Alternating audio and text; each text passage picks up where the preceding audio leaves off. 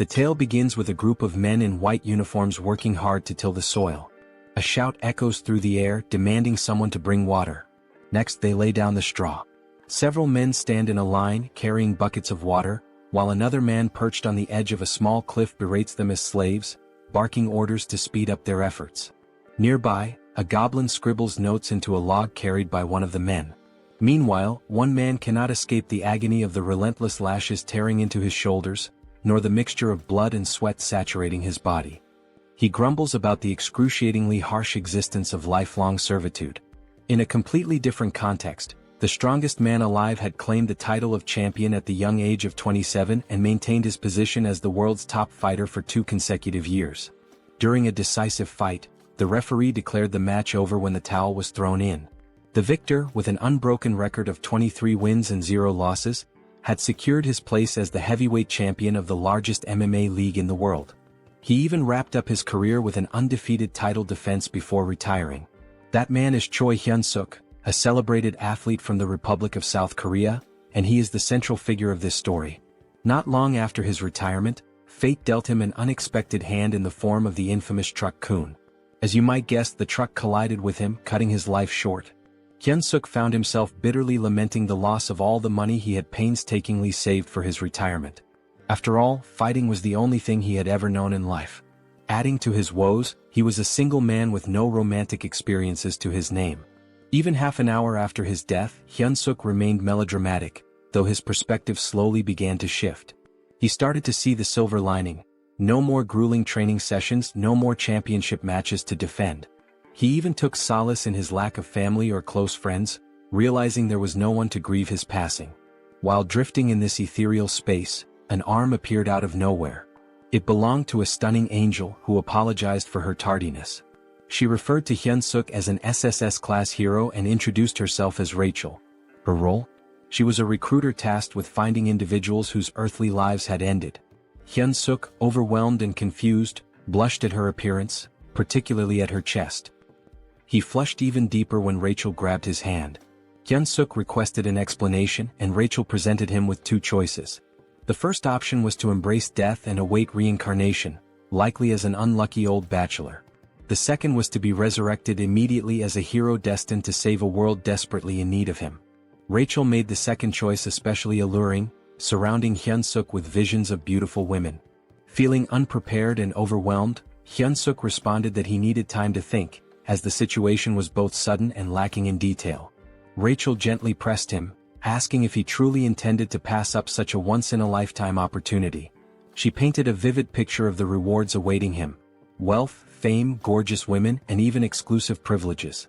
Yet, as Rachel continued her pitch, Hyunseok had already started tuning her out. He pondered his options. Choosing to become a hero meant fighting once more, a path he had just retired from. The alternative, peacefully awaiting reincarnation, seemed far more appealing. Rachel, noticing his lack of enthusiasm, decided to amplify her efforts. She described how, in the other world, the village chief would run to him barefoot, offering food and hospitality from the very start. Hyunseok would be warmly welcomed and would easily complete any quests given to him. Rachel went on to say that the chief might even offer his daughter, renowned as the most beautiful woman in the village, to Hyunseok. However, Hyunseok's stoic expression remained unchanged, much to Rachel's growing concern for her recruitment bonus. Switching tactics, Rachel feigned defeat, suggesting Hyunseok simply accept his fate as a lonely bachelor. This caught his attention. To seal the deal, Rachel introduced a chilling thought: there was no guarantee that his next life would even be as a human. This realization struck a chord in Hyunseok's mind. As Rachel began to leave, he grabbed her leg, announcing his decision to accept her offer. Feigning indifference, Rachel coyly asked him to repeat himself. Hyunseok tightened his grip, shouting that he would indeed take on the role of a hero. Satisfied, Rachel grinned and suggested they begin immediately. Bewildered, Hyunseok asked what she meant. A glowing magic circle appeared beneath him, signaling the start of his journey. Protesting his lack of preparation, Hyunseok realized there was no stopping what had already begun. Rachel insisted that the breathtaking world awaiting Hyunseok was already prepared for his arrival. She wished him an incredible adventure, though she couldn't help but complain about how difficult he made things, even though he ultimately agreed to go. Suddenly Rachel received a call. She picked up and reported that the prospective hero, Noam 137,421 Hyunseok, had just completed his transmigration. Meanwhile, Hyunseok drifted into unconsciousness, only to awaken to someone telling him to open his eyes. He wondered if this could be the village chief Rachel had mentioned, the one with the most beautiful daughter. The story seemed to be unfolding as expected, until an unexpected punch landed in his stomach, jolting him awake. Irritated, Hyunseok lashed out, asking if the person had a death wish, but he stopped mid-sentence. The figure before him didn't look human, it was wearing a wild boar skull adorned with horns. This strange creature was fuming, accusing Hyunseok of slacking off in the slave dormitory. Hyunseok, thoroughly confused, hesitated. Could this bizarre creature possibly be the village chief Rachel mentioned? The thought seemed absurd, it looked more like a monster he was supposed to fight. Timidly he introduced himself as a hero. The creature looked puzzled and approached him, mocking the idea of heroes being idiots nowadays. Hyunseok began to suspect something had gone terribly wrong but convinced himself that Rachel wouldn't deceive him. Was this monster his first quest? Trying to remain calm, he decided to take action in true Korean fashion. But before he could think further, the creature asked what he had just said. Without hesitation, Hyunseok kicked the creature, yelling for it to die. He briefly celebrated his successful kick, until the creature grabbed his foot. The creature smirked, asking if Hyunseok truly thought himself a hero. With a tired tone, it grumbled about how exhausting these self-proclaimed heroes were and wondered where they kept coming from. Hyunseok found himself immobilized as the creature clenched its fist and taunted him, saying he'd feel better after a good nap. The creature tossed Hyunseok into an underground prison. As Hyunseok adjusted to his dim surroundings, a loud banging sound echoed through the area. Someone outside the door screamed to open it, demanding another round with the cow-headed monster. The door creaked open to reveal an irate goblin wielding a sword. The goblin barked at the noisy prisoner, threatening to boil him into soup if he didn't shut up. Terrified, Hyunseok promised to stay quiet. After the goblin left, Hyunseok started complaining to himself about the so-called beautiful other world. He wondered where everything had gone wrong. His biggest concern? Dying a virgin in this life too. Suddenly, a voice called out to him from a small window in the cell. The person on the other side asked if he was a newcomer. Hyunseok, intrigued, asked who they were. The man introduced himself as a senior hero, about to embark on his own journey. He explained that they were currently trapped in the Demon King's army fortress, where humans were enslaved. Peeking through the window, Hyunseok was shocked to see a fellow Korean. He respectfully addressed the man as his sunbae and asked how they ended up in this dire situation. The man, amused by Hyunseok's politeness, teased him before yelling loudly to the other prisoners, asking if the self-proclaimed heroes were still alive. Voices erupted from every direction, claiming to be heroes. The room was packed with unfortunate souls who had met similarly grim fates in this world. Hyunseok, baffled, asked what was happening. The sunbae casually explained that there were at least 100 heroes who had fallen into the Demon King's fortress. He pointed out that the red cow-headed creature Hyunseok had encountered earlier was Reed Run, the head of the fortress. The goblin who had just threatened Hyunseok was Jark, a notoriously cruel prison guard. The man then revealed the truth behind their predicament. It was all because of Rachel, the so-called angel. Hyunseok's face twisted in confusion as the man cursed Rachel, referring to her as a wicked demon. The sunbae muttered bitterly, lamenting how things could have been different if not for her mistake. Hyunseok, growing hysterical, demanded clarification. Were they not supposed to start their journey in this nightmarish place? The man confirmed his suspicions. He explained that other heroes who had been captured in different locations told him about proper starting points. Heroes typically began their journeys in peaceful cities or rural villages, even without powers. Hyunseok's realization hit hard. The reason he was in this hellish situation was none other than the so-called angel Rachel. He remembered the angel's face clearly. A few days later, we find ourselves observing the 2nd Slave Squad of the 3rd Battalion within the Demon King's army. Humans were forced to work under harsh conditions, with goblins supervising them closely.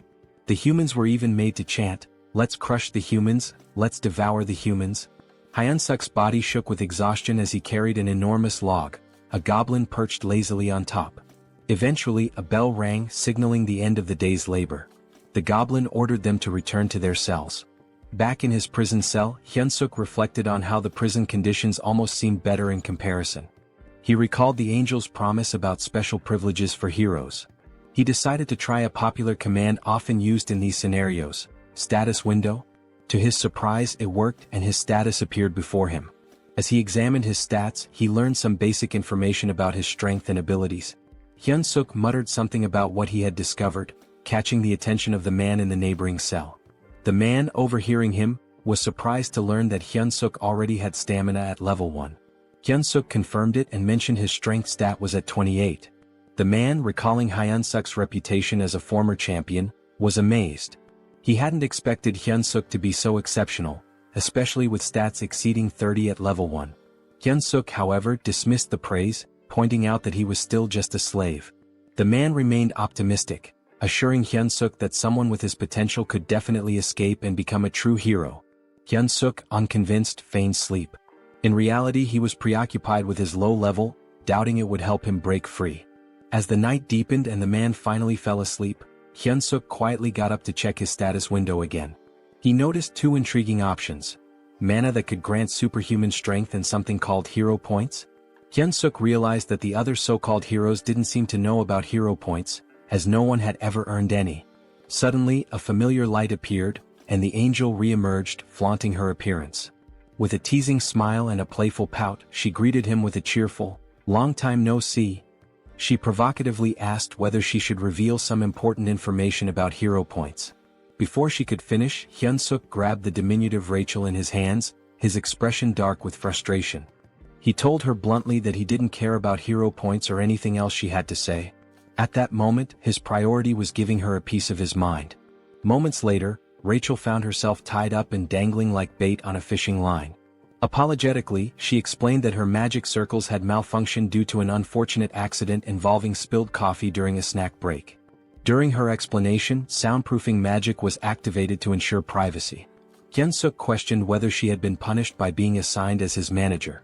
Rachel clarified that her role was to be his personal fairy, a guide to assist him until he defeated the Demon King. Hyunseok made it clear that he no longer cared about being a hero. Rachel, puzzled, asked him to elaborate. He explained that he had no intention of defeating the Demon King and would prefer to live a normal life. Rachel admitted that many prospective heroes chose that path, but she emphasized his extraordinary SSS-level potential. Hyunseok argued that his potential didn't obligate him to anything. He confessed that he never felt it was his destiny in the first place. Rachel tried to protest, but Hyunseok interrupted, saying he didn't want to live a life filled with endless battles as he had in his past. Rachel was startled by his words. She had always seen him as a foolish warrior driven only by fighting in women, but now she worried about her own fate. When she received her assignment as a personal fairy, Rachel had vehemently protested. She felt it was unfair for someone of her status to endure such a humiliating role. Nevertheless, she was ordered to stay by Hyunseok's side until he defeated the Demon King, and the decision was final. A personal fairy, she was told, must actively support and share both successes and failures with their assigned warrior. Despite her protest, she was teleported directly to the Demon Fortress. Back in the present, Hyunseok deduced that a personal fairy was obliged to obey their warrior's commands. Using this to his advantage, he instructed Rachel to contribute to his escape plan. Reluctantly, she agreed. A sudden noise from the door made Hyunseok act quickly, grabbing Rachel to conceal her presence. Goblins were waking the prisoners for the next day's labor. Rachel grumbled that she could use her stealth abilities without his interference. Even after roll call was complete, Hyunseok noticed that Jark, the cruel goblin guard, was still lingering by his door. The Jark informed Hyunseok that Raedran had summoned him to his office. Once there, Raedran brought up an unexpected topic. Apparently, Hyunseok had been working diligently these days. Hyunseok was utterly shocked while the Jark casually lounged on his shoulders. He couldn't believe that the foul-smelling goblin had actually complimented him. Raedran admitted that initially he had thought Hyunseok was just another lunatic human, but seeing his recent efforts had changed his perspective. That was why Raedran proposed a new role for him, head slave. Hyunseok was baffled and had no idea what Raedran was implying. Raedran elaborated, explaining that the workload had significantly slowed down recently, and someone needed to step up to manage the humans. Rachel anxiously hoped Hyunseok would refuse the offer outright. She whispered furiously, pestering him to decline, even yelling that a hero should never submit to officers in the Demon King's army. Both Raedran and the Jark heard the commotion and asked what the noise was. Hyunseok quickly shouted that he'd handle everything and ensure the humans worked harder. To distract them, he exaggeratedly bowed, slamming his head on the desk with a loud thud. Raedran was delighted. He confessed that, contrary to his first impression, he was beginning to like Hyunseok. He even promised to write him a special recommendation letter to join the Demon King's army, if he continued to perform well. Hyunseok was dismissed but felt despair deep down, watching his escape plans crumble.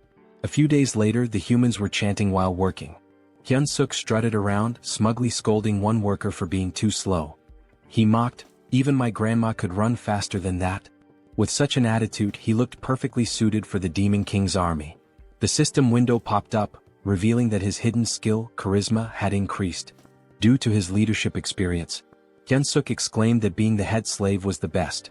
The other men exchanged worried glances, convinced he had lost his sanity. They whispered about him behind his back.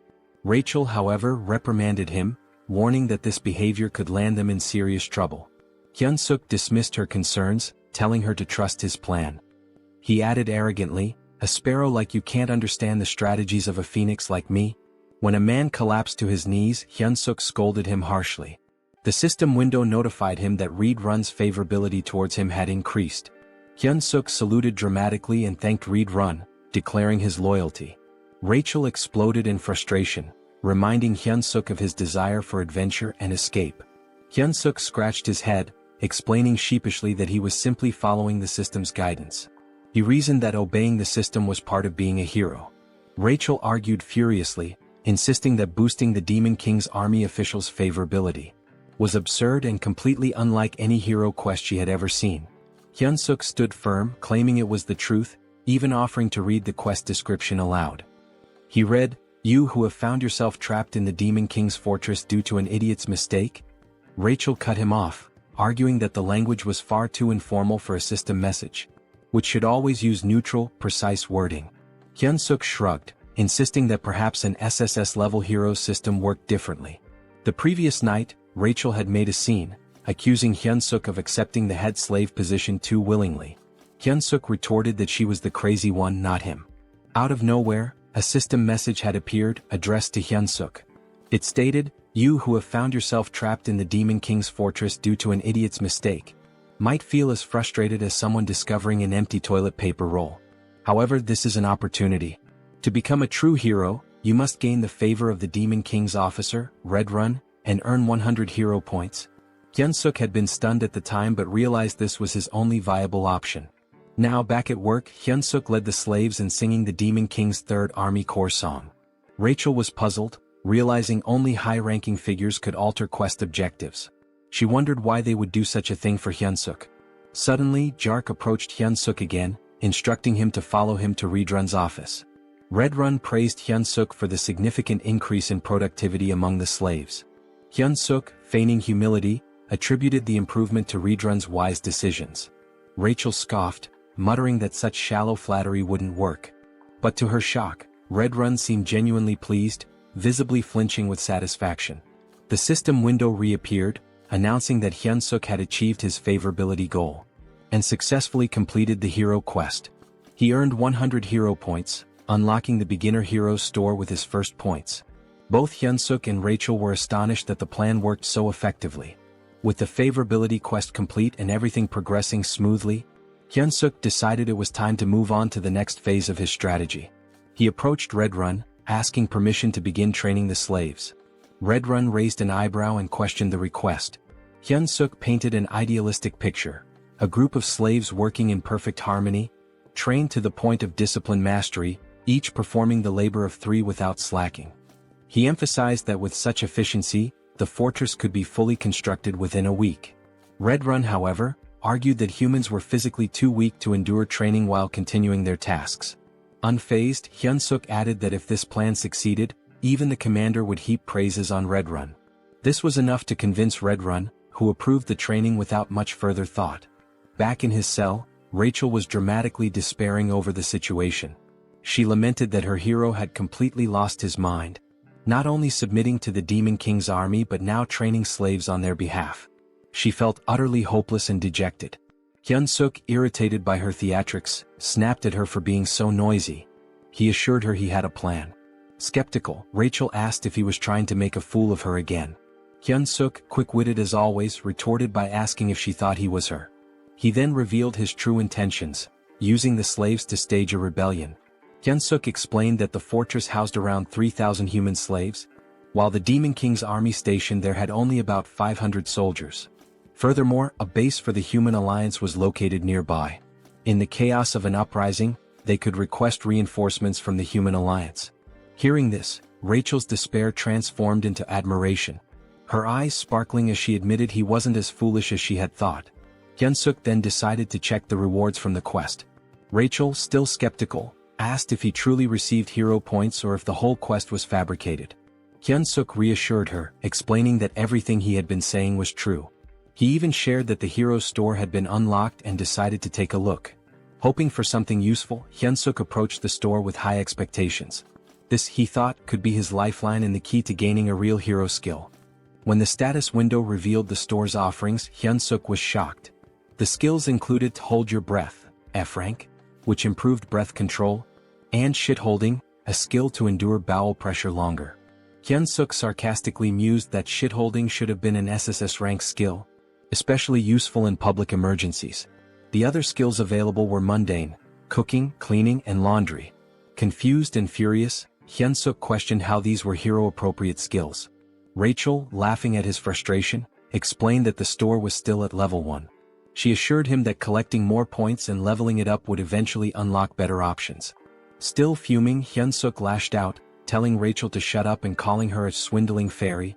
The next day, the slaves saluted the Demon King as Hyunseok commanded them to sing the Third Army Corps song. At his signal they began. We, the great Demon King army, defeat humans, eat humans. Forget all the suffering when you catch them. Nothing under the sky compares to the Demon King's affection. Reed Run observed the performance, feeling pleased with his decision to allow Hyunseok to train the slaves. Suddenly, the door to his quarters burst open as Jark entered with urgent news. The human army was advancing toward the fortress. The 8th Division, the largest unit in the area, had already fallen into a trap and retreated. If the 8th Division had been defeated, Jark warned, it was only a matter of time before the humans reached the fortress. Despite the dire situation, Reed Run remained calm. He acknowledged Jark's suggestion to evacuate but insisted they wait a moment. He declared that since ancient times, wars were won or lost based on supply lines. The first rule of war, he stated, was never to lose a competent supply officer.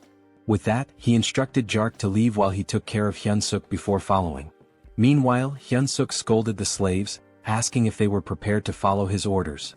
Hearing a commotion, he sighed, suspecting that combat training might once again be interrupted by Reed Run's constant surveillance.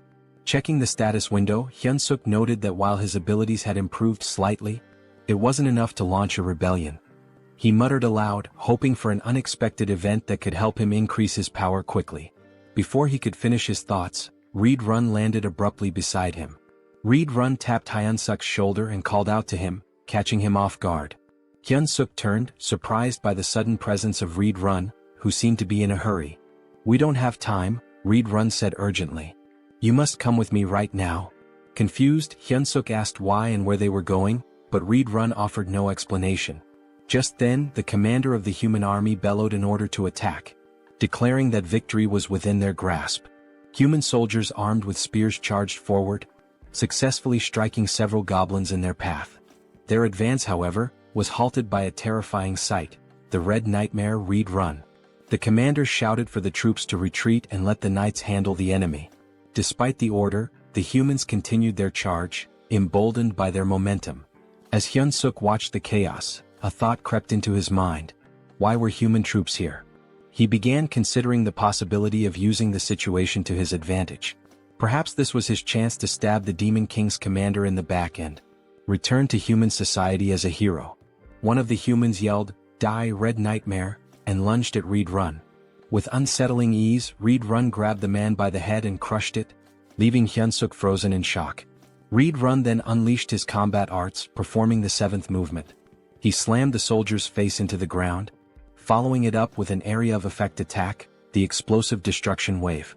The ground shattered, sending human soldiers flying through the air. Turning back to Hyunseok, Reed Run asked, "Are you all right?" Hyunseok saluted reflexively, replying that he was fine and subtly adding that he'd be leaving soon. This moment reminded Hyunseok that he was still in the company of one of the Demon King's most formidable warriors. The battlefield buzzed with activity as the humans claimed the area. They raised 2 flags at the center and began organizing the citizens of Mariot Kingdom and Drasan Empire. A soldier questioned Hyunseok's prison mate, asking if they were warriors. The man replied affirmatively. The warriors were separated from the other captives and led down a different path. A figure appeared to greet them, Olivane Grimier, a middle-aged man with striking red hair and a beard. He was a duke of the Dresden Empire and commander of the Allied forces. A soldier approached Olivane, reporting that the evacuation had been completed.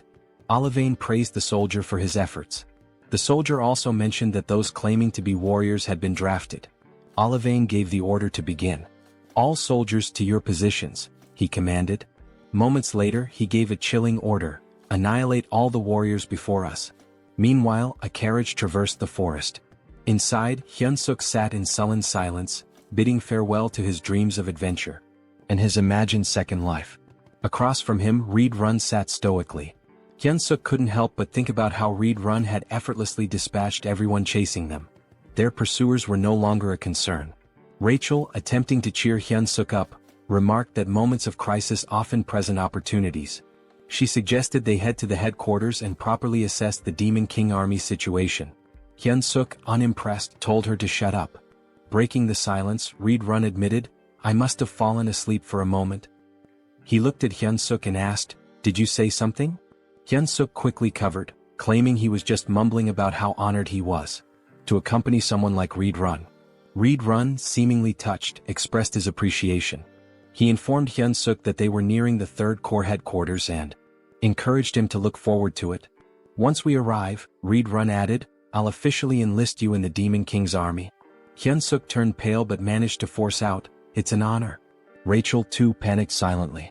At the headquarters, a guard announced Reed Run's return, prompting the gates to open. Reed Run gestured for Hyunseok to follow, stating that he would take him directly to the commander.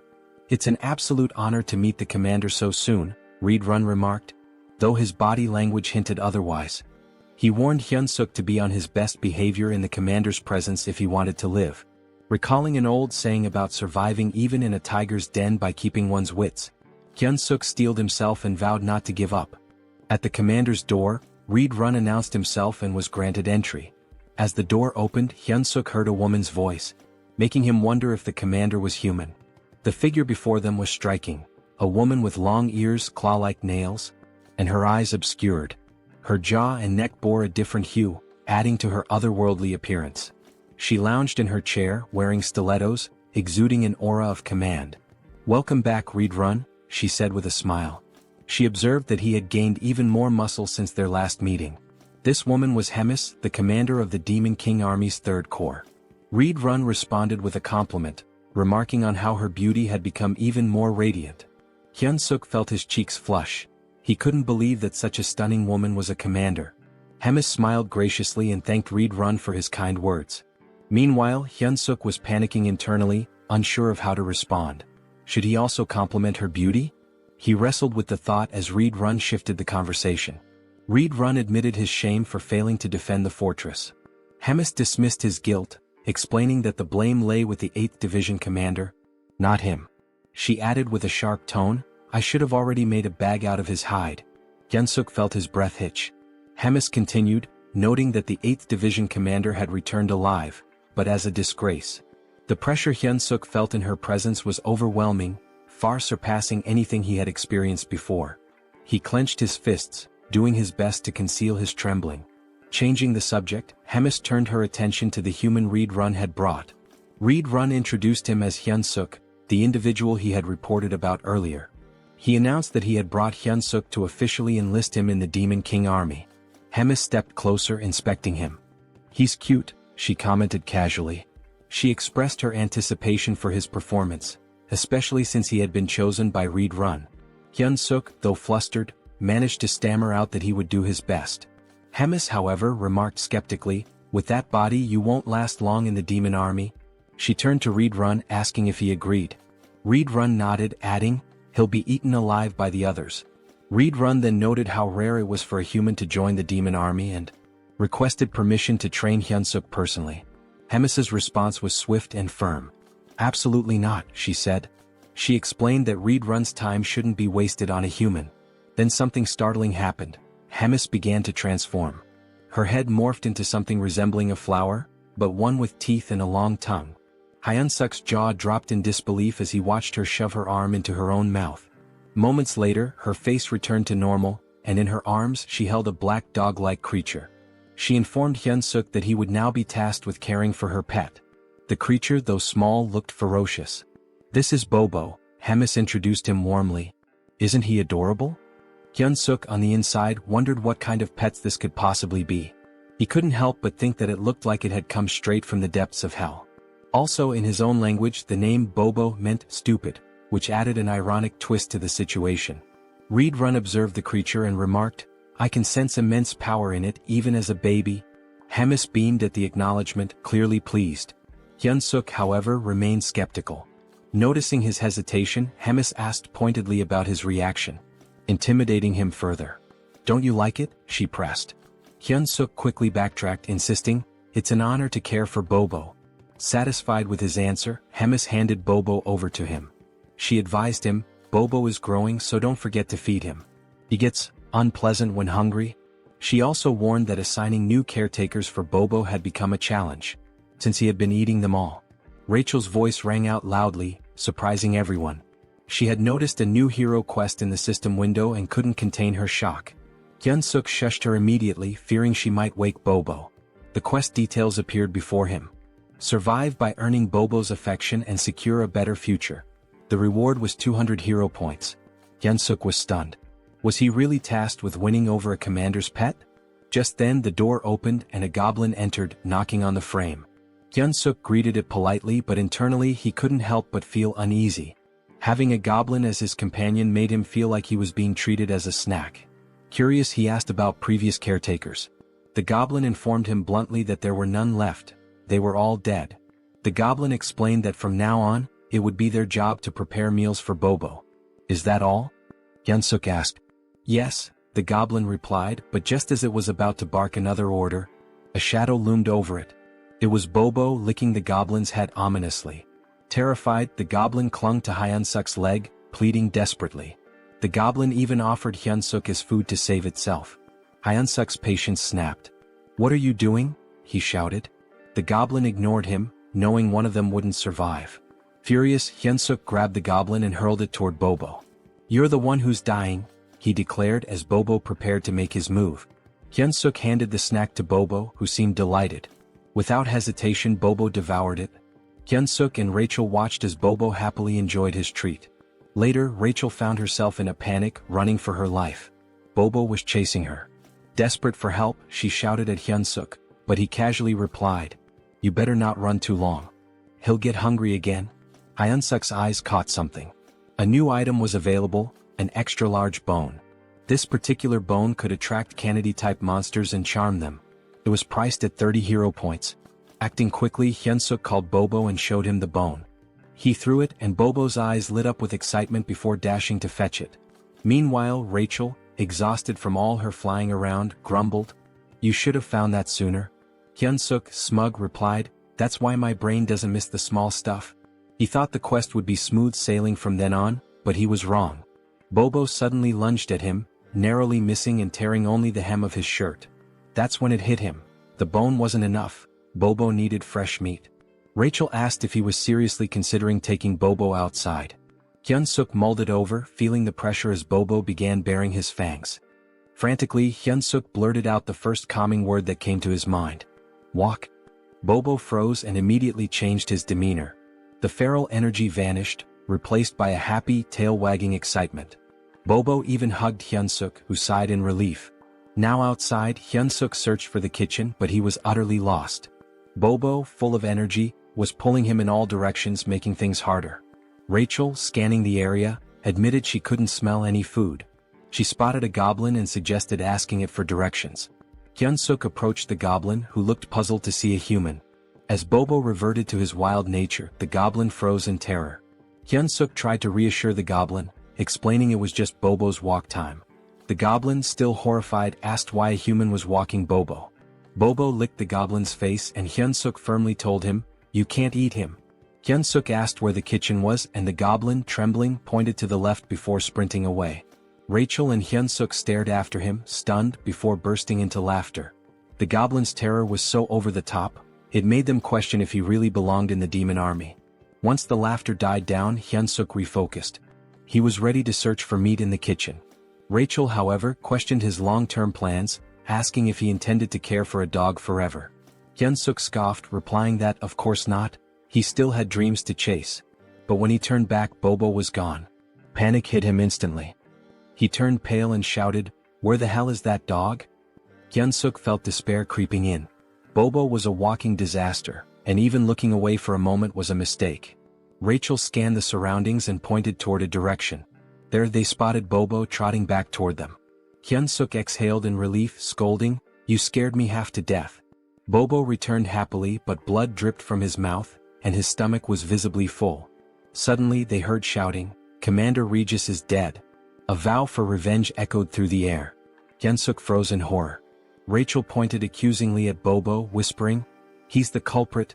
Goblin soldiers emerged, and Hyunseok and Rachel began running for their lives. Rachel, gasping, asked if they were about to die. Hyunseok snapped, "Shut up and run." They reached a dead end, cornered by goblins shouting accusations. One goblin vowed to tear off Hyunseok's arms like chicken wings. Another lamented that the commander was already digested, wondering how he would have tasted. Yet another suggested ripping both Hyunseok and Bobo apart, dividing the spoils. Hyunseok forced himself to stay calm and shouted back, "How dare you?" Outnumbered, he needed a plan. Thinking quickly, he lifted Bobo and asked the goblins if they knew who the brave one was. Confused, the goblins stared at Bobo, who they had assumed was just a wild beast. When Hyunseok heard their words, his fury rose and he reprimanded the goblins. He declared that this adorable yet lethal creature was none other than Bobo. The goblins hesitated, recalling that Bobo was rumored to be Commander Hemis's pet, but they dismissed it. They assumed it was just another deceitful trick from a human. Still, some goblins began to worry that Hyunseok might actually be telling the truth. Hyunseok questioned how they could fail to recognize Bobo, calling it a disgrace. The goblins stared at him, baffled by his confidence. Hyunseok, maintaining his composure, commanded Bobo to unleash his beast mode. Without hesitation, Bobo obeyed, transforming into a ferocious predator, saliva dripping as if anticipating a meal. Hyunseok addressed the goblins again, reaffirming, "This is Bobo." He then ordered, "Bobo, bite him." Bobo let out a deafening roar and pounced on the nearest goblin. Blood splattered as Bobo's teeth tore into his target. Hyunseok watched the grisly scene unfold, casually remarking, "A dog without a muzzle sure gets messy." When Bobo finished, only the goblin's bones remained. Turning to the others, Hyunseok asked mockingly, "Anyone else doubt who Bobo is?" The goblins frantically apologized, claiming they had no idea it was really Bobo. At that moment, a system notification appeared before Hyunseok. It revealed that his extraordinary charisma had subdued numerous demons, increasing his hidden charisma stat. Hyunseok grinned, pleased with the recognition. Just then, a voice from behind interrupted him. A calm but commanding presence addressed the group, wondering aloud about the commotion. It was Commander Hemis. She surveyed the scene, amused, commenting that the cute newbie was causing quite the stir outside. Hyunseok felt his blood run cold. Standing in her office had been nerve-wracking enough, but now facing her here was even worse. Hemis chuckled, clearly entertained by Hyunseok's audacity in using her name and Bobo to survive. Hyunseok bowed deeply, admitting he had committed a severe offense. Hemis raised an eyebrow, confused, as she had actually intended to compliment him. She admired his resourcefulness and wit, contrasting him with the less clever demons she often dealt with. "You've got guts too," she added with a smirk. Hyunseok stammered out a hesitant thank you, unsure if her words were genuine praise or a veiled threat. Hemis elaborated, sharing how the demon army relied heavily on brute strength, often creating unnecessary chaos. When Hyunseok inquired what kind of trouble she meant, she cryptically replied, "You'll find out soon enough." She shifted the conversation, once again suggesting he consider becoming an executive in the demon army. Hyunseok was stunned, feeling entirely unqualified, but Hemis dismissed his self-doubt. "You can't keep using my name and Bobo forever," she declared. She explained that the army had a decisive duel system where one could claim their opponent's rank. She gave him 1 month to prepare for a battle. If he won, she would extend her protection for another month. If he continued to succeed, he might even rise to the rank of battalion commander and prove useful. Hyunseok hesitantly asked what would happen if he lost. "You'll regret surviving the battle," she replied coldly, implying that failure would lead to a fate worse than death. Left with no other option, Hyunseok accepted. Hemis even chose his opponent on the spot. Rachel, standing nearby, sighed dramatically, predicting she would be saying goodbye to him in a month. Hyunseok glared at her, reminding her that she was the one who had claimed he had SSS rank potential. Rachel shrugged, explaining that potential only indicated possibility, not certainty. "You're a fairy," Hyunseok snapped, "but you can't even be supportive." As he fumed, Hyunseok noticed something unsettling. The doors ahead were streaked with blood. He wondered aloud if it was truly the kitchen. Cautiously he pushed the doors open. Inside, a towering red-skinned ogre-like figure greeted him. "You must be the human our commander mentioned," the monster said, introducing himself as Kulkin, the demon army's chef. Kulkin asked what business Hyunseok had in the kitchen. Hyunseok remained outside the threshold, explaining he was just there to get a snack for Bobo. Kulkin's eyes narrowed as he realized that Bobo's caretaker had changed yet again. However, he refused Hyunseok's request outright, leaving him dumbfounded. Kulkin explained there was no reason for him to help a human. The only order from Commander Hemis was to spare Hyunseok's life. Desperate, Hyunseok asked if there was any way to negotiate, emphasizing that the food was for Bobo. After some thought, Kulkin proposed a solution. If Hyunseok truly wanted meat, he would have to hunt it himself like the goblins did. Hyunseok paled as he glanced at the goblins, who were busy chopping up what looked disturbingly like other goblins. He realized with a sinking feeling that Kulkin's idea of hunting was far more gruesome than he had anticipated. The next thing we knew, Hyunseok found himself standing before a colossal, ferocious wild boar. He had been informed that this creature would be his dinner tonight, if he managed to kill it. As he stood there, Hyunseok couldn't help but reflect on how he had ended up in such a precarious situation. This same boar had already claimed Morgan's life. Although they called it a hunt, the boar seemed to do nothing but charge relentlessly at its opponents. The cooks had sworn to avenge Morgan. Hyunseok, observing the chaos, quipped that it was unclear who would ultimately be having dinner. Rachel, ever the pragmatist, asked what their next move should be and even suggested they run. Hyunseok shook his head, pointing out that escaping from such a massive crowd wasn't an option. Still, he couldn't deny how perilous his position was. Resolving to act, Hyunseok began to move, but Kulkin's voice stopped him. Instinctively, Hyunseok responded, volunteering to go next. But to his surprise, Kulkin informed him that there was no need. The hunt was over. Hyunseok was taken aback. All this time he thought they were mindlessly charging at the boar. How had they brought it down so efficiently? A goblin reported to Kulkin, tallying 12 dead and numerous injured. In Hyunseok's mind, the cost was far too great. Kulkin, however, seemed unfazed, calling the results amazing and declaring a short break before they resumed hunting their next prey. Hyunseok noticed how little Kulkin cared about the casualties. As the cooks busied themselves, Hyunseok confided to Rachel that escaping was no longer an option. Rachel asked if he intended to join the monster hunts with the others. Hyunseok replied with a firm no, explaining he had no reason to. He mulled over his predicament and concluded that the only way to increase his stats was to level up, which meant he needed experience points. Rachel agreed with his logic but asked where he planned to find such experience in their current situation. Shamelessly, Hyunseok inquired if he would still earn experience points if he only landed the killing blow. Rachel confirmed that he would, though she called his plan disgraceful. Her confirmation fueled Hyunseok's determination. He thanked her and told her they should get moving. Hyunseok knew his options were limited. He had to grow stronger within a month, especially if Commander Hemis's threats were genuine. Approaching Kulkin, Hyunseok expressed his desire to participate in the next hunt as a member of the brave demon army. Kulkin stared at him, making Hyunseok nervous. Had he overstepped? But Kulkin grinned, declaring that he liked Hyunseok's audacity. Hyunseok, relieved, offered his thanks while slipping in a few compliments to appease Kulkin further. Much to his surprise, Kulkin assigned Hyunseok the role of leading the next hunt. Kulkin explained that for their group, the leader's position was the most honorable, reserved for exceptional cases.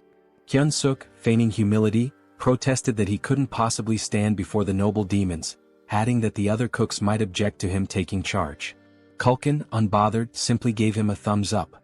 Their exchange was interrupted by an urgent call for Kulkin. "What's wrong?" the chef asked. A cook reported a monster invasion, describing the sound of the monster's cry as a signal that an urn had arrived. Hyunseok, confused, asked if they were in danger. Culkin dismissed the concern, though he added that urn meat wasn't particularly good. Drawing a knife from his back, Culkin rallied everyone to arm themselves, announcing that they would hunt the urn and add its meat to the dinner menu. Hyunseok saw this as an opportunity. All he had to do was stay close and land the final blow. Rachel handed him something. A system notification appeared, showing a slight boost to his health and strength for 3 minutes.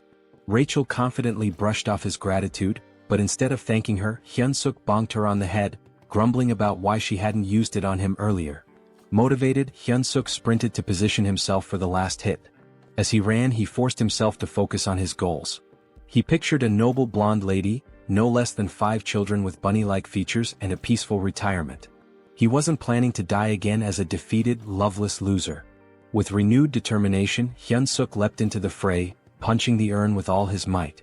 The monster fell, and with its death came a flood of system notifications. Hyunseok was stunned to see his level increase by 4 from a single killing blow. At this rate, he realized he could hit level 20 within a single day. Elated, Hyunseok felt empowered. Finally, he could grow stronger. Moments later, a trembling cook approached the dead urn, raising a butcher's knife. Before the cook could act, Hyunseok casually elbowed him, claiming his arm had slipped. He laughed maniacally, his grin wide and menacing. It was almost as if he had lost his mind when he declared that every last hit in the world was now his to claim. Time passed and more monsters were slain. Rachel, visibly drained, asked if they were finished now. Hyunseok smirked and praised his buff bot companion for her assistance. All the monsters had been dealt with, and it seemed like the cooks had wrapped up their butchering. But upon closer inspection, he realized the cooks were already gorging themselves on the fresh meat. One of them even shouted for a larger serving, leaving Hyunseok utterly baffled. Culkin caught sight of him staring and called out, asking what had captured his attention. Hyunseok questioned whether it was acceptable for the cooks to indulge in the army's food like this. Culkin responded nonchalantly, explaining that it was one of the cook's privileges, especially since monster meat spoils quickly. He added that for common soldiers, having fresh meat was a rare and special opportunity. The chef even admitted that enjoying good food was the main thing keeping him going. A flood of questions raced through Hyunseok's mind, like what kind of privilege this was or how they managed without a labor union. Despite his skepticism, the chef offered him a portion of the meat, saying he had earned it as a warrior. Hyunseok hesitated, staring at the meat and contemplating how much the cooks had risked for it. Eventually he took a bite. The flavor wasn't bad, there was a strong smell that oddly enhanced the taste, but overall the meat was bland and chewy. Hyunseok couldn't help but think that, back in South Korea, this kind of meat wouldn't sell for long. The realization struck him. These cooks were risking their lives for mediocre meat. His thoughts shifted to an idea. What if he created a dish better than this? It dawned on him that he could win their loyalty through their stomachs, earning their favor and becoming the kitchen's god. He opened the Hero Shop interface, much to Rachel's surprise. After spending points on a skill and an item, he revealed his purchases.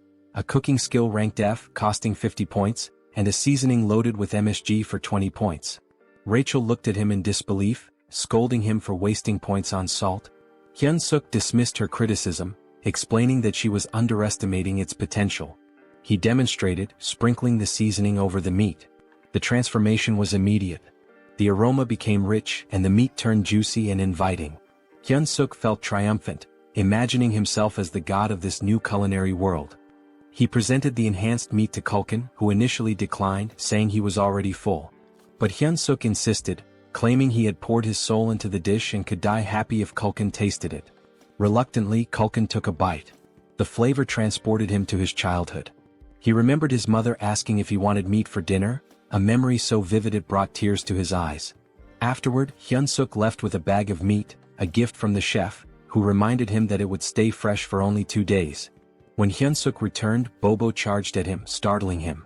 Quickly, he handed over the meat, calming Bobo instantly. Hyunseok encouraged Bobo to eat to his heart's content, pulling out every piece of meat from the bag. Bobo devoured it happily, and Hyunseok even promised to bring more tomorrow, earning a boost in Bobo's affinity. This also completed their hero quest, awarding them 200 hero points, exactly as Hyunseok had planned. Rachel noticed his success and pointed out an item on his screen that could enhance his stats. When she asked why he hadn't used it, Hyunseok explained that he avoided it because he didn't know how it worked. blaming at certain idiots who had skipped the tutorial. Rachel, unfazed, reassured him that it wasn't too late. She began explaining how bonus points worked. Strength increases power. Stamina boosts endurance and resilience. Agility improves reflexes and speed. Mana corresponds to magic. When Hyunseok asked about charisma, Rachel explained it was a hidden stat that couldn't be leveled up with bonus points, only through proper training. She advised him to balance the stats equally, but Hyunseok disagreed, believing it would be more effective to focus solely on strength. Rachel was taken aback by his train of thought. She explained that while focusing on strength might work at the beginning, mana becomes crucial as things progress. It's clear that a body enhanced by mana far surpasses one built purely on muscle training. Hyunseok adjusted his points and asked Rachel if the distribution was acceptable. Rachel examined it and admitted it wasn't bad. She then instructed him to visit the shop and purchase a fundamental skill for mana control. Curious, Hyunseok asked what mana control entailed. Rachel explained that it was essentially a skill to help him manage and manipulate his mana efficiently. She estimated the cost at around 100 hero points. Hyunseok began searching for it in the shop, only to find nothing. Rachel was shocked as it was supposed to be a common item. Disappointed, Hyunseok muttered how he'd thought she'd finally be of use. Frustrated, he even accused her of being completely useless. Rachel defended herself, insisting it should have been there. 3 weeks later, Hyunseok reached level 100. But the process had taken longer than he expected.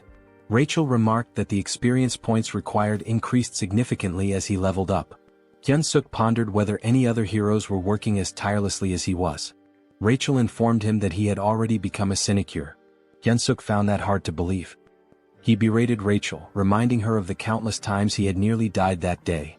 Rachel explained that most people take about 6 months to reach level 100. She added with some sadness that she wanted to get along with him, but Hyunseok retorted that she had brought it upon herself. At that moment, the door opened and a goblin entered, informing Hyunseok that the commander wanted to see him. When Hyunseok arrived at Hemis's office, she greeted him warmly. She remarked that he looked healthier than before and had clearly grown stronger. She noticed that his mana had doubled. Hyunseok explained that he had been working hard to provide the best quality meat for Bobo every day. Hemis, however, commented on how rapidly his strength was increasing. She asked if it had something to do with the hero leveling system. Hyunseok froze, realizing that Hemis knew he was a hero. He wondered how long she had known.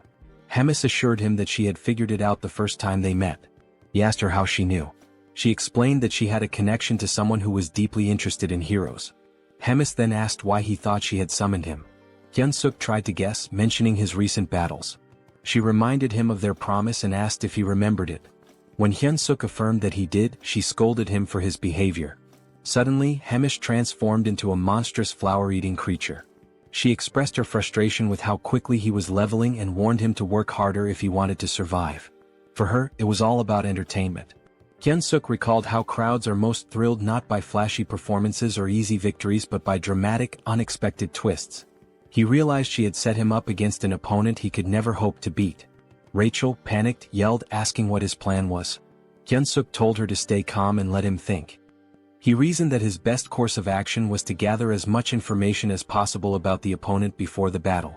Hyunseok intended to study their strength carefully. Rachel pointed out that they only had the opponent's name, questioning how he planned to identify them. Hyunseok revealed his plan to buy an item from the hero shop called the Combat Power Meter. The device, costing 50 hero points, would measure an individual's strength, stamina, agility, and mana. Hyunseok intended to use it to gauge his opponent's power level and then train against someone with a similar level. Rachel sighed, teasing him for only being clever in critical moments. Hyunseok fired back, saying it was better than always being useless. They tested the combat power meter on Rachel first. Her combat power was 375. She admitted she couldn't tell if that was high or low, so she suggested measuring Hyunseok's. Hyunseok handed her the device, waiting for the results. However, Rachel appeared confused. Hyunseok asked if she had seen anything. Rachel hesitated, then claimed the device must be broken, as she couldn't comprehend why his stats were higher than hers. Hyunseok's strength was revealed to be 1,560. He smugly asked Rachel if she was sure she wasn't the weaker one between the two of them. Rachel, feeling dejected, admitted she had a strength level of 10,000 just a month ago. Hyunseok asked if the combat power meter had worked properly despite her doubts. They checked Bobo's combat strength, and the damn dog had an insane 47,422 strength. Rachel felt utterly humiliated knowing that both she and Hyunseok were weaker than a dog. Hyunseok found the situation amusing, joking that maybe Bobo's breed had received a buff. Stepping outside, he decided to survey the strength levels of other orcs. He noticed that goblins, who looked the weakest, had considerably lower stats compared to the other orcs, most of whom had numbers comparable to his own. Suddenly, someone announced Captain Bulkman's arrival, prompting everyone to salute. As the captain passed by, Hyunseok used the combat power meter and discovered Bulkman's strength was an impressive 14,300. Hyunseok observed that individuals with combat strength over 10,000 typically held commander-level positions. He confirmed with Rachel whether his opponent was truly a platoon leader. Rachel affirmed this, adding that the opponent's name was Kirkin. Rumor had it that Kirkin was an orc with the intelligence of a pig. Hyunseok reasoned that a platoon leader should only have around 3,000 strength, meaning he might have a shot if he leveled up some more. Determined, he searched for Kirkin. When he found him, the combat power meter showed Kirkin's strength at 6,671. Rachel bluntly stated that the situation essentially meant Hyunseok was being sent to die. At that moment, Hyunseok received a hero quest. The system window displayed a notification, stating that his odds of defeating Kirkin were almost zero. However, because persevering through impossible situations was his defining trait, he was being given a chance. He needed to raise his combat strength to 3,000 within a week. The reward? 300 hero points. Hyunseok sarcastically commented on how perfectly timed the quest was, jokingly wondering if the system was spying on him. Despite the grim odds, he accepted the challenge, realizing it was a do-or-die situation. He resolved to outwit both his observer and Hemis to survive. The next morning in the kitchen, Hyunseok made his presence known. Kulkin greeted him and took note of the goggles Hyunseok was wearing, finding them intriguing. He asked where Hyunseok had gotten them. Hyunseok casually replied that he'd seen others wearing them and decided to get a pair himself. Kulkin speculated that it must be a trend among the younger generation before quickly changing the topic. He instructed Hyunseok to get ready for the hunt. Curious, Hyunseok used the combat power meter on Kulkin and discovered his strength was an overwhelming 35,230. This perplexed Hyunseok as it far exceeded the typical strength of a captain. Looking around, he realized that even the other cooks had high combat strengths due to their constant battles with demonic beasts. This gave Hyunseok an idea. If he could spar against someone with a similar strength level to Kirkin, he could prepare himself better for the upcoming fight. Hyunseok requested permission from Kulkin to spar with one of the cooks, explaining that it would help him improve and contribute more effectively. Kulkin initially dismissed the idea, stating that Hyunseok was already strong enough for a human and didn't need to rush things. However, Hyunseok subtly threatened Kulkin, saying he'd eat the high-quality meat for himself if he wasn't allowed to spar. Reluctantly, Kulkin relented and asked Hyunseok to choose his sparring partner. Later, as the cooks prepared for the hunt, they were surprised to learn that Hyunseok was planning to fight Golbachev, a cook with a combat strength of 2,620. Some wondered if this would be Hyunseok's last day alive. The goblins, however, voiced their discontent, as they didn't want to lose Hyunseok, who provided them with delicious meat. Hearing the commotion, Kulkin silenced the goblins and warned Golbachev not to kill Hyunseok during the sparring session. He instructed him to go easy and not overdo it. Golbachev, looking rather dim-witted, agreed. However, Kulkin clearly doubted his sincerity. The spar began. Hyunseok, brimming with determination, charged at Golbachev. Golbachev reminded himself of Kulkin's warning not to kill Hyunseok. When he swung a punch, Hyunseok skillfully dodged, observing that Golbachev's movements were largely instinctual. Capitalizing on this, Hyunseok launched a counterattack. The fight felt oddly familiar to him, reminiscent of battles he had consistently won in the past. In the blink of an eye, the match concluded, with Hyunseok declared the victor. The goblins were in disbelief. Golbachev had been taken down so quickly that some hadn't even registered what had happened. Hyunseok, equally shocked, realized he had defeated Golbachev with a single kick. This unexpected victory sparked a newfound confidence in him, making him believe he might have a shot against Kirkin after all. At the northern edge of the Black Fortress, near the Great Forest, Hyunseok replayed the spar in his mind.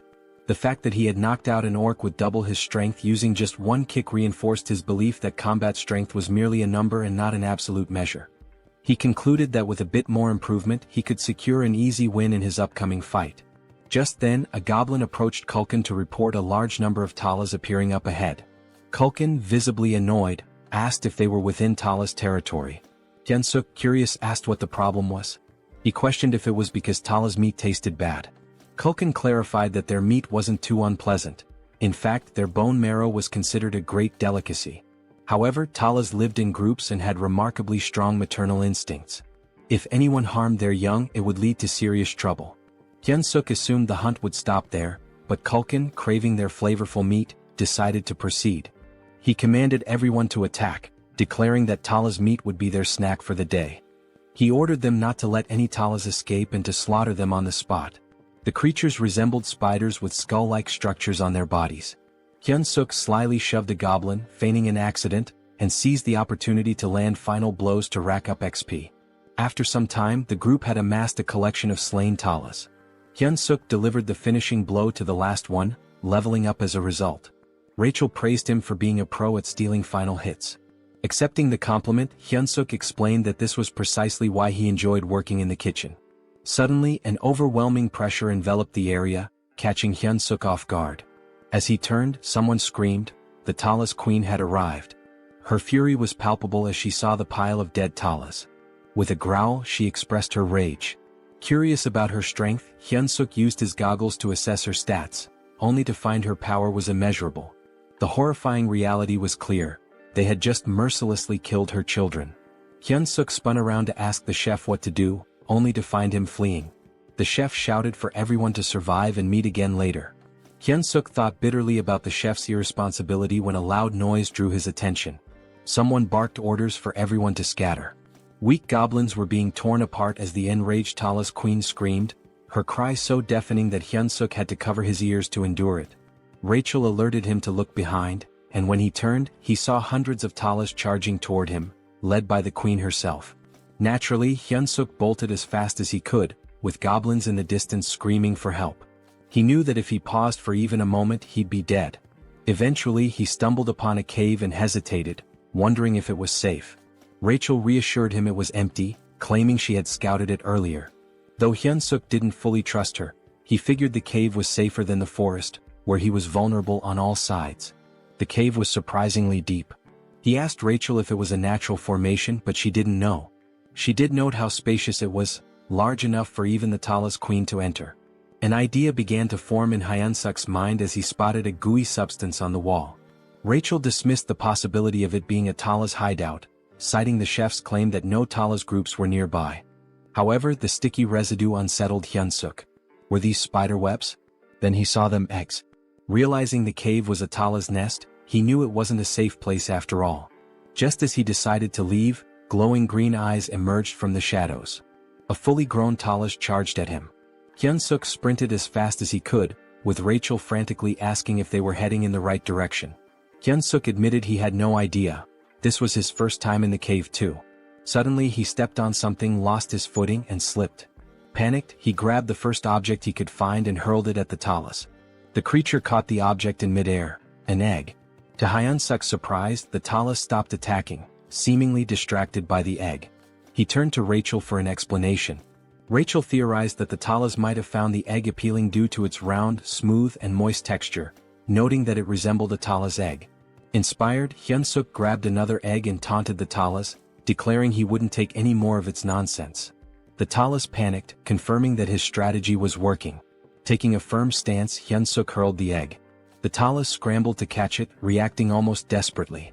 Rachel observed the Talas's impressive agility and physique, likely enhanced by its monstrous nature. She questioned Hyunseok about his next move.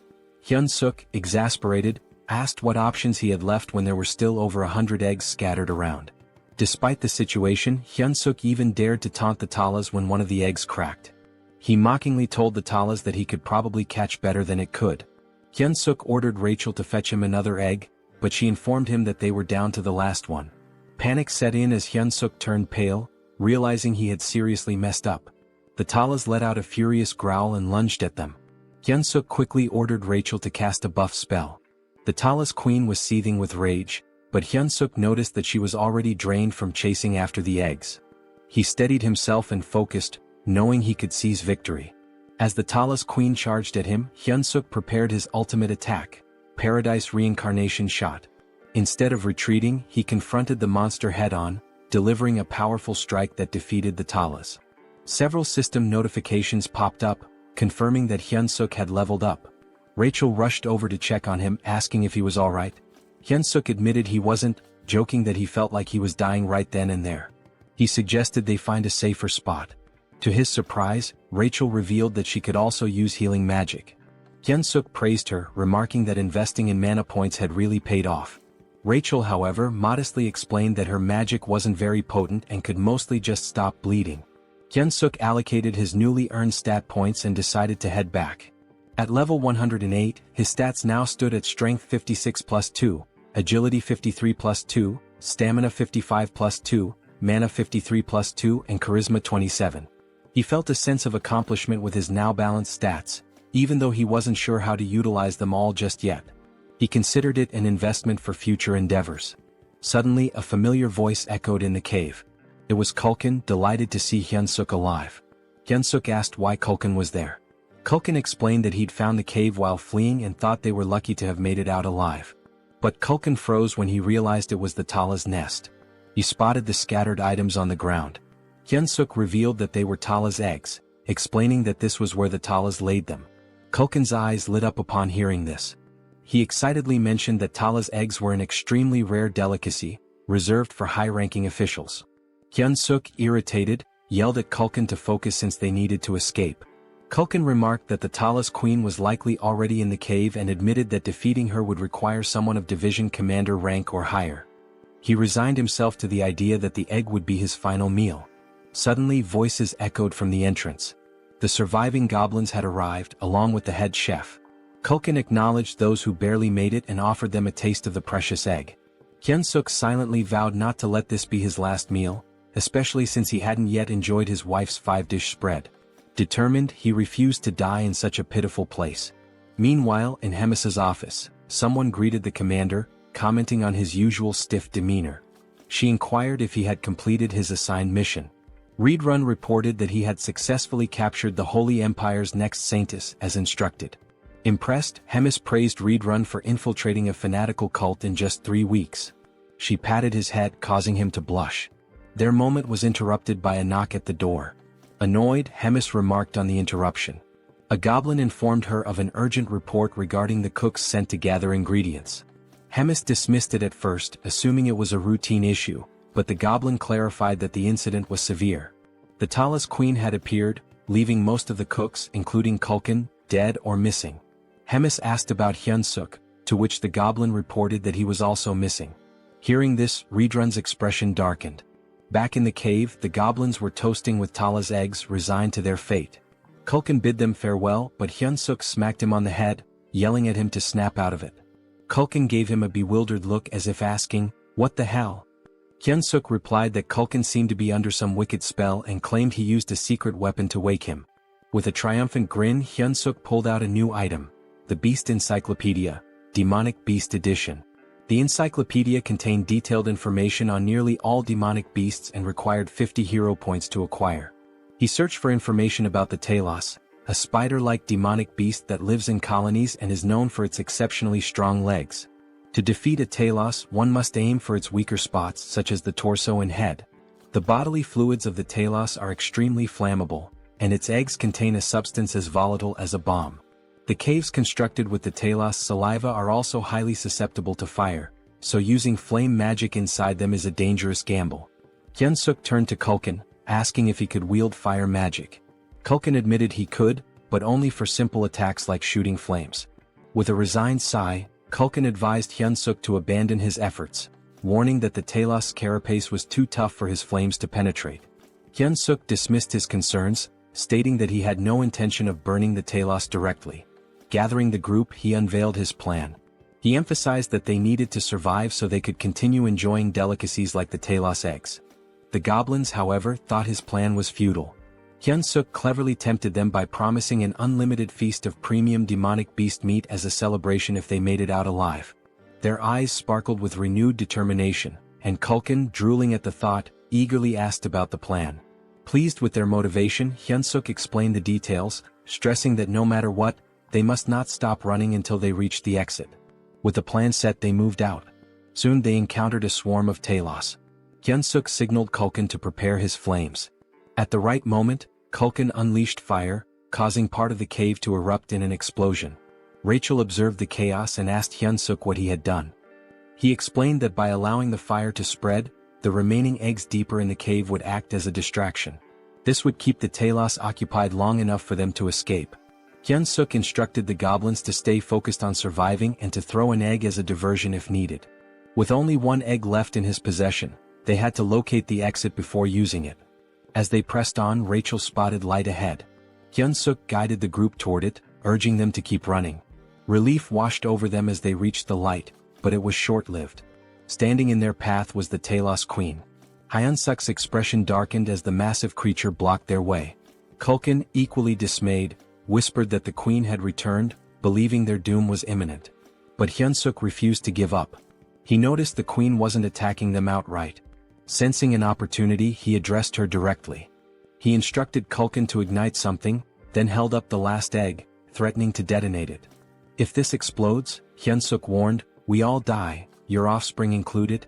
The Queen hesitated, her gaze fixed on the egg. Hyunsuk intensified his demand, urging her to step aside. The Queen screeched loudly, causing tension to rise. Rachel anxiously asked what they should do next. Hyunsuk, out of ideas, lit the egg and hurled it toward the cave wall. The egg detonated, igniting a fire that spread rapidly. The ground trembled as the cave began to collapse. The goblins, terrified, scrambled to escape. Hyunsuk shouted for everyone to prioritize getting out alive. But as he fled, he suddenly froze, distracted by a system notification. He had leveled up. Rachel, exasperated, yelled at him to move before he was buried in the rubble. Glancing back, Hyunsuk saw the Talos Queen being crushed beneath the falling debris. More notifications flooded his vision. He had leveled up repeatedly. The realization hit him. All the Talos killed in the collapse had counted as his experience points. This was, without a doubt, speed EXP farming at its finest. Hyunsuk stood there, dumbfounded, before deciding to focus on escaping. He called out to Rachel for a buff, which she promptly provided. Emerging from the chaos, they faced one final challenge. The Queen Talos was still in their way. Culkin, desperate to create a diversion, pulled out an egg and shouted, "This is for you, Queen." He offered the Queen an egg in exchange for a way out. Hyunsuk recognized it as an opportunity. Determined to survive, he sprinted with all his might. The Queen spat a green fluid resembling spider silk, and Hyunsuk began to wonder if this was truly the end for him. Suddenly, red hands grabbed hold of a large trunk. A familiar voice asked if he was all right. Hyunsuk realized he was being dragged. To his astonishment, it was Reed Run. Reed Run was visibly pleased to find Hyunsuk alive, just as he had anticipated. He confidently declared he would handle the situation. Reed Run wielded the massive trunk and struck the Talos Queen with a devastating blow. The Queen emitted a deafening screech as Reed Run assumed a combat stance. Hyunsuk couldn't hold back his admiration and exclaimed how incredible Reed Run was. He couldn't believe what he was witnessing. Later, at the Demon King's Black Castle, they discovered grim news. Out of the 105 goblin packs in the Demon King's army, only 6 had survived. 99 were either dead or missing, including Culkin. In Bobo's room, the enormous beast whimpered and clung to Hyunsuk, straddling him like a child. Hyunsuk consoled the emotional Bobo, teasingly saying he had returned from the dead just to see him. Rachel commented on how fortunate they were to have survived, crediting the cow-headed figure. Meanwhile, Bobo kept licking Hyunsuk's face affectionately. Hyunsuk replied to Rachel, saying they should cherish their moments of peace, as the looming finals could very well get them killed. Rachel asked for clarification. Hyunsuk explained that finals were approaching fast. Rachel observed that Hyunsuk had matured significantly, and she wasn't wrong. Thanks to the collapsed cave, Hyunsuk had gained a staggering 75 levels in one fell swoop. His current level stood at 200, but Rachel remarked that it still felt inadequate. Hyunsuk shared her sentiment, especially when faced with an opponent boasting over 6,000 battle power. Rachel tested him with a question. Would attaining 6,000 battle power make him as strong as an orc? Hyunsuk replied that it wasn't solely about power level. Rachel confirmed his answer, explaining that such strength also relies on magic. She urged him to master magic if he hoped to confront such adversaries. Hyunsuk admitted it wasn't as simple as it sounded. Rachel reminded him of a moment when he had inadvertently used magic in the past. Hyunsuk, puzzled, was unaware of having done so. Rachel confessed that it was far too basic to be called magic. Hyunseok finally understood. The surge of power he had felt back then was indeed magic. Their conversation was abruptly interrupted when the door swung open. Both were caught off guard as Reed Run entered. Hyunseok asked why someone like Reed Run would visit such a modest room. Reed Run informed him that he was there to summon him to meet the great commander at Hemis's office. When Hemis saw Reed Run, she inquired about his unusual presence. Reed Run explained that he had a personal matter to discuss. He requested permission to teach Hyunseok the art of battle. Hyunseok was shocked. Hemis asked for the reasoning behind this. Reed Run explained that Ork Harkin, a platoon leader, had been exhibiting extraordinary potential and seemed suited for the position of deputy battalion commander. If things continued this way, Hyunseok was certain to lose. Reed Run expressed his belief in Hyunseok's immense potential and his desire to witness what Hyunseok could achieve in the future. Hyunseok was dumbfounded, certain the commander would reject the proposal. To his surprise, Hemis approved. Reed Run expressed his gratitude and Hemis dismissed them, stating she had work to attend to. Before they left, she noted how much stronger Hyunseok had grown since their last meeting. While she admired his rapid development, it also irritated her as it posed a threat to Kirkin. She resolved to grant Kirkin something to even the odds. Reed Run led Hyunseok to his personal training ground, a vast space that amazed Hyunseok. He reflected on how much respect Hemis had for Reed Run. Reed Run, observing in silence, noticed Hyunseok's body was brimming with mana, yet he couldn't utilize any of it. He realized Hyunseok's rapid growth left little time for mastering the basics. With the battle only 4 days away, there wasn't enough time.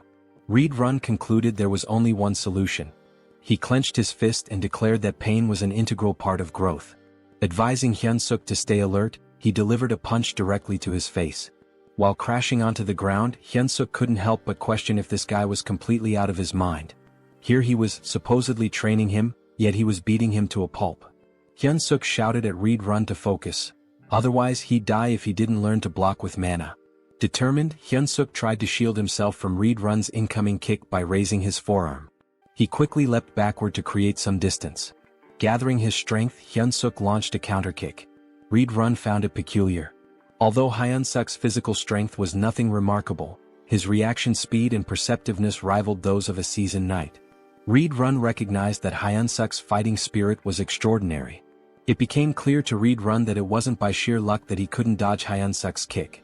Hyunseok's combat instincts were refined to an astonishing degree. Deciding to trust Hyunseok's innate sense of battle, Reed Run planned his next move. He reminded Hyunseok of the wager with the commander, emphasizing that without mastering mana, he had no chance of defeating Kirkin. With a cold resolve, he added that it was better to die here than suffer defeat in front of everyone. Then with a powerful punch, Reed Run hurled Hyunseok into the air. Hyunseok realized in that moment that Reed Run wasn't bluffing. Another hit like that might actually kill him. His mind wandered to his unfulfilled dream of getting married and having adorable children. But Reed Run wasn't giving him time to reminisce. He was already pursuing Hyunseok mid-air, leaving Hyunseok with only two choices: die or block the attack. Praying to God, Hyunseok clenched his fist and prepared to retaliate. The next moment, the ground trembled from the impact of someone crashing into it. That someone was Hyunseok. The force of his landing shattered a significant portion of the terrain. Rachel, standing nearby, was visibly alarmed. Reed Run approached Hyunseok's motionless body, observing him carefully. He declared that Hyunseok had just managed to control his own mana for the first time and asked if he had noticed. Raising his hand weakly, Hyunseok gave a thumbs up, joking that God had answered his prayers. His ridiculous expression made Reed Run chuckle. Reed Run reassured him, saying he'd win if he continued progressing like this. He grabbed Hyunseok's arm and instructed him to stay still so he could heal him. But as soon as Reed Run began, Hyunseok let out a groan of pain, clutching his neck. Reed Run had forgotten an important detail. Dark mana was akin to poison for humans. Realizing his mistake, Reed Run apologized profusely, scooping Hyunseok into his arms and urging him to stay alive. In this world, certain powers inherently counter each other. Dark mana counters regular mana. Mana counters divine power, and divine power counters dark mana. Mana was the domain of humans. Dark mana belonged to demons, while divine power was reserved for the devout followers of God. The Church of Tussis, the most influential religious institution, had waged wars to bring all other faiths under its control. Now, as the divine empire of Gatron, They anointed a chosen individual capable of hearing God's voice and revered her as the saintess. Somewhere within the Demon King's stronghold, rumors swirled about the captured saintess locked in her room. The next saintess of the Divine Empire, Abelson Marriott, was now a prisoner of the demon army. There were murmurs of doubt among the demons. She hadn't prayed in days, casting suspicion on her claim as the saintess. Still, they trusted Reed Run's judgment in capturing her. Abelson, on the other hand, saw no reason to pray. She believed her current circumstances were preferable to her time in the church. Suddenly, the door burst open and Reed Run barged in, carrying Hyunseok in his arms. Abelson immediately chastised him for his rudeness. Ignoring her, Reed Run demanded that she heal the human. Hyunseok's head throbbed, and he began to wonder what Reed Run had done to him. It was almost comical. His last thought was regretting that the last hand he held belonged to a man instead of Rachel. When he opened his eyes, he was greeted by the sight of a silver-haired beauty. His immediate thought was that he had died again and ended up in some random place. Hyunseok began lamenting loudly, claiming he would never forgive the angel for this. He dramatically declared he'd rather become an archmage by the age of 30 than go through this again. Praying fervently, he cursed Rachel, accusing her of being a demon disguised as an angel, and demanded eternal torment for her. Finally, he muttered one last wish. If the angel insisted on making him a hero again, she should marry him first. Abelson, unimpressed, called him pathetic. Hyunseok's eyes widened in shock. Reed Run, relieved that Hyunseok was conscious, couldn't help but grab his shirt in excitement. Still dazed, Hyunseok was utterly confused. Reed Run pulled him into a tight hug, but Hyunseok immediately protested, accusing him of trying to kill him again. It was at this moment Hyunseok realized he wasn't dead. Turning around, he glanced at Abelson, piecing together the embarrassing things he had just said in front of her. Reed Run, meanwhile, asked the saintess if Hyunseok was fully healed. The saintess responded that Hyunseok was not yet fully recovered, and it should be evident to Reed Run as well that the dark mana still lingered in his body. She admitted she didn't know what might happen to him. Reed Run asked if her divine power couldn't erase the dark mana. Abelson warned that any misstep could result in Hyunseok's death. She suggested waiting, as the dark mana might dissipate over time. Apologizing sincerely, Reed Run promised to make amends by helping Hyunseok grow stronger through training. Despite being nearly suffocated by the hug, Hyunseok managed to remark that Reed Run didn't need to go to such lengths for someone as lowly as him. Reed Run dragged him away, but Hyunseok protested, asking him to wait. Meanwhile, Abelson grew curious about Hyunseok, wondering why a human was being trained by a demon. A few hours later, Hyunseok finally made it back to his room. Bobo, as usual, was there playfully chewing on Hyunseok's head. Hyunseok thanked Bobo. He recalled hearing that Bobo had destroyed his home and eaten the soldier who tried to feed him. Once again, Hyunseok thanked him, acknowledging that if it weren't for Bobo's separation anxiety, he'd still be stuck in training. Hyunseok began venting to Bobo about everything that had happened that day. It was enough to make him cry. And to top it all off, the dark mana was still coursing through him. Looking up, he asked Rachel if he was going to die. Bobo simply kept licking Hyunseok. Hyunseok called for Rachel again, but she didn't respond. Rachel was crying, devastated that her hero had been ruined and corrupted. She told him that he wasn't the same hero anymore. Hyunseok was taken aback. Shouldn't he be the one crying after everything he had just been through? Eventually, Rachel calmed down and confessed that all of the misfortunes were her fault. The dark mana in Hyunseok's body, his near-death experience, it was all on her. With biting sarcasm, she added that it was because she was a demon wearing an angel's face, a deranged maniac destined to suffer eternal torment in hell. Hyunseok froze, recognizing those were the very words he'd said to the saintess upon waking up. Realizing his mistake, he scrambled to console Rachel, even going as far as to claim there was no buff item in the world as amazing as her. Rachel, however, was unmoved and told him to shut up, saying he didn't mean any of it. Now all Hyunseok could do was wait, racking his brain for a way to make amends. 3 days later, Hyunseok felt like he was going crazy. Collapsed on the ground, he cried from the grueling training Reed Run had put him through. Abelson, who was present to heal him, tended to his injuries as usual. Hyunseok praised her beauty as he always did. Abelson, disgusted by his behavior, couldn't believe this so-called hero. Yet she healed him anyway. Hyunseok shyly scratched his head and asked Abelson for a favor before his battle the next day. He wanted her to pray for his survival and if possible to come watch him fight. The request caught Abelson off guard. The day of the battle finally arrived. a match that would decide Hyunseok's fate. The crowd buzzed with speculation. Why would anyone challenge the commander, let alone a mere human? Of course, Hemis and Reed Run were in attendance. Hemis, enjoying the atmosphere, asked Reed Run who he thought would win. Reed Run confidently replied that Hyunseok would emerge victorious. He had worked tirelessly and his talent was extraordinary. Intrigued, Hemis leaned closer and proposed a bet. If Hyunseok won, Reed Run could continue training him. Reed Run found the wager unusual and asked what would happen if Hyunseok lost. With a sly grin, Hemis revealed the catch. Reed Run would have to kill Hyunseok with his own hands. It was the responsibility he would bear for his bold words. An uneasy feeling settled over Reed Run, but he had no choice but to agree. As she looked at Hyunseok, Hemis remarked how exhilarating it had been since she felt this much excitement. The announcer began introducing the fighters. Hyunseok stood ready, his mind clear and his body in peak condition. He wasn't nervous. When his name was announced, he stepped forward with confidence. Hyunseok reflected on how much he'd grown. His stats had improved significantly, he'd gained a new skill and trait. The intense training had paid off. Reed Run's unique combat style, composed of 10 distinct forms, was now a part of Hyunseok's arsenal. Though his proficiency with it was only at 8%, he believed it would suffice. Our boy was determined to win this fight and hoped that, after the battle, he could go on a date with the silver-haired saintess. But his thoughts were quickly interrupted when Rachel shouted, demanding to know what he was thinking. On the other side, his opponent was introduced. This beast, named Korkin, was here to punish Hyunseok for his arrogance. Both Hyunseok and Rachel immediately noticed that something was different about Korkin. He didn't look the same as when they had seen him before.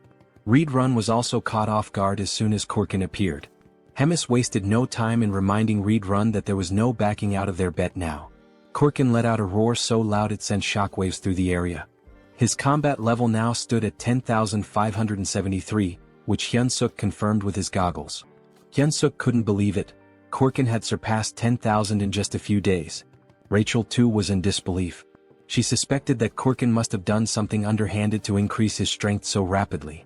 However, Hyunseok clenched his fist and muttered to himself, of course, nothing was going to be easy. As soon as the fight began, Hyunseok charged toward Korkin. Korkin, already anticipating the move, raised his weapon in preparation. Hyunseok knew that if that massive club landed even once, he was done for. Korkin swung his weapon, but Hyunseok managed to avoid it. The swing was large and easy to predict. Hyunseok knew that he just had to stay calm, dodge and wait for the right opening. Hyunseok landed a solid blow, and the announcer remarked that it must have hurt even Korkin. Hyunseok readied himself for another strike, landing it once more. The impact was tremendous, but Korkin didn't even flinch. Hyunseok immediately realized he had messed up when he saw something blurry coming toward him. The object hit the side of his body with a powerful force. He quickly created distance between them, only to notice that his left arm had been broken by that single blow. Korkin, however, seemed unfazed by the damage he had taken earlier. Hyunseok observed that Korkin appeared normal, and his movements were still predictable. In his mind, Hyunseok reminded himself that he had endured worse before. He steeled himself, telling himself not to be afraid and remembering the lessons he had learned. Combat arts involved using mana with martial arts, allowing someone to smash the ground or break a rock with a single punch. Reed Run had explained this to him. He added that combat arts weren't just about raw strength. The crucial point was that combat arts are techniques meant to kill your opponent. Back during their training, Hyunseok had been told he couldn't beat Korkin with his current abilities. The reason? He lacked the intent to kill. Without a clear intention to kill, his attacks were meaningless. As the present moment unfolded, Hyunseok recalled Reed Run's words. Korkin was about to strike again, but this time instead of dodging, Hyunseok surged forward as if he was about to counter. This time his attack was fueled by killing intent. Hyunseok's punch landed and he shouted, "Fucking die." Unlike his previous attacks, this one pierced Korkin's muscular body. This was the first form of Reed Run's combat style, instant obliteration. And as the name suggested, the arena was obliterated in the process. As the dust clouded the arena, Abelson wondered who had won. When the dust finally settled, Korkin's body was revealed, a massive hole torn through his chest.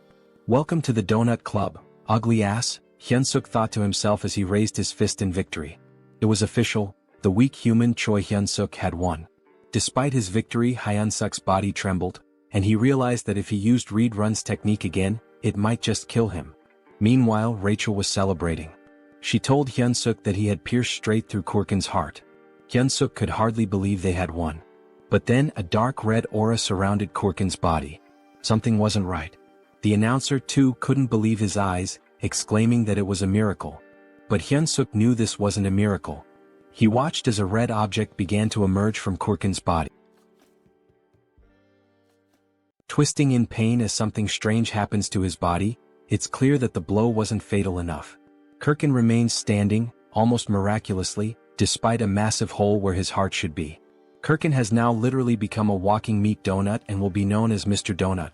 Choi, surprised that Kurkin can still fight even with his heart torn apart, realizes it must be the commander's doing as he stares at Mr. Donut's gaping hole. Meanwhile, the commander watches the fight with a smile, enjoying how events are unfolding. Beside her, Reedrun wonders what she was thinking by sharing her dark mana with Mr. Donut. She also cast a curse that turned him into an undead when he reached a fatal state.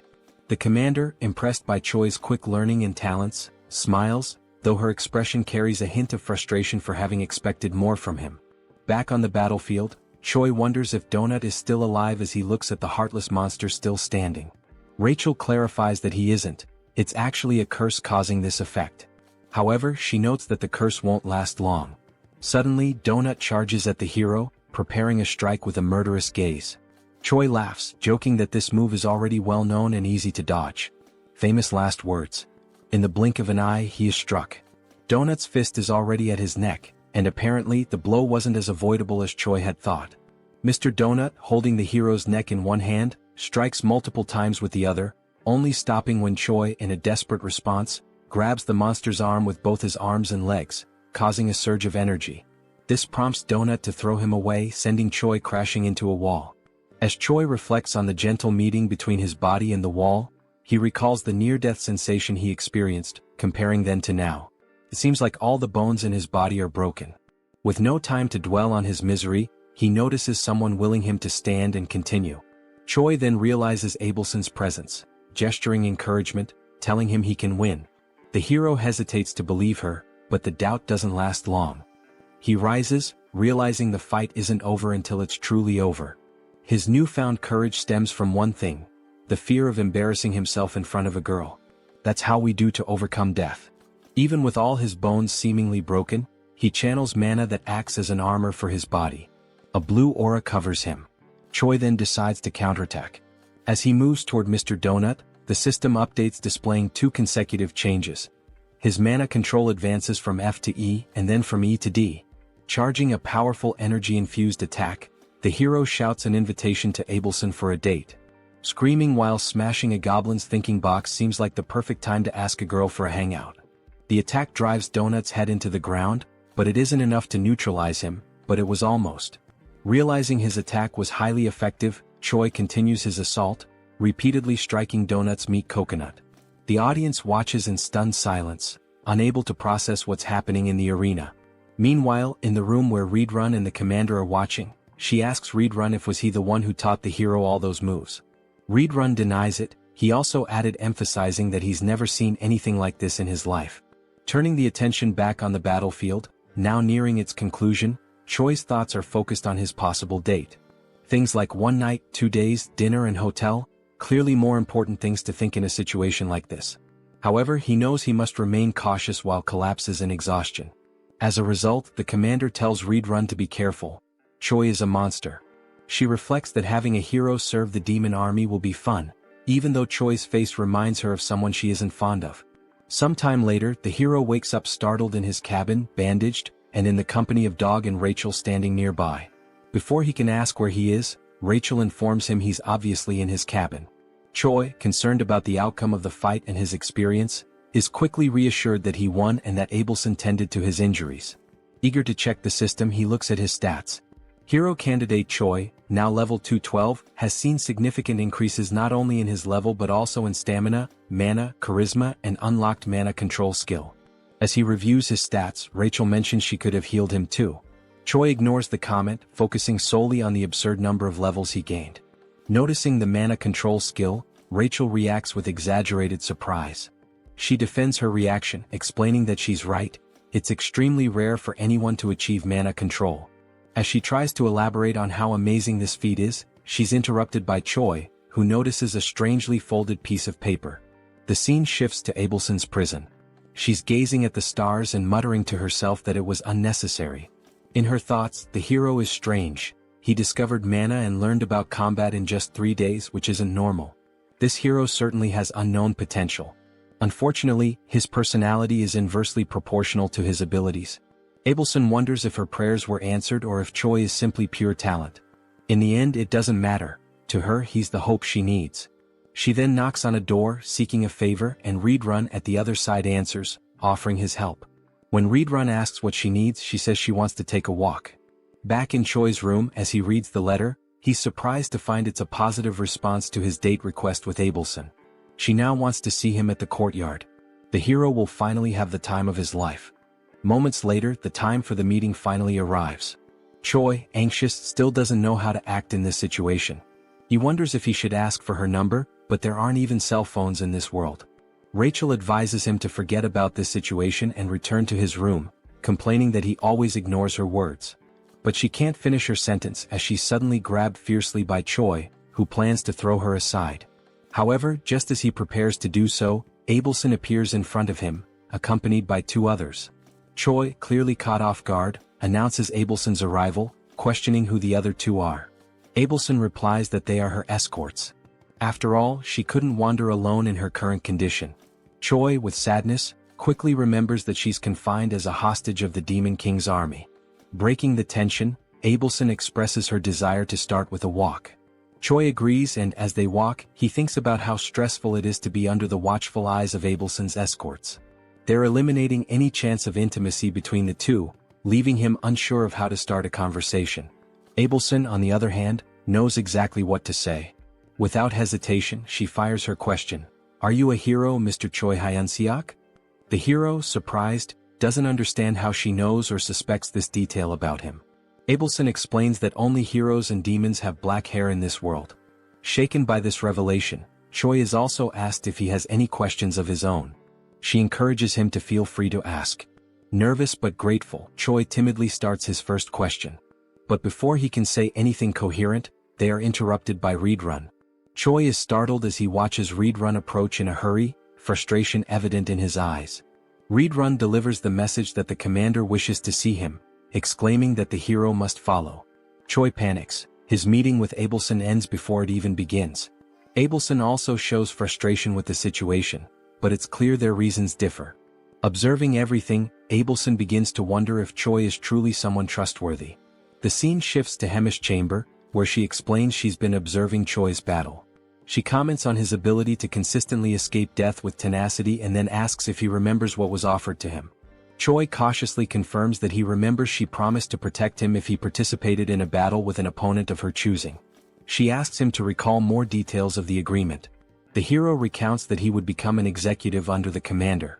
Hemis admits that this last part wasn't entirely intentional. She didn't think Choi would last long in his adventures. However, as events unfolded, the commander's perspective changed. Turning to Reedrun, Hemis reminds him that she mentioned Choi was a talent, a good candidate for a leadership role in the Demon King's army. She concludes that Choi is too talented to remain a mere platoon leader. Referencing significant losses among the Cook's company, the commander highlights the shortage of meat supplies, fearing they might have to resort to cannibalism. Choi, confused, understands the statement but not why he needs to hear it. Hemis then declares that he will lead the Cook's squad. Choi is now free to take any initiative needed to restore order to the kitchen. Hemis ends by asking if he will be able to accomplish this task. Hesitant, Choi responds that he will do his best. The scene changes again. Now alone with Rachel, Choi is sarcastically asked how it feels to be a Demon King squad leader despite being a hero on paper. Choi, matching her tone, declares he's so happy he could die. As he heads to his new workplace, the hero tells Rachel he notices her lingering bitterness. Rachel just grunts. Adopting a new attitude, Choi arrives at his destination and begins his duties by confronting a suspicious creature in the kitchen. The creature, one of the servants, mocks him by referring to Choi as a slave. Determined to assert his new position, Choi shouts at the servant as he approaches him. The servant looks confused and suddenly Choi strikes him with a blow to the chin, knocking him out while declaring himself the new commander. Choi then shouts for everyone to gather in the kitchen. Surveying the crowd, The hero notes the strongest one has a power level of 3,500. Still, the group is too small, prompting him to wonder where the others are. Initially numbering 300, now there are only 20. Choi realizes the gravity of the situation, knowing the difficulty of his task and the consequences of failure. Addressing his squad, he asks who knows him. Gradually, some start naming him, the barbecue master, while another dares to call him a delicious human. In a flash, that individual is kicked, becoming a wall decoration. Choi then solemnly reinforces that he is the commander. Next, he orders everyone to address him as the rightful commander of the cook squad. Choi asks why the number of cooks has dwindled. One responds that the others went hunting without permission and were killed by demon beasts. Understanding the situation, Choi asks who the best cook currently is. Someone names Galtram, who is immediately promoted to vice commander without objections. With everyone dismissed, the hero wonders how he'll gather 200 people for the squad. However, he quickly comes up with an idea. The next day, the fairy, the dog, and the hero set out to recruit cooks with a plan in mind. Searching high and low, Choi reflects on how some are easily replaceable while others are irreplaceable. Then he finds someone. With a kick as his greeting, Choi invites the individual to become a chef. The individual, irritated by the treatment, attempts a counterattack but is swiftly knocked down again by the hero, who begins persuading him with arguments. Informing him that he'll be the first of the day, Choi promises him a high-ranking position if he accepts. As a senior, he won't be bothered by many, on the contrary, he'll do the bothering. The future senior begins to waver, especially after learning that his first mission will be to recruit 5 juniors. Thus, it becomes clear what Plan A is, a pyramid scheme. Meanwhile, somewhere else, someone is feasting on a large and succulent steak. His name is Doris, and he is a commander of the 3rd Battalion in the Demon King's army. As he eats, he mentions that the place is more peaceful than usual and that this elegant meal is proof of that peace. Suddenly, a goblin bursts through the door to alert Doris that they have a problem. Doris, wiping his mouth calmly, asks what it is and whether the goblin could be more elegant next time. The goblin, still catching his breath, reports that most of the battalion members have left. Doris questions whether they abandoned their posts since they have no other duty but to serve him. Terrified, the goblin clarifies that this is not the case. They have been summoned to join the army's cooking division. Still chewing on his steak, Doris mentions that the new head of the kitchen is a human whom Commander Hemis loves. He then advises them to be more careful next time.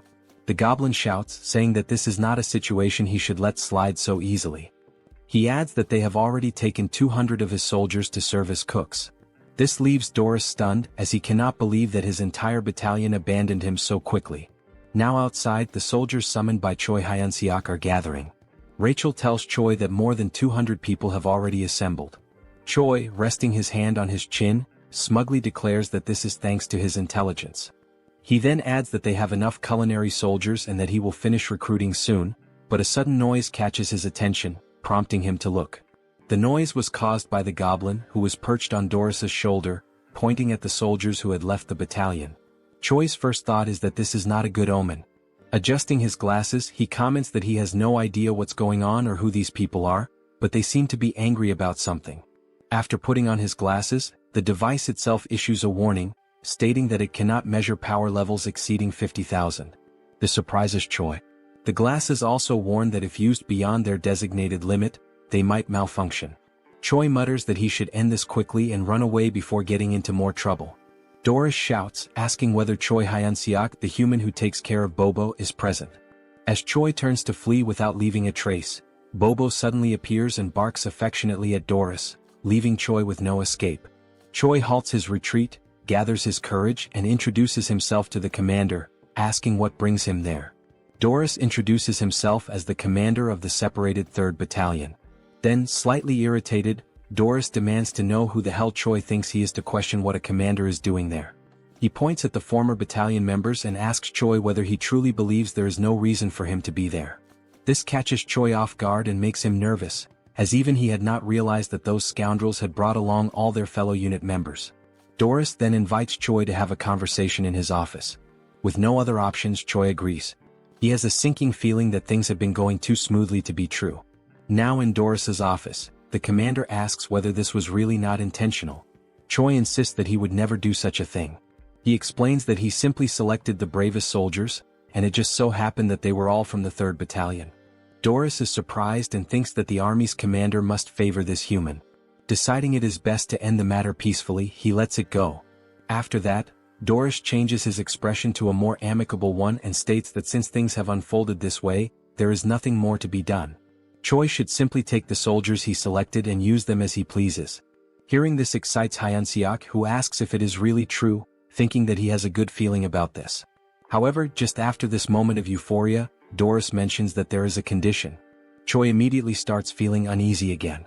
As a true gentleman, Doris explains that since Choi has already taken 200 of his soldiers, there is one specific soldier he should also take.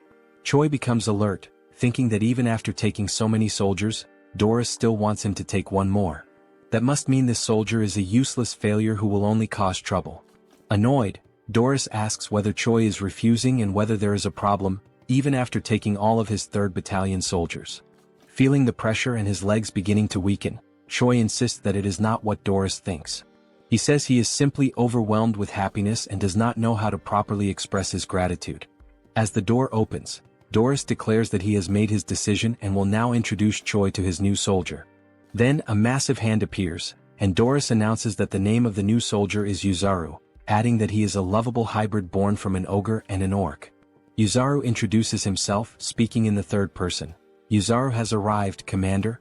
Since Choi was still using his glasses, he realizes that Yuzaru's combat power also cannot be measured. While Choi remains paralyzed at the thought of having someone so strong as a soldier, Doris comments that Yuzaru's flaw is that he is incredibly stupid, but he is strong. He then tells Choi to make good use of him. As Yuzaru tries to enter the room, he bumps his head on the doorframe and loudly states it, making Choi wonder just how stupid he really is. Back at the recruitment site, Choi announces that he will reintroduce himself to all members. He states that his name is Choi Hyunseok, the tamer of Bobo and the new head chef of the army. One of the soldiers comments that this is the first time he has seen Bobo. Choi, holding a bone, remarks that Bobo is a good boy. Bobo's eyes light up, and he even drools at the sight of the bone. Then, turning to the members, Choi declares that from now on, he will be organizing the unit. He puts up a list for everyone to see and explains that it is a new list, prepared by him, in which everyone must check their names and organize themselves accordingly. Rachel, surprised that he actually prepared a list, asks what criteria he used. Choi tells her that he believes everyone has the same level of intelligence, so he organized them based on combat power. He further explains that he assigned the weaker soldiers with more kitchen experience to kitchen duties. Then he asks Rachel if that was not a genius idea. After a while, one of the soldiers calls for him, stating that everything is ready and everyone has been organized. Delighted, Choi says he will check. With everyone divided into 2 large groups, Choi announces that the squad on the right is the culinary unit, while the one on the left is the combat unit. Using his experience, he acknowledges that some people might be unhappy with their assigned roles and invites anyone dissatisfied to step forward. A soldier raises his green hand, confirming that there is a problem. The goblin with a parted hairstyle, one of the weakest in the battalion, is the one who raised his hand. He states that he also wants to hunt and eat fresh meat right away. Choi gives a strained smile, admitting that this is a headache. He then calls for the goblin to come closer. The goblin cautiously approaches, contemplating what might happen. Once he is close enough, Choi suddenly kicks the poor goblin in the balls, making him scream in pain, his eyes bulging. Then Choi announces that this was his entrance exam. The poor goblin, now realizing that he will never be able to have children again, is left in agony. Without remorse, Choi declares that since he failed to withstand the kick, he has failed the test. Only then does the hero system finally appear, displaying a notification that thanks to his excellent leadership and command skills, Choi successfully organized and stabilized the unit. The system grants him the hidden skill of charisma level up, as well as an upgrade to his leadership skill level. Looking at the squad members, Choi asks if there are any other candidates with complaints. After a moment of silence, Choi clenches his fist, preparing to give a speech. Then he shouts for everyone to hear that everything is confirmed. He gives the order for the combat unit to grab their weapons because it is time to hunt. Now, in the great forest north of the Black Fortress, Choi gathers with all the members of the combat unit. Choi remarks to Rachel that, especially today, the forest seems calmer, with no sign of a single beast around. She replies that it might be due to the presence of Bobo and Yuzaru. Since they are so strong, they could be scaring the monsters away. Agreeing with her, Choi acknowledges that it is a plausible theory. Then we see Bobo and Yuzaru looking cuter than ever before. Choi grumbles, saying that those two are his best soldiers, and he simply cannot leave them behind. Rachel then suggests that they use bait to lure the monsters. Choi questions her idea, saying that if they had extra meat to use as bait, he wouldn't need to go hunting in the first place. Rachel smiles and tells him that he misunderstood. She is not talking about sophisticated bait. Pointing at all the squad members, she explains that they will serve as biological bait to attract all the demonic beasts. Choi loses his sparkle, then looks up and asks God what he did in his past life to deserve this. Then he crosses his arms and, with conviction, Choi orders the numbers 14, 3, 1, 43, and 7 from the list to step forward. Rachel, not understanding the significance of those numbers, asks him about it. He responds by saying that those were the numbers he bet on in the lottery back on Earth, lamenting that he could have been the winner. Still tearful, Choi gives the command that the operation will begin now. He then orders Yuzaru to grab member number 14, which excites the giant. After being held by Yuzaru, the poor member number 14 asks if he has lost his mind. Calling him an intercontinental ballistic goblin, Yuzaru effortlessly tosses the goblin far away. Choi, with his hand on his chin like a thinker, comments that it's a great idea, as continuing to throw weak soldiers like bait will eventually attract the attention of the monsters. He then turns to a fox soldier and orders him to light a small fire so the ones thrown as bait will have a way to return. But Rachel questions whether throwing soldiers like that wouldn't just kill them from the impact of the fall. Choi retorts, saying that he is sure 1 in every 6 will come back alive. He tells Yuzaru to keep throwing the others from the list. The rest of the battalion is in shock and whispers among themselves that the human head chef has lost his mind and that they want a long life. One of the goblin soldiers, terrified by the situation, decides to turn around and run away at that moment. As he turns to flee, he sees Bobo with his eyes sparkling with cuteness. The frightened goblin says that this is not what Bobo is thinking and that he will serve the Demon King's army for the rest of his life. But it seems Bobo doesn't believe him, as Choi mentions that the ones he threw earlier are late and should have returned by now. Meanwhile, in the background, the poor goblin is crying for help. At the same time, one of the goblins who had been thrown is running back, desperate and calling for help while being chased by several monsters. Choi smiles, saying it was about time for him to return and let the soldiers handle things now, but only if he needs to land the final blow on the monster to count for XP. But before he can finish his thought, Yuzaru takes off running ahead. He is simply too strong to leave the last hit for anyone else. As Yuzaru takes down the monsters one by one, he shouts that he loves fighting, leaving nothing for Choi. Frozen and speechless, Rachel looks at Choi and asks what last hit he's talking about, since there's no monster left alive. After everything, while Yuzaru celebrates his success with Bobo, Choi is left crying because he didn't get any XP, and worse, he can't even use the monsters as food since they were all torn apart.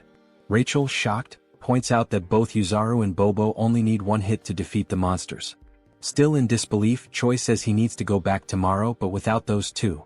Rachel asks if he is sure about that, since there's only 1 more day before the main commander's duties return to normal. Back at the battalion, Choi orders a retreat, telling everyone to gather tomorrow at the same place, earlier than usual. Back in the kitchen, Rachel asks why he went there right after returning, and Choi responds that he needs to see if the mashed meat works in any way. Kicking the door open, Choi yells asking where the lazy ones are, ordering them to gather.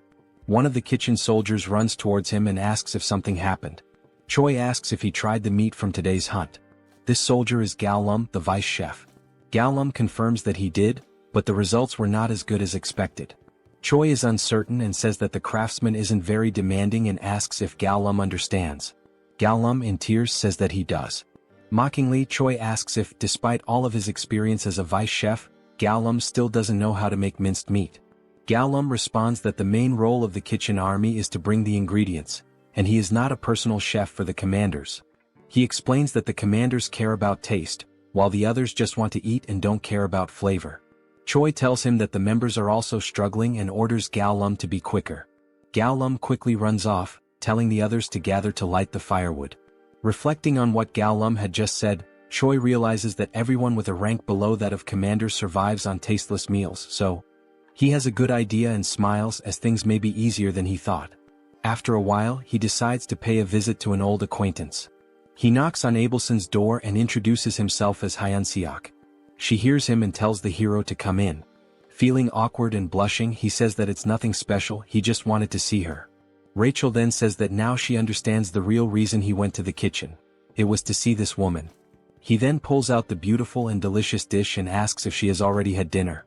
Choi continues speaking, saying that he only won the duel because of her support and that the meal is a symbol of his gratitude.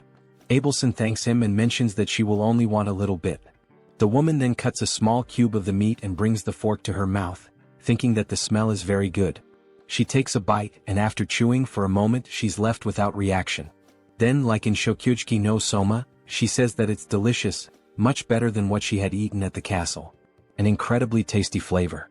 After a few minutes, Choi, pleased, says that it looks like she liked the food since she finished the entire plate. Still shy, he takes the plate and says that now that she's eaten he can leave. Just as he's about to leave, she calls him by his name. Then Abelson asks what Choi's plans are when he leaves this place in the future. Choi, like a good man moved by emotion, quickly responds that it's marriage with her. Hearing this, Abelson's eyes widen. Realizing his intentions and that he didn't understand the meaning of the question, she says that now he can leave. But before he goes, he tells her that there's something else he wants to do besides marry her.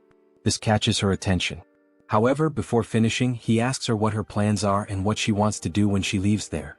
With a lifeless look, she says that she doesn't know yet because if she ever leaves there, she doesn't want to do anything. Now, in Gartran, the divine empire of the capital of Gratium, where the theocracy is governed by the Pope of the Church of Ducis. A man kneels and refers to another as Your Holiness, then he provides the information that they have discovered the location of Abelson Marriott, the next saint. He then adds that, supposedly, Abelson is imprisoned in the Black Fortress where the glutton resides. The man sitting on the throne asks how the next saint ended up in such a place. Tapping his fingers anxiously on the throne, he asks if there has been no word from the Demon King about this. The man replies that there hasn't been, as no one knows what they want since they're not demanding anything. Rising from the throne, the Pope says that in the history of wars between humans and demons, there have been only a few times when humans managed to breach the Black Fortress. Even so, on those occasions when they succeeded, the glutton Hemis was absent. So, attacking directly now would be very reckless. Opening the curtain to the window, he says that he will send a secret rescue team. Then, Pope Orvan IV gives the order for the man to summon their hero. Back in the hunting grounds, Choi organizes the kitchen battalion soldiers into 2 blocks, literally. However, something keeps nagging at him. He can't stop thinking about what the hell Abelson meant when she said that she didn't want to do anything else. Walking to a suitable spot, he stops and says that this should be enough.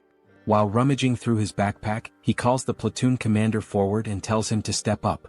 He takes something from his backpack and tells the platoon commander to eat.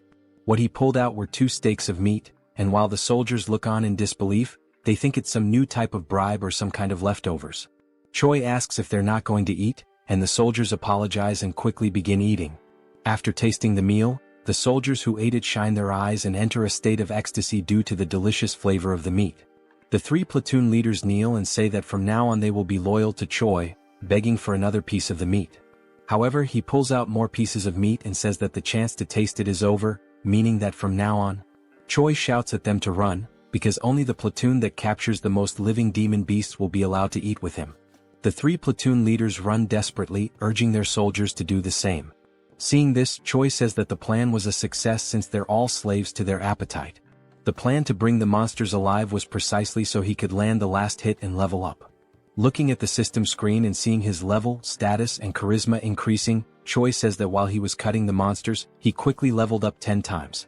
One of the platoon leaders then asks who the winner was among the 3.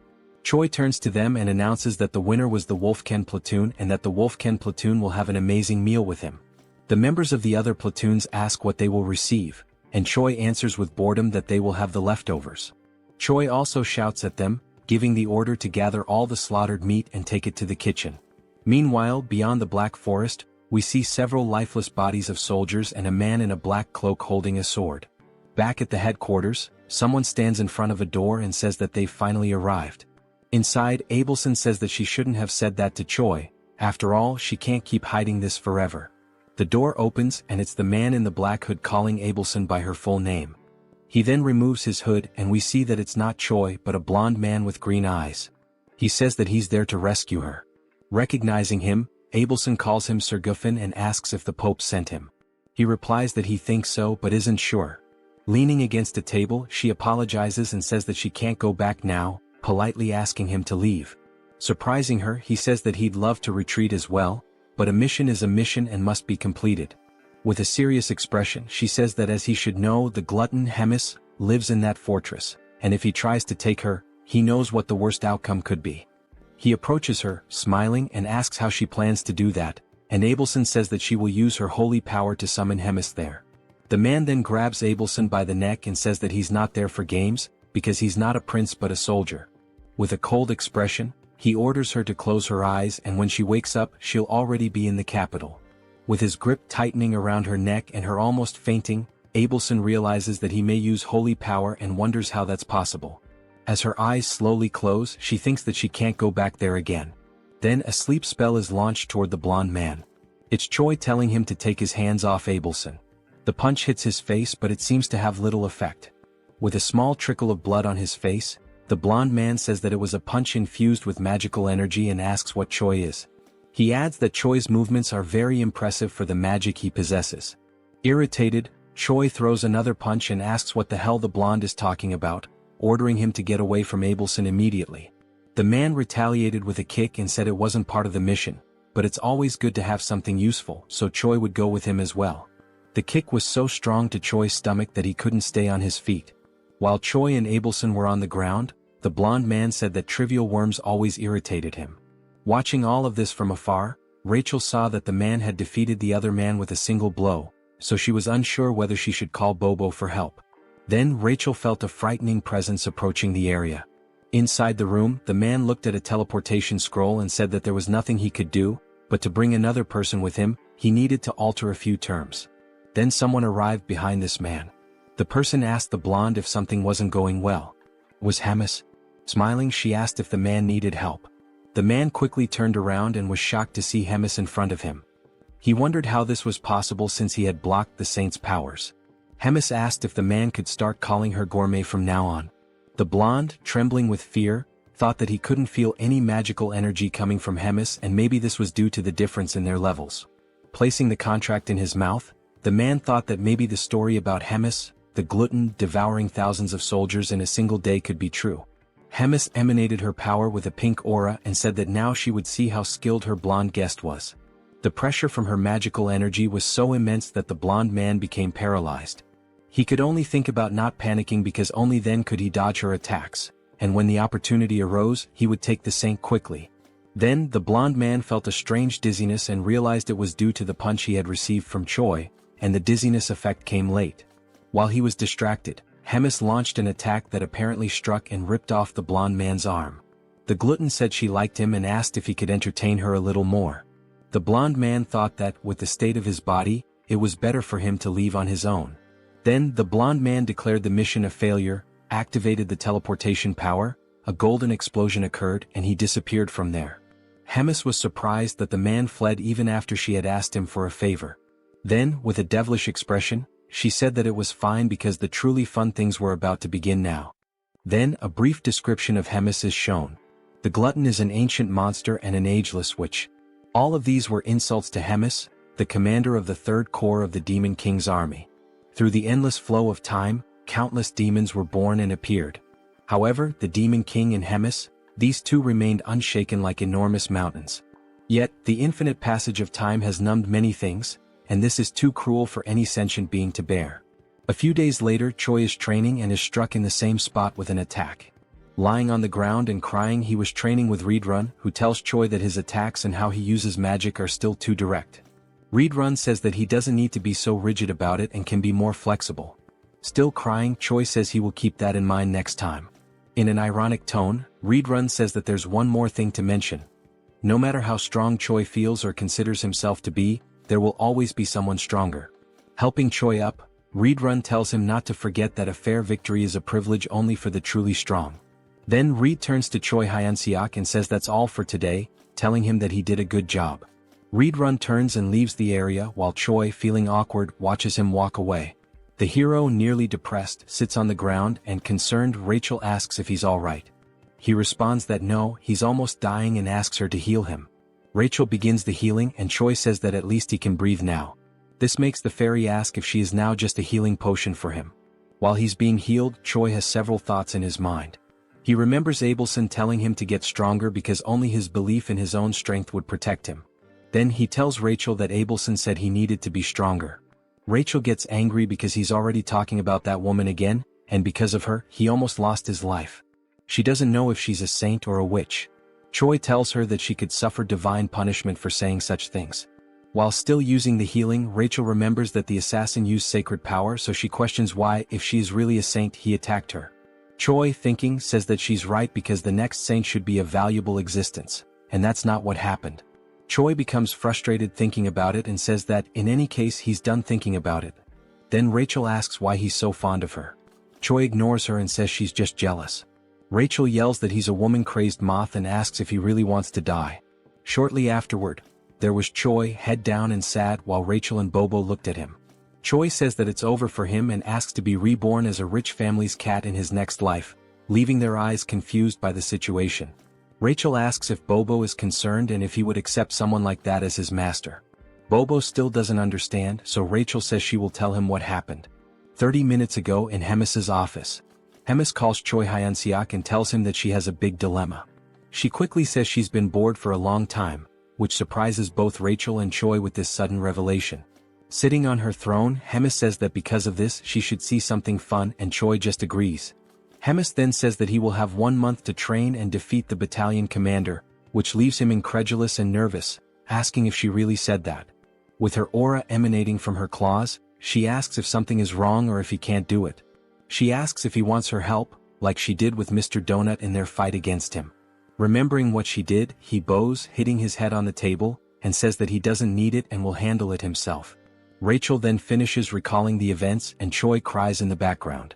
The fairy tells Bobo to say goodbye as he won't be seeing him for a long time. And now, I believe Bobo understands the situation. Rachel then turns to the hero and tells him that it's about time he accepts the fact that he's a hero, asking if he intends to defeat the battalion commander with only 9,000 power. Choi says he's already crying because of it and asks if Rachel wants him to die right now. While he laments, Rachel remembers that indeed Choi became strong quickly, but it's not enough because the battalion commander is on another level. Hyunseok remembers that the average battalion commander has a combat power of over 40,000 and he laments because there's no way to reach that number in such a short time.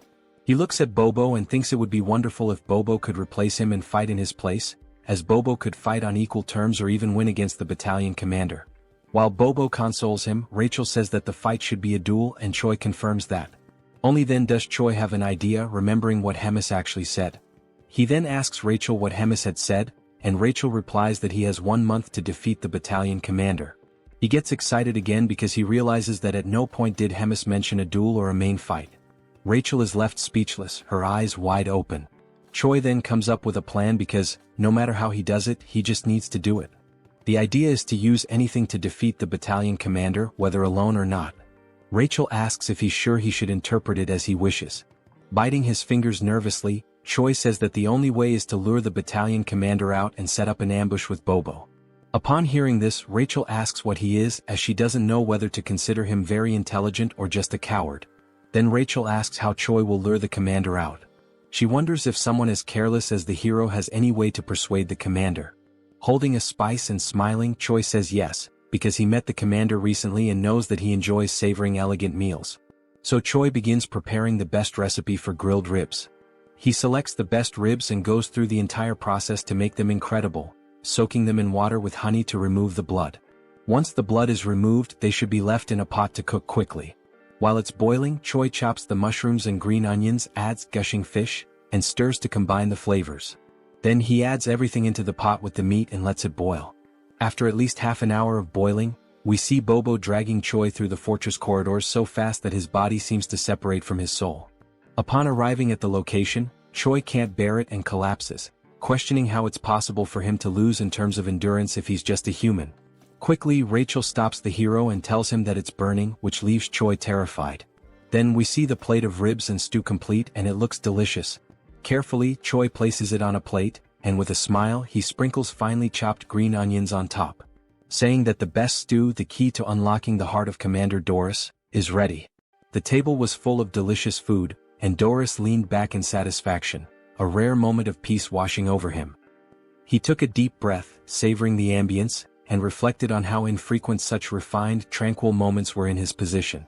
The decision to pass Yuzaru on to Choi had been a stroke of genius, easing a burden he hadn't realized was so taxing. As he pondered this, a subordinate entered, bowing with measured respect. The air in the room shifted slightly as the servant cleared his throat before delivering a message. The cooking squadron had arrived to see him. Doris, though already sated, felt curiosity stir within him and gestured for the servant to continue. Without hesitation, Doris dismissed any possibility of returning Yuzaru, assuming that was the purpose of their visit. The subordinate hesitated before clarifying that Choi had come for a different reason. He wished to present a dish as a token of appreciation. Hearing this, Doris's eyes lit up. Whispers of Choi's extraordinary culinary skills had reached him, rumors painting him as a near-mythical figure in the kitchen. Now he would experience it firsthand. Straightening his posture, he gave his approval. A knock echoed through the room, and the doors swung open to reveal Choi making an exaggerated entrance, tray in hand, a mischievous glint in his eye, and a rose held between his teeth. Doris blinked, momentarily caught off guard before swiftly composing himself. Choi set the tray before him with a theatrical bow, expressing his gratitude for the opportunity that had led to his new title in the kitchen. Doris, unimpressed by words, expected the food to speak for itself. With a humble nod, Choi lifted the cover from the dish, revealing a steaming serving of urine ribs. A rich, tantalizing aroma filled the room, causing Doris to salivate despite himself. The presentation was impeccable, almost divine. Drawing in the fragrance, Doris found himself overwhelmed. Across from him, Choi watched knowingly, confident that one bite would send him into a world of indulgence. The moment Doris tasted it, disbelief overtook him. His widened eyes and forward-leaning posture betrayed his astonishment.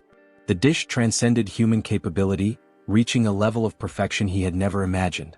Encouraged by the reaction, Choi suggested introducing more dishes in the future. Doris, without hesitation, accepted, willing to eat anything he prepared. As Choi exited, Rachel, standing by the door, struggled to contain her reaction. Doris, still enraptured by his meal, casually remarked on Choi's favored status. Barely making it outside, Choi gripped the doorknob, trembling. He and Rachel exchanged a glance before both succumbed to violent nausea. Rachel wiped her mouth, staring at Choi in disbelief. He acknowledged his actions, fully aware of the consequences. When pressed on his intentions, he made it clear. He would continue feeding Doris until the day came when he was nothing more than a pig fattened for slaughter. Meanwhile, inside the dining hall, Doris remained blissfully unaware, savoring each bite. A week passed.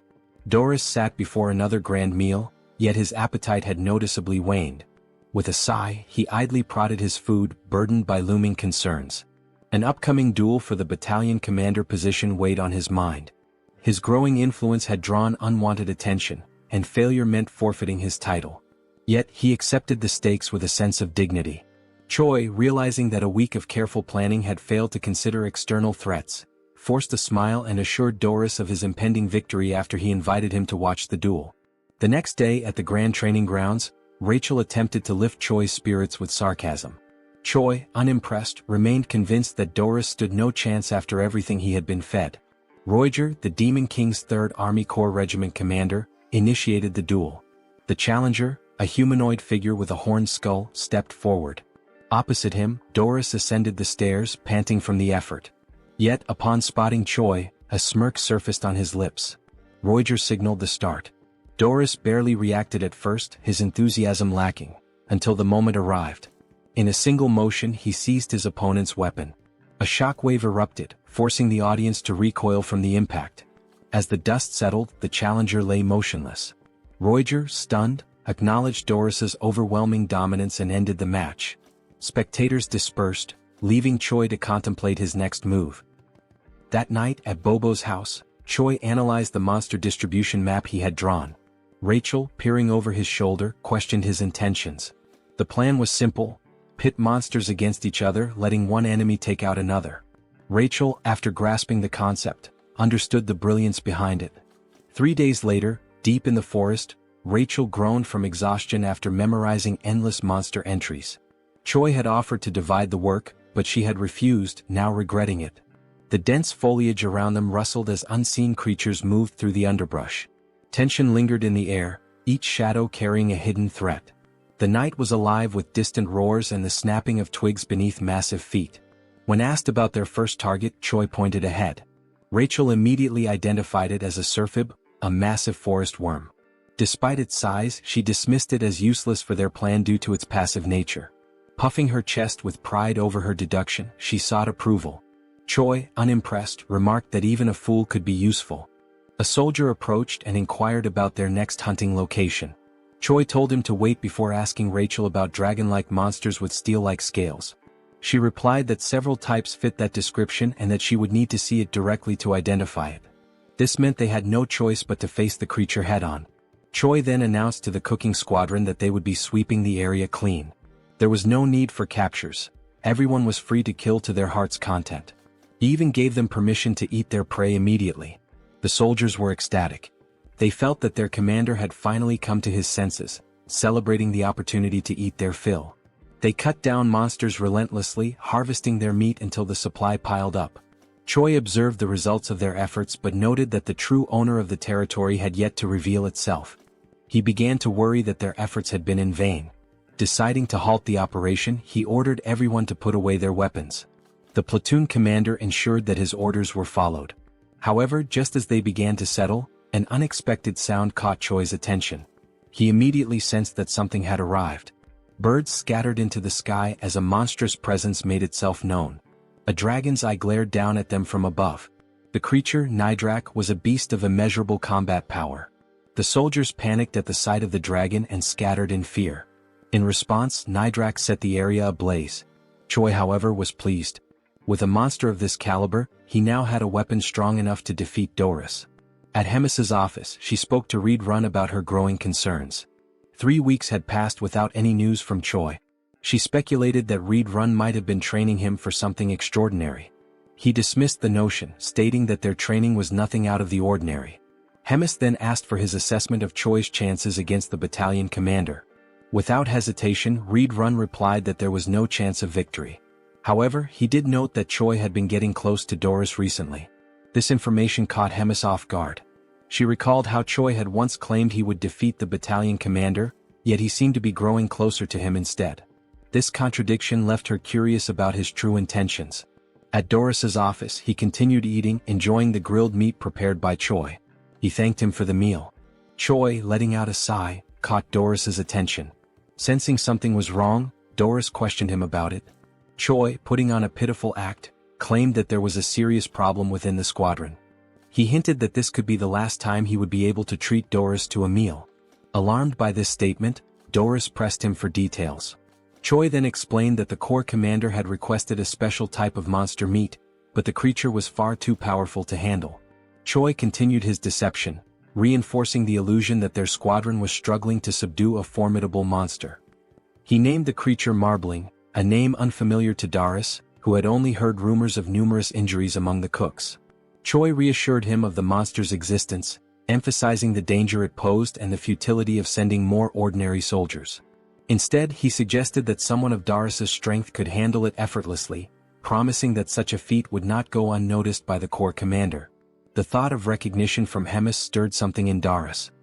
He imagined her regarding him fondly, her words lifting him from the status of a mere glutton to something more. The fantasy left him flustered. Choi, capitalizing on this reaction, assured him that he would relay his accomplishments personally, strengthening the illusion of camaraderie.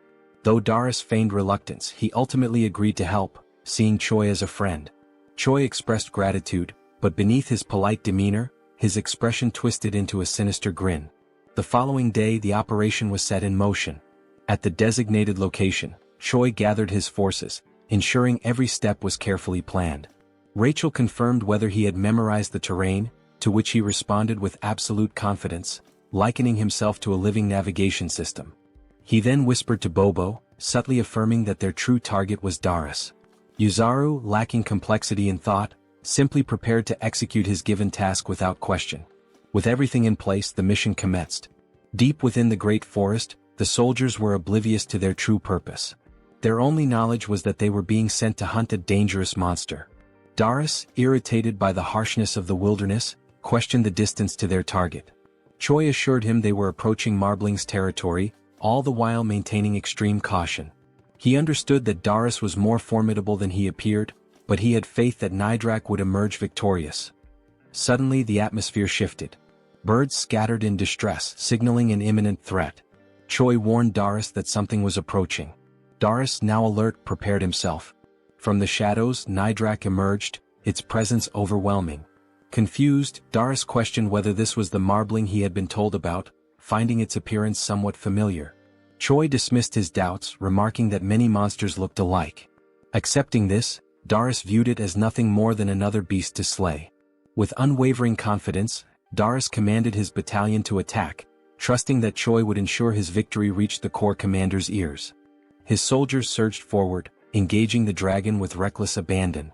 Darius himself lunged into battle, unleashing his formidable techniques. Despite Nidrak's immense power, Darius's sheer brutality kept him pressing forward. Choi observed with growing concern, realizing that Darius was more resourceful than anticipated. Instead of facing Nidrak directly, he used his soldiers as fodder, sacrificing them to create openings for his own attacks. Choi had intended for the battle to overwhelm Darius, but the demon's methodical approach threatened to undo his plan.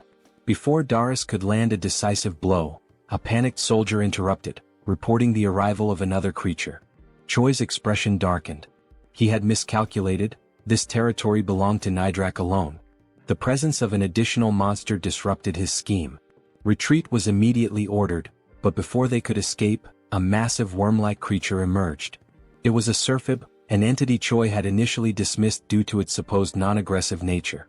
However, perceiving the ongoing battle as a territorial dispute, the Surfib prepared to fight. Darius quickly called for a full withdrawal, but Rachel realized that allowing him to escape would jeopardize everything. Choi knew he had no other choice. With a swift, decisive motion, he launched an attack. Using the read-run combat style's first form, he struck Darius, ensuring he had no time to process what had happened. His voice rang out, demanding that the retreat be cancelled. He called upon the demons to stand their ground, invoking their pride and courage. The chaos intensified as the battlefield descended into further disarray. Amidst it all, Darius registered the pain and the deafening roar of battle around him. Darius felt a surge of rage as he questioned whether he was being betrayed by a mere primitive human. Consumed by anger, he called out Choi's name, determined to risk everything to confront him. Activating his skill, Full Bloom, he unleashed a devastating attack.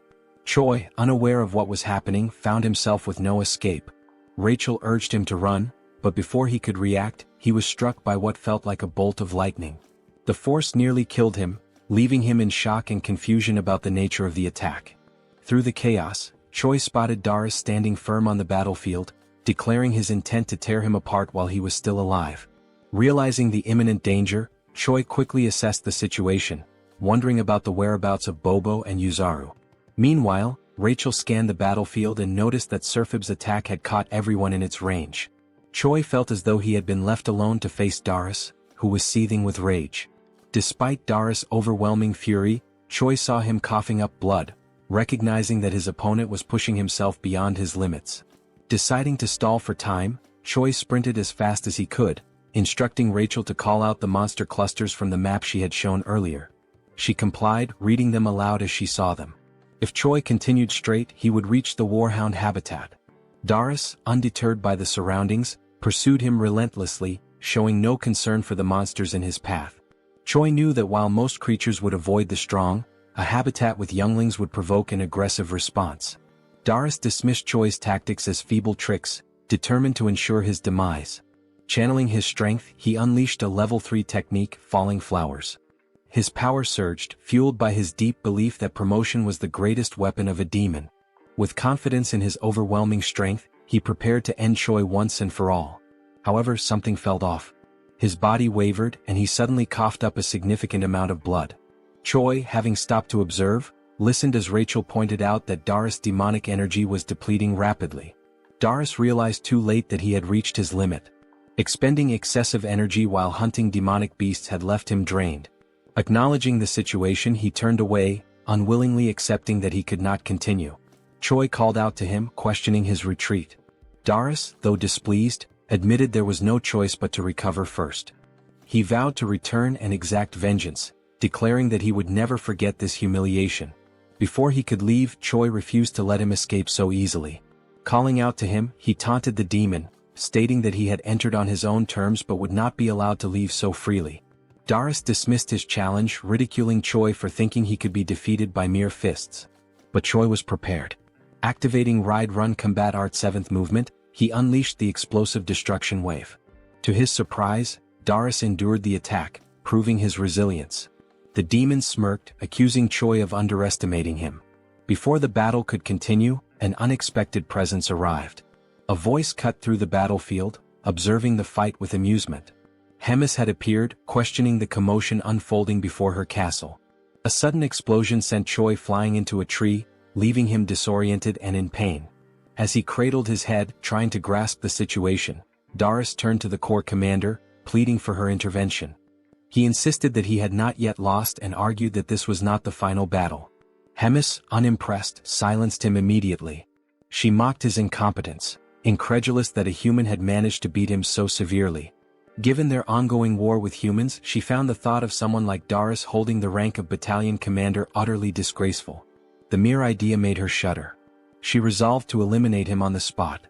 Choi, seizing the moment, rushed forward and boldly declared to the Corps commander that he had successfully defeated the battalion commander. Without hesitation, he kicked Doris, sending his blood splattering onto Hemis' face. Acknowledging their previous bet, she considered the outcome and extended an invitation to Choi, indicating that they had much to discuss. As they spoke, Hemis learned that even a Serphib had joined the chaos at the end. Choi admitted he had not anticipated that development either. Curious about his thought process, Hemis casually suggested that perhaps cutting open his head would provide some answers. Hemis acknowledged that Choi had manipulated the situation against her, finding his methods cunning and distasteful. Despite her disapproval, she admitted his success but warned him that such an opportunity would not come again. If he ever resorted to deceit or caused trouble in the future, the consequences would be severe. At Bobo's house, Choi lay sprawled on the floor, drained from the recent events but relieved to have survived. Still recovering, he inquired about Doris' polymorph and the concept of promotion. Rachel speculated that it might be a martial art exclusive to demons and suggested consulting the cow-headed one for answers. As Bobo barked, Choi acknowledged the hardships the creature endured amidst the chaos, recognizing that the Corps commander had resolved the situation swiftly.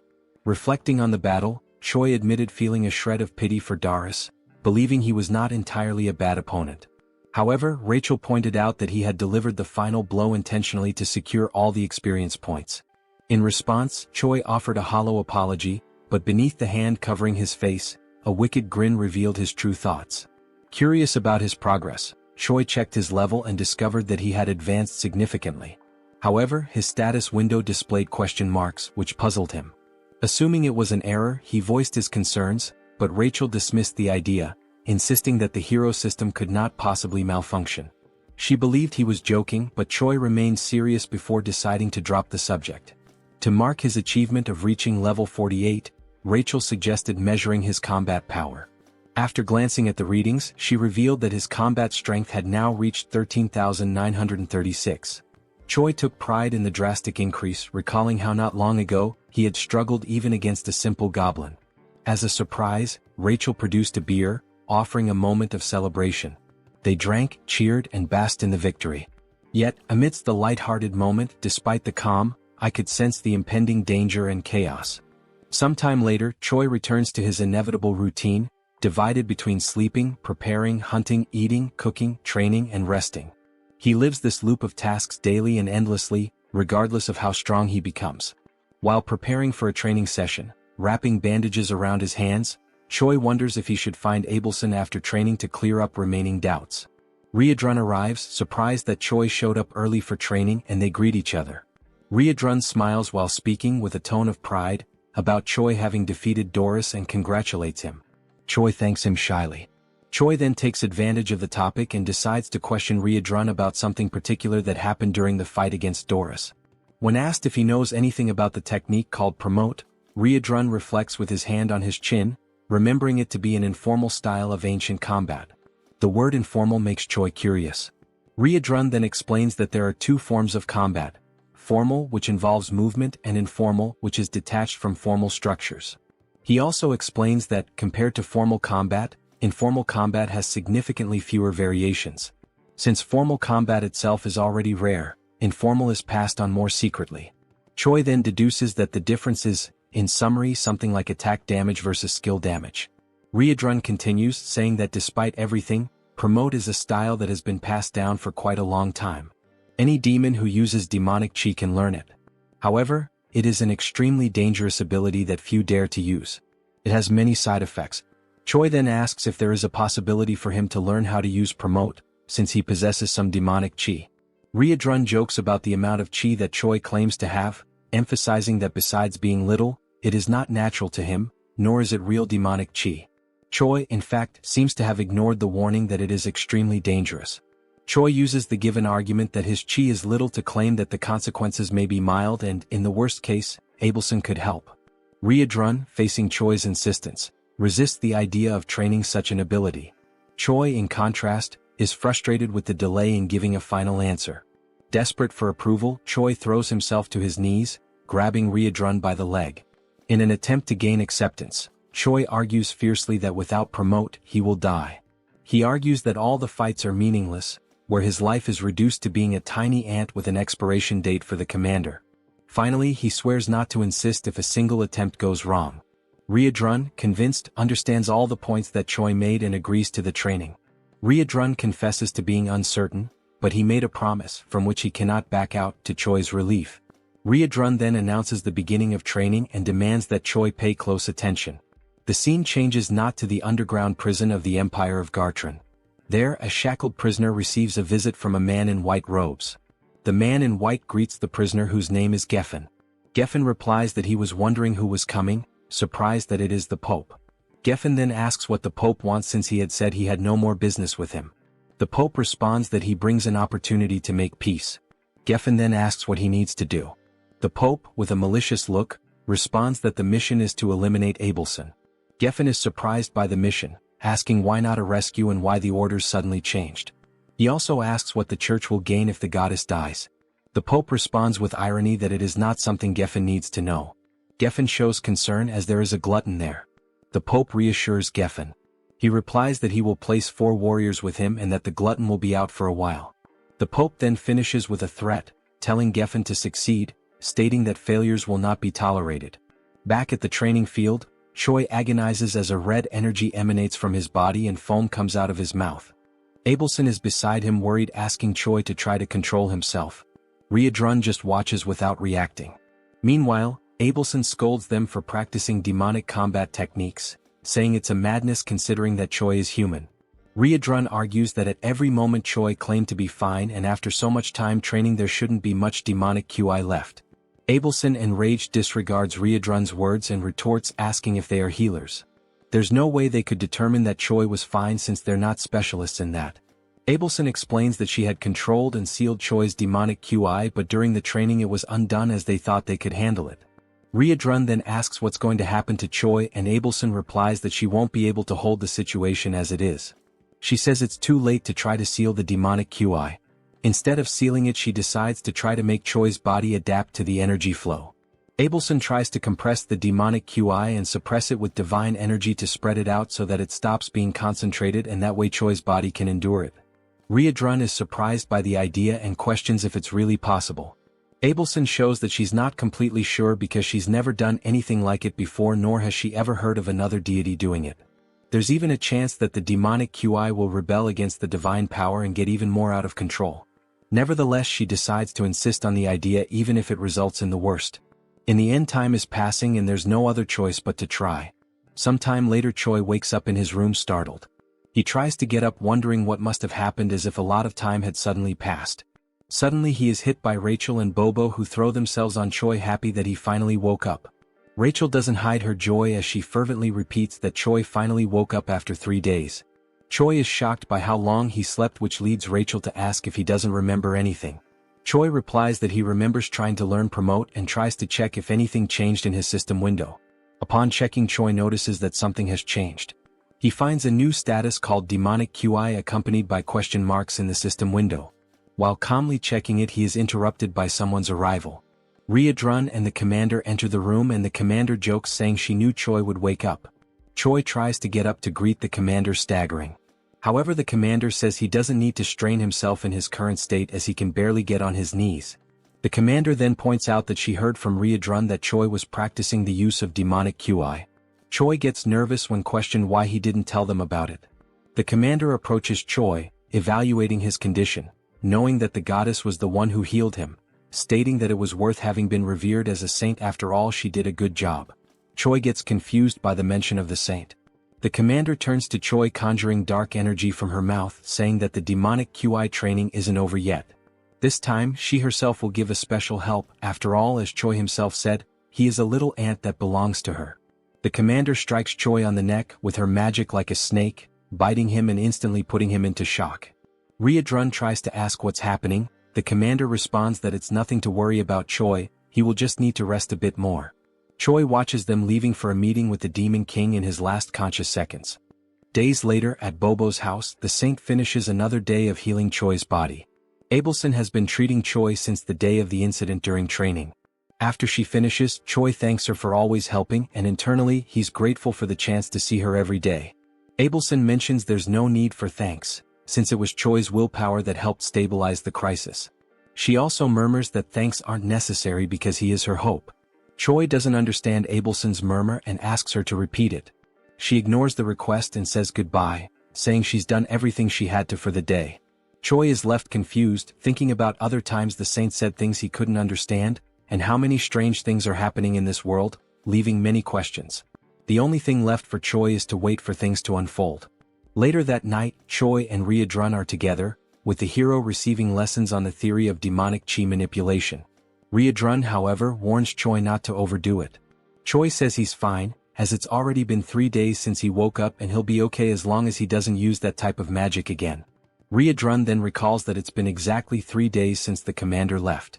As Choi continues talking, Riadrun gets lost in his thoughts. He reflects that even though the meeting is an annual and recurring event, this particular year feels like there's something strange involved. Choi notices Riadrun is distracted and calls his attention, prompting an apology from him. Choi mentions that Riadrun has been very busy in recent days. He offers to help if necessary, as Riadrun has been handling command duties alone. Riadrun replies that everything is fine and the commander will return soon. Even if she was summoned earlier this time, it won't change much of the routine. He ends by telling Choi to focus on himself, and Choi accepts it as an order. Riadrun observes that Choi is getting stronger over time. He also notes that now that he has demonic chi, his strength should develop even more. Choi will only need to remain stable in his current state to achieve tremendous results. As he watches Choi, Riadrun senses an unusual movement. He quickly realizes its divine power and becomes alert. Standing up, he surprises Choi with his sudden change in behavior. He then explains that he sensed the presence of someone with divine power in the castle who isn't the saint. Before Choi can process it, Riadrun confirms it's an intruder. Riadrun then orders Choi to stay quiet while he goes to investigate the situation. The scene shifts to the castle's hallways, where 4 men in black cloaks are gathered. They discuss how entering the castle was relatively easy. One of the men comments that this ease came from the commander being away. Geffen, instead of responding, demands silence. He knows and warns that even without the commander, there's still an opponent they must be wary of. When Geffen mentions the name Red Nightmare, Riadrun appears in front of the group, demanding to know how they knew about Commander Hemis's absence. Realizing they're facing the one they feared, one of the men panics, confirming it is Red Nightmare, while Geffen tells the group not to lose composure as they assume battle positions. Geffen then assigns 2 of the men to go after Abelson, while the other stays with him to fight Riadrun. Realizing their goal is the saint, Riadrun becomes concerned because the room where she is confined is not far from their current location. Clenching his fists, he becomes frustrated, knowing that dealing with all 4 would be easy, but handling 2 while the other 2 escape is much more complicated. Suddenly, a voice echoes down the corridor. Choi appears, asking if everything is alright, anxious because Riadrun had left the room with such a serious expression. Riadrun scolds Choi, saying he was very clear when he ordered him to stay in the room. But internally he is grateful that Choi showed up. He then asks Choi to pay attention to a new command.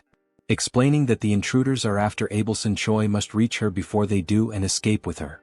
Riadrun throws his necklace to Choi, who is confused about what to do with the accessory. Geffen charges at Riadrun before he could finish the instructions, and even so, while defending himself, Riadrun explains that the necklace will serve to convince high-ranking officers of the situation. Choi promptly follows his path at full speed. Geffen, irritated, orders his companion to go after Choi and stop him. Meanwhile, Riedrun finally decides to attack, making it clear that Abelson will not leave the castle without the commander's permission by anyone's hands. Riedrun activates his combat-style 7th movement, attacking Geffen with powerful strikes. He also launches a blow called Explosive Destruction Wave, his eyes glowing red with determination. Meanwhile, Choi runs as fast as he can to reach Abelson's room. As he runs, a mission window appears. The mission this time describes that evil men are trying to kill Abelson and Choi must protect her, and who knows, maybe after that a romance might arise with a reward of 1,000 points. Knowing that the humans are actually trying to kill the saint makes Choi anxious. Another detail in the message that confuses him is the large amount of points awarded if he manages to complete the mission. Upon arriving at Abelson's room, Choi urgently announces that they need to get out of there immediately because humans are attacking. Abelson is caught by surprise and does not understand what is happening, so Choi explains that it is an attack from the same people who attacked previously. Meanwhile, in the nearby corridors, Riedrun's troops delay the intruders' advance. The comrades warn Choi not to waste time and to flee with the saint. Choi immediately grabs the saint by the hand and in a swift motion places her on his shoulder. With no time to apologize for the lack of courtesy, he runs carrying Abelson. The scene shifts to a room where a meeting is being led by the 3rd Commander Roiger. He comments on Doris's defeat by a low-level human with a tone of disappointment. The memory of the commander asking him to take care of correcting everything while she's away takes over, and Roiger wonders why he was chosen for such a task.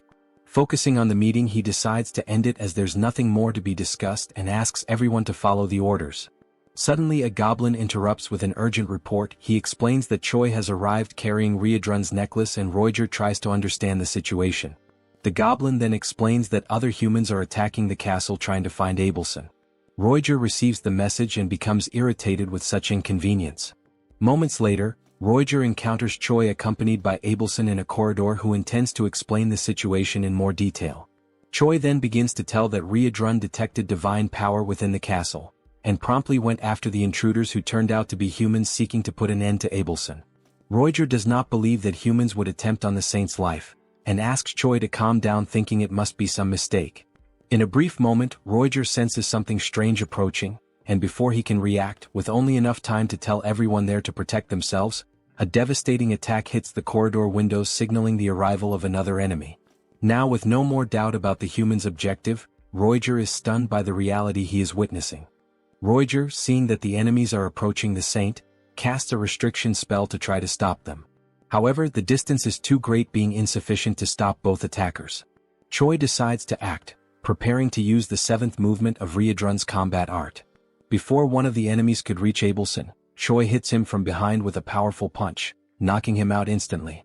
Choi shouts as he attacks, declaring that he will protect Abelson.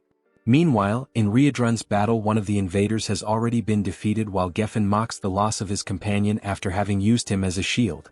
Riedrun already expected Geffen to be a strong opponent, but even so, the level of Geffen's strength is surprising, equating to that of a commander. Besides strength, divine power and demonic IQ are natural enemies. Such points are essential to classify warriors like Geffen as heroes of humanity. Geffen laughs while belittling Riedrun, considering his struggle against the 2 invaders as proof that he is just another ordinary demon. Riedrun keeps his composure, questioning how someone with no chance of victory can be so arrogant. Geffen asks who could possibly stop him now that the commander is not present and Red Nightmare is not all it was believed to be. Confident in his strategy, Geffen only needs to keep Riedrun occupied while his comrades deal with the weaker henchmen. Riedrun takes on a more serious stance as the enemy has demonstrated deep knowledge of the castle's defense strategies. Determined to end the clash, Riedrun declares he no longer has time for talk and will finish this quickly. Geffen smiles and asks how Riedrun plans to end the fight quickly, considering their powers are incompatible. Riedrun responds that pure brute force can overcome any incompatibility. Meanwhile, in Choi's fight, after knocking out one of the invaders, Choi hears the other one say he didn't know there was another hero in the Demon King's army. The man laments that he didn't expect 3 corrupted humans to be on the Demon King's side. Choi ignores the enemy's concern and warns that the invasion plan has already failed and that all castle allies are on their way. Choi also declares that no matter how strong this enemy may be, there's no way to fight an entire army and the best strategy is to surrender. The man scoffs at the hero's statement, asking if he's sure the invasion has actually failed. Nearby, Roiger wonders when the hero learned Riedrun's combat arts, but also feels grateful that it allowed them to capture one of the invaders. The captured invader mutters something inaudible which soon reveals itself to be an incantation, a spell to use his own body as a sacrifice and quickly spread flames. He used sacred magic to burn himself completely, creating fire as a last resort, forming a wall of fire, a blaze that creates a kind of flaming arena. These flames are capable of killing a person with just a single touch. The man, now more confident, raises his sword while stating that not even the highest-ranking demons will be able to easily pass through the wall of fire, giving the hero the only option, which is to hand over Abelson. Choi is caught in distress, desperate, not understanding why the humans are interested in killing the saint. Choi desperately wants to know why they want to attack someone who is on their side. The man does not acknowledge Choi's statement, and when he tries to explain the obvious, Abelson decides to speak for herself. The divided empire abandoned God a long time ago. Choi is caught off guard by the information, and Abelson continues explaining that the only thing the empire needs is a puppet that obeys commands. For that it doesn't matter whether it is the real saint or not. Tired of the conversation, the man strikes his sword to the ground. He declares that he no longer wants to hear drama and will give the hero a 10-second head start. Choi finds himself under pressure, with no safe strategy to withstand a direct fight for long. The only thing that comes to mind is exactly the riskiest possible option. While the man begins his 10-second countdown, Choi starts activating Promote. Upon activating the first level of the magic, Choi immediately causes concern in Abelson, because she realizes what he plans to do. The saint tries to warn him that his body won't withstand it and tries to make him stop, but time is running out. Nothing will be able to convince Choi because he already believes that everyone is going to die, so the only thing left is to fight with everything he has. Pushing the technique to its limit, reaching full stage 2, Choi still hasn't given up on evolving Promote. He recalls Riedrun's instructions, who explained that Promote has 3 stages named Bloom, Full Bloom, and Falling Flowers. Each step taken increases the risk to the user, highlighting that Choi should never think of going that far. Although he must master the previous level before moving on to the next, reaching the 3rd level is too risky. But Choi saw no choice in the face of certain death. So he decides that if he manages to do it, this will be the only time. After 7 seconds, Choi finally reaches the peak. His heart feels like it's about to explode while his body screams for him to stop this madness. Rachel, desperate, cannot believe that even with the situation so dire, using Promote is the only solution. Choi, however, is completely focused, ignoring any contradiction. He has only one step left to take, which is to act. Because Promote has already reached level 3. With his body completely transformed, crimson eyes and dark aura, Choi asks Rachel to use her buff abilities. Time is up. The man is surprised to see a human using Promote, recognizing that Choi is not just anyone. Choi ignores the dialogue and announces the start of his offensive. He then dashes forward at high speed toward the man, who decides to defend against Choi's blows. He recognizes the level 3 of the ability, opting to defend because, being human, Choi will soon run out of stamina to keep attacking. Choi once again ignores the man's words, throwing even more punches against the sword. The enemy is confident that his victory will come simply by waiting, but Choi suddenly repels the sword with his fists, leaving the enemy disarmed and open to attacks. Before the invader could even react, Choi lands a precise, powerful punch right in the enemy's chest.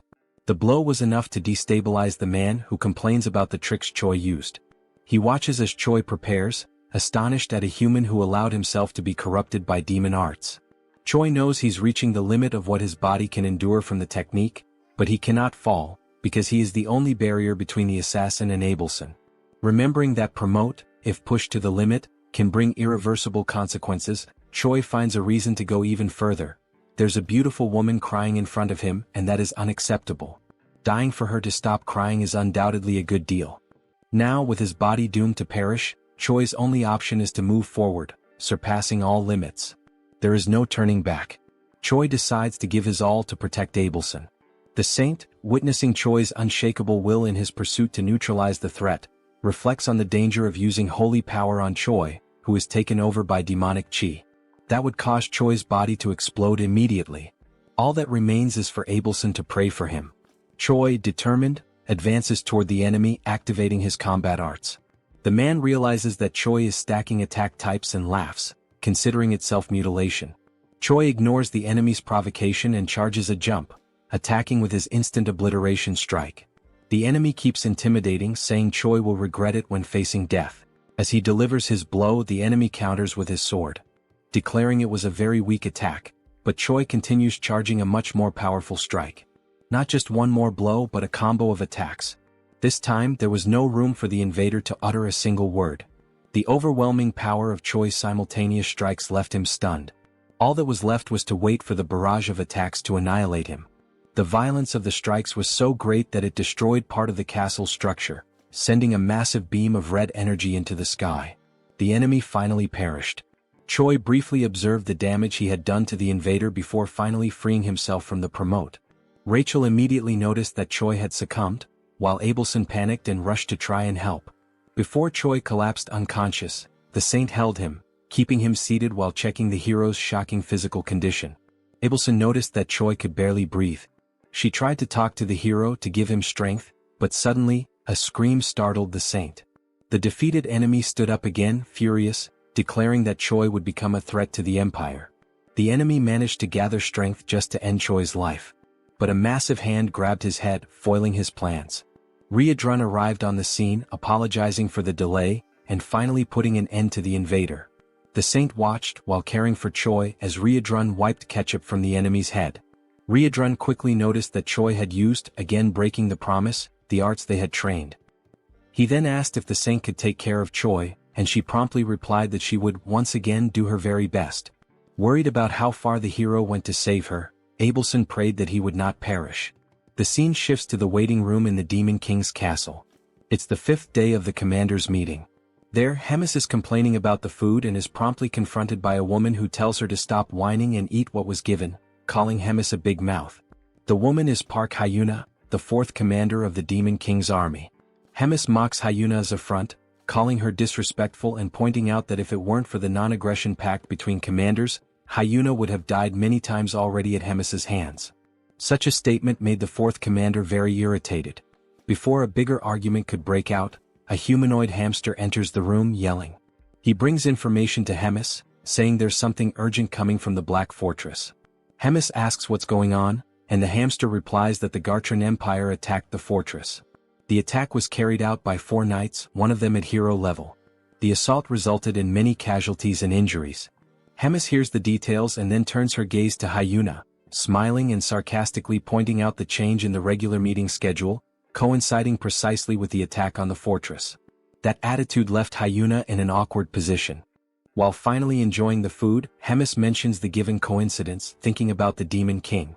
Meanwhile, in Choi's room he wakes up again after using promote, this time surprised that he managed to recover. Rachel quickly approaches, grabbing Choi by the hair, irritated by the hero's recklessness that almost got him killed. Choi begs for mercy, saying he's still a patient. Choi jokes that, considering the pain he felt from Rachel's blow, he's definitely alive, even though he thought he had been defeated. Rachel then explains that he was indeed defeated because, even after using all the combined techniques and hitting the enemy directly, the villain still managed to remain standing in the end, while Choi was unconscious. But before the enemy could strike back, Riadrun arrived and ended the game. The cowhead guy saved everyone with just one blow. Choi listens to the explanation in awe. Rachel continues narrating the events, explaining that after the battle, Riadrun and Abelson took care of Choi, giving him the necessary treatment to recover. Finally, she and Bobo also took part in the care. No less important, both Riadrun and Abelson described it as a miracle that Choi came out alive and asked him not to repeat that recklessness, so he wouldn't make others worry again. Choi then points his finger at Rachel, who immediately gets irritated, thinking Choi is about to argue with her. However, he just gently touches her face and apologizes for making her worry, thanking her for all the care. Rachel lets her guard down and the two are fine again. A few hours later, Riadrun and Commander Hemis go visit Choi. While the commander plays with Bobo, Riadrun repeatedly says that Choi was only able to use the technique the way he did because of the demonic chi Hemis put in him. Riadrun also asks if Choi thinks he has 9 lives to keep acting recklessly, reminding him once again that he's only alive because of Hemis, and Choi states that he's already gotten the message. Hemis, while playing with Bobo, gets annoyed by the conversation. Choi asks how the meeting went, and Hemis says she doesn't care about what happened there because what matters more is taking care of the headquarters. That's why she simply abandoned the meeting and returned to the fortress. Choi is shocked by Hemis's attitude, since it was a meeting with the Demon King. Hemis smiles as she notes that the Demon King might have gotten a little upset. Meanwhile, Choi and Riadrun get chills thinking about what that could lead to. Hemis has more interesting matters at the fortress. Choi's performance after she put her own demonic chi in him behaved as if it were his own. While Riedrun and Choi fear the wrath of the Demon King, Hemis is delighted by how interesting Choi is. The scene then focuses on the moment when Hemis meets the Demon King. In the memory, she emphasizes that even during all the battles from the first to the last fought by the Demon King, she remained by his side, following his purpose. Hemis believed that all of the king's actions were with the intention of protecting. The Demon King Tigrad tries to move things along, asking what she means after all. Hemis then gets straight to the point and explains that if the Demon King's plans go against her, they will have a problem. Tigrad responds that Hemis's attitude is insolent and that what she's saying basically means she will no longer obey him. Additionally, Tigrad asks if the fact that Hemis has lived for a long time made her bored, as he sees it as a way for her to kill time. Hemis replies that she already knew that would be Tigrad's reaction and that she doesn't plan to fight him, which is why she will leave. But before going, Hemis looks at Tigrad once more and asks who is really getting bored as time goes by, and tells him to think carefully as this is her final warning as a longtime companion. And after that farewell, Hemis goes to meet Choi, and the scene returns to the moment when Hemis and Riedrun leave. Choi shows respect as the duo walks, and Hemis turns to Riedrun, congratulating him, which makes Riedrun curious about the reason for the congratulations. Hemis explains that he managed to handle a hero-class human on his own and asks if it wouldn't be time for him to evolve into a higher hierarchical position. Riedrun thanks her for the compliments but replies that he doesn't think it's the right time for that. Hemis asks why not, and Riedrun promptly responds that he's still interested in training and following Choi's growth, and with that he also wants to learn more from Hemis's own teachings. That will be good for his personal growth. Hemis briefly smiles, and after a moment she decides to go straight to the point, confirming whether the castle turned into 3 chunks due to the human invasion. Riedrun confirms that yes, and he has no excuse for it. Hemis then says she thinks everyone has gotten lazy, as she didn't even arrive at the front lines. So she gets the idea to start a tournament to select a commander for the Third Army. The scene then cuts back to Choi, who is viewing his shop through the system. He notes that even after upgrading the hero shop to the intermediate level, he still has 950 points left, and it would be a waste to let them sit unused. He wonders if there's anything interesting he could buy. Rachel questions if, since he finished another quest and gained another 1,000 points, that was to be expected. Choi focuses on browsing the shop, excited that after evolving the shop level, there are way more things to explore, seeing all kinds of items and even cosmetics. When asked by Rachel if he's actually going to buy something, Choi reflects that even though there are countless options, all of them are very basic and don't even offer bonus stats, considering their high cost. Rachel agrees, pointing out that all those items could be destroyed like paper by Hydro. Taking another look at the shop, Choi notices that some accessories have different options, but they're hard to understand. So he decides to first upgrade his combat power gauge. Before proceeding, Choi notices something and asks what this item called Wrath and Magic Creation is. Rachel then explains that it's not an item, it's more related to something like a unique skill from the creation system, where Choi can, for example, turn his kick into a skill and then level it up. Even though they're the same kicks, they'll probably hit harder. Choi reflects on Rachel's words. After proceeding, deducting 500 hero points, the system begins the creation process, analyzing the hero's mana and physical movements for a period, with the duration of the analysis being manageable by Choi himself. The countless pieces of information leave Choi confused, and as soon as he understands how the system records movements, he becomes amazed by the skill. With that, he stands up and prepares to record his new skill. While the system records the movements, Choi chooses to start with his kick, performing the motion for the recording. Once it's finished, the system will generate the alteration, optimizing his physical balance and mana control. Choi simply watches as the system operates, and suddenly, a warning message catches him by surprise, while he thinks that his life is finally becoming a real Isekai story. The system's warning message comes with a failure during the creation process and a suggestion for Choi to perform the movement correctly. Choi then gets irritated, asking what the hell is going on, since he did exactly what the system asked him to do, not knowing why the hell it's not working. Rachel speculates that the system might not be recognizing Choi because he's a bug user, since he possesses demonic chi, clarifying that the hero's security system is the most secure in that world. Therefore, it's not Choi's fault that he wasn't able to use the skill the way he did. Choi, even more annoyed, grabs Rachel with his hands and shakes her violently up and down, leaving her desperate. While he explains that he's already pissed and her explanation made it worse, something catches his attention. A new hero quest has appeared, and even before reading it, Choi gets even more irritated by a new mission, having spent a bunch of points for nothing, demanding that the system return his points. In the mission, it informs that it's too early for him to despair over the points spent, stating that he can always earn more points and now it's time to forget the past and move on. The mission is precisely to create a new skill using his strength. Sometime later at Riedrun's training field, Choi begs his master once again on his knees to help him. Riedrun confirms Choi's request, saying that he needs help to develop his personalized wrath, and Choi confirms it. Riedrun takes a moment to analyze, then responds to Choi saying he'll help him.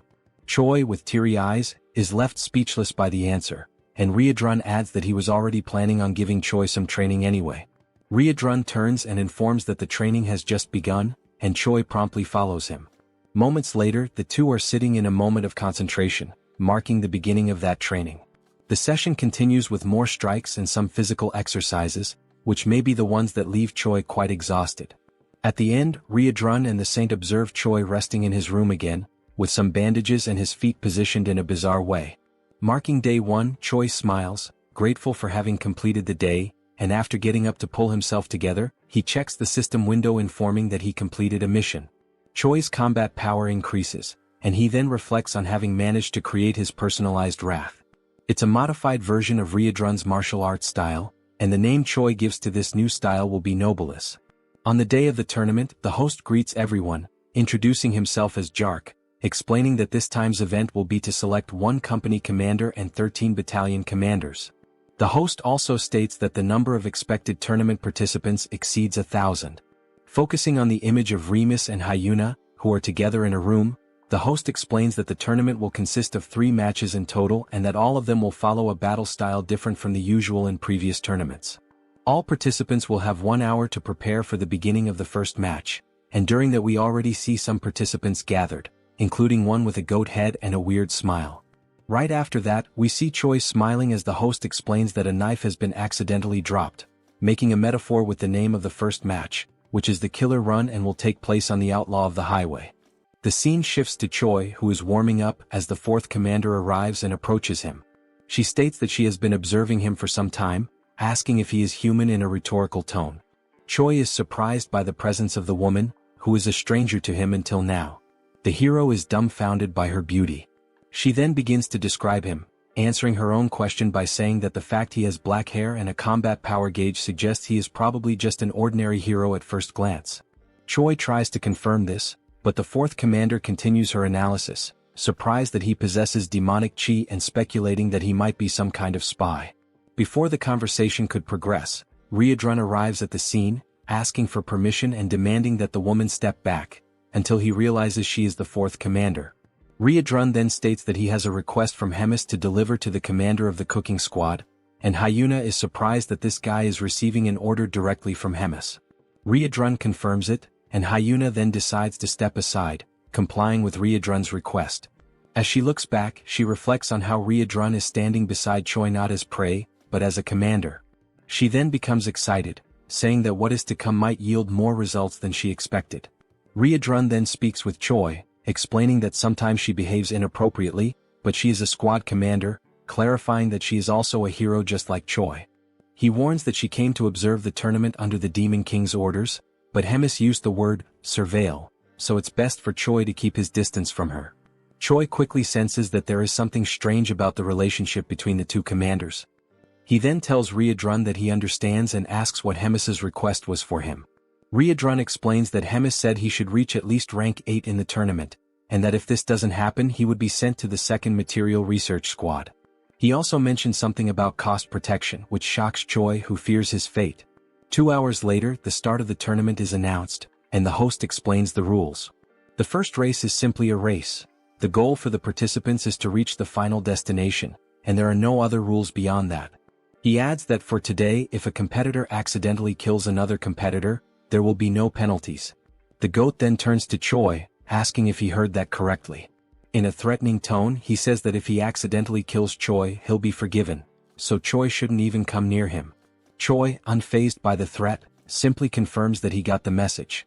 The host then gives the command for everyone to begin, and the competitors promptly start the race, with Choi leading a small group, but still far behind the front runners.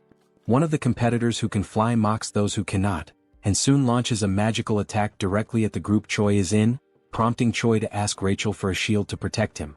While running under Rachel's protection, Choi asks her to update him on the condition of the front line of runners. She then tells him that if he keeps the same pace, he'll barely be in the 100th position. Suddenly, the goat appears beside Choi, surprised that he's still alive even after the aerial attacks, and he charges an energy sphere to launch directly at the hero.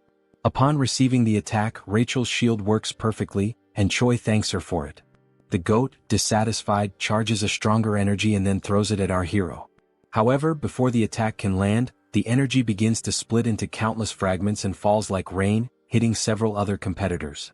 Choi doesn't understand why the attack got weaker, questioning whether it was smart to divide it into waves. The answer comes when the goat starts acting as if it was Choi who launched the attack with the intent to hit multiple other runners, leaving Choi furious at the false accusation, since now all the competitors want his head, driven by fury and resentment against our hero. The goat then picks up the pace and mocks Choi, who is falling behind. While running to escape the crowd and seeing the goat just ahead, Choi curses him, saying that as soon as he catches him, he will kill him. He then asks Rachel how many are still ahead, and Rachel informs him that he has passed 76 and there are still 24 left in front. As soon as Rachel gives the information, Choi is hit from behind by an attack strong enough to break Rachel's barrier. While feeling the attack and about to fall, a memory comes to Choi's mind about his training with Ryudrun, where he was confused about what to do regarding having multiple combined styles, where each of them was made exclusively for demons incompatible with humans. Both the Promote and Ryudrun's combat skills needed to be used as a base to create a new skill completely compatible with Choi, and thus Noblesse was born. As soon as he activates the skill back focused on the race, the system informs him that his magic power evolved from rank D to C, and also that the level of demonic chi evolved from rank E to C. The Noblesse skill then appears in the system, explaining that it was created through the merging of the two forces, thus creating a unique combat style that emanates a purple aura of magical and demonic power, with a proficiency of 0.06%. After fully charging while defending himself from the attacks of other runners, Choi then starts a fast sprint, warning everyone to get out of his way, and in moments, the only thing the runners can see is a flash of purple light passing everyone at an absurd speed.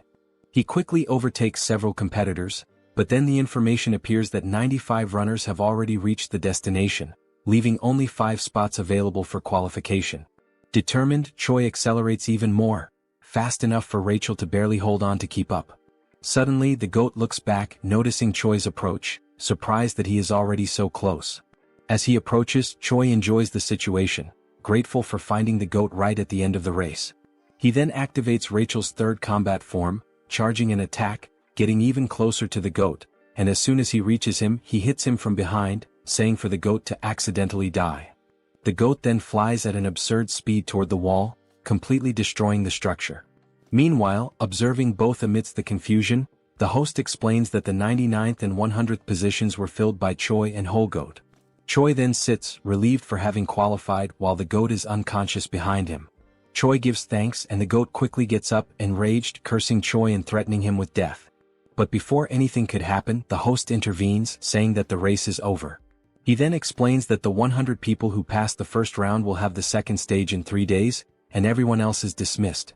Meanwhile, that night, in a forest near the Dark Fortress, Hemis and Park Hyuna are in a forest location, and the fourth commander asks Hemis if she is really going to release a certain thing inside the tournament. Without answering, Hemis only focuses on what is ahead, greeting Modem, saying how long it has been since they last saw each other. The creature, emanating a red aura, explains that indeed it has been a long time, exactly 97 years, 3 months and 11 days, and asks what can be done for Hemis.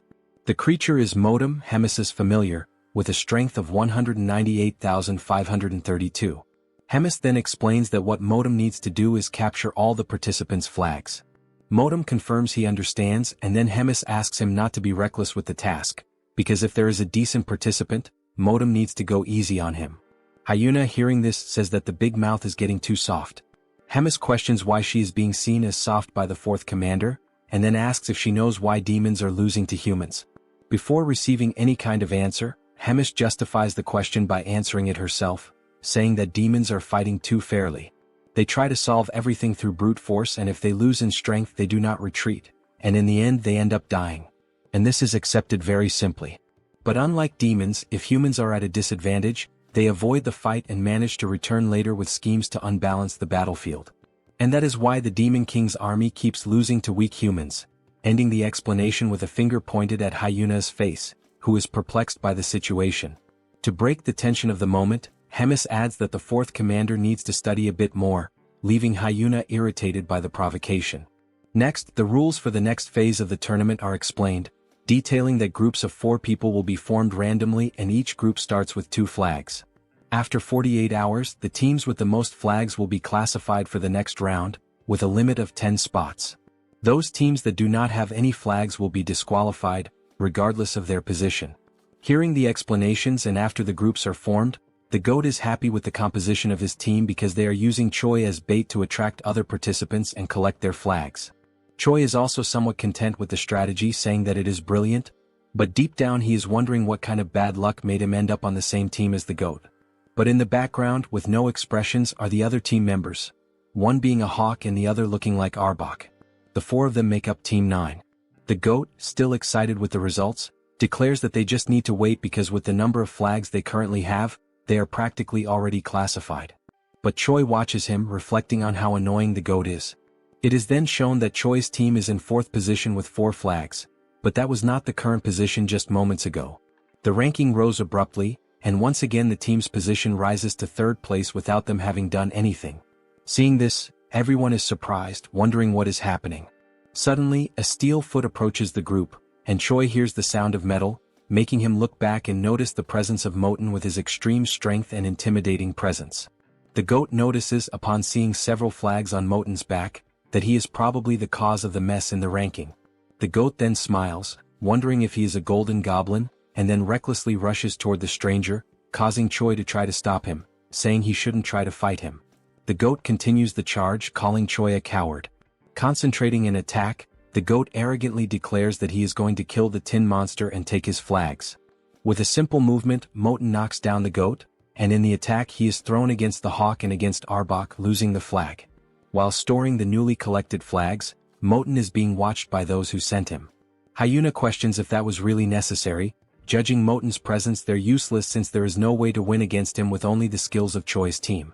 Hemis remains silent, just watching while the time for the end of the test runs out, and it is shown that Choi's team is now in position number 25. Later, with only 1 minute left until the end of the test, Choi already has a plan declared and asks everyone to move according to the signal, especially the GOAT head. They have just encountered Moten again, who, after the previous attack, had moved to collect other flags. And as soon as he notices their approach, Moten realizes they are going to try some kind of new primitive attack. Choi then orders the GOAT to attack, and he promptly begins channeling his magical energy, irritated by being commanded by a human. As soon as the energy hits the area where Moten is, he remains standing intact, surrounded by flames and lots of dust. Choi then gives the turn to the hawk, who is already at high altitude and ready. He begins his charge, descending toward Moten at very high speed. Moten notices the hawk's charge and realizes it is a joint attack, also noticing that this is the first team using tricks like this, as he prepares to defend against the attack.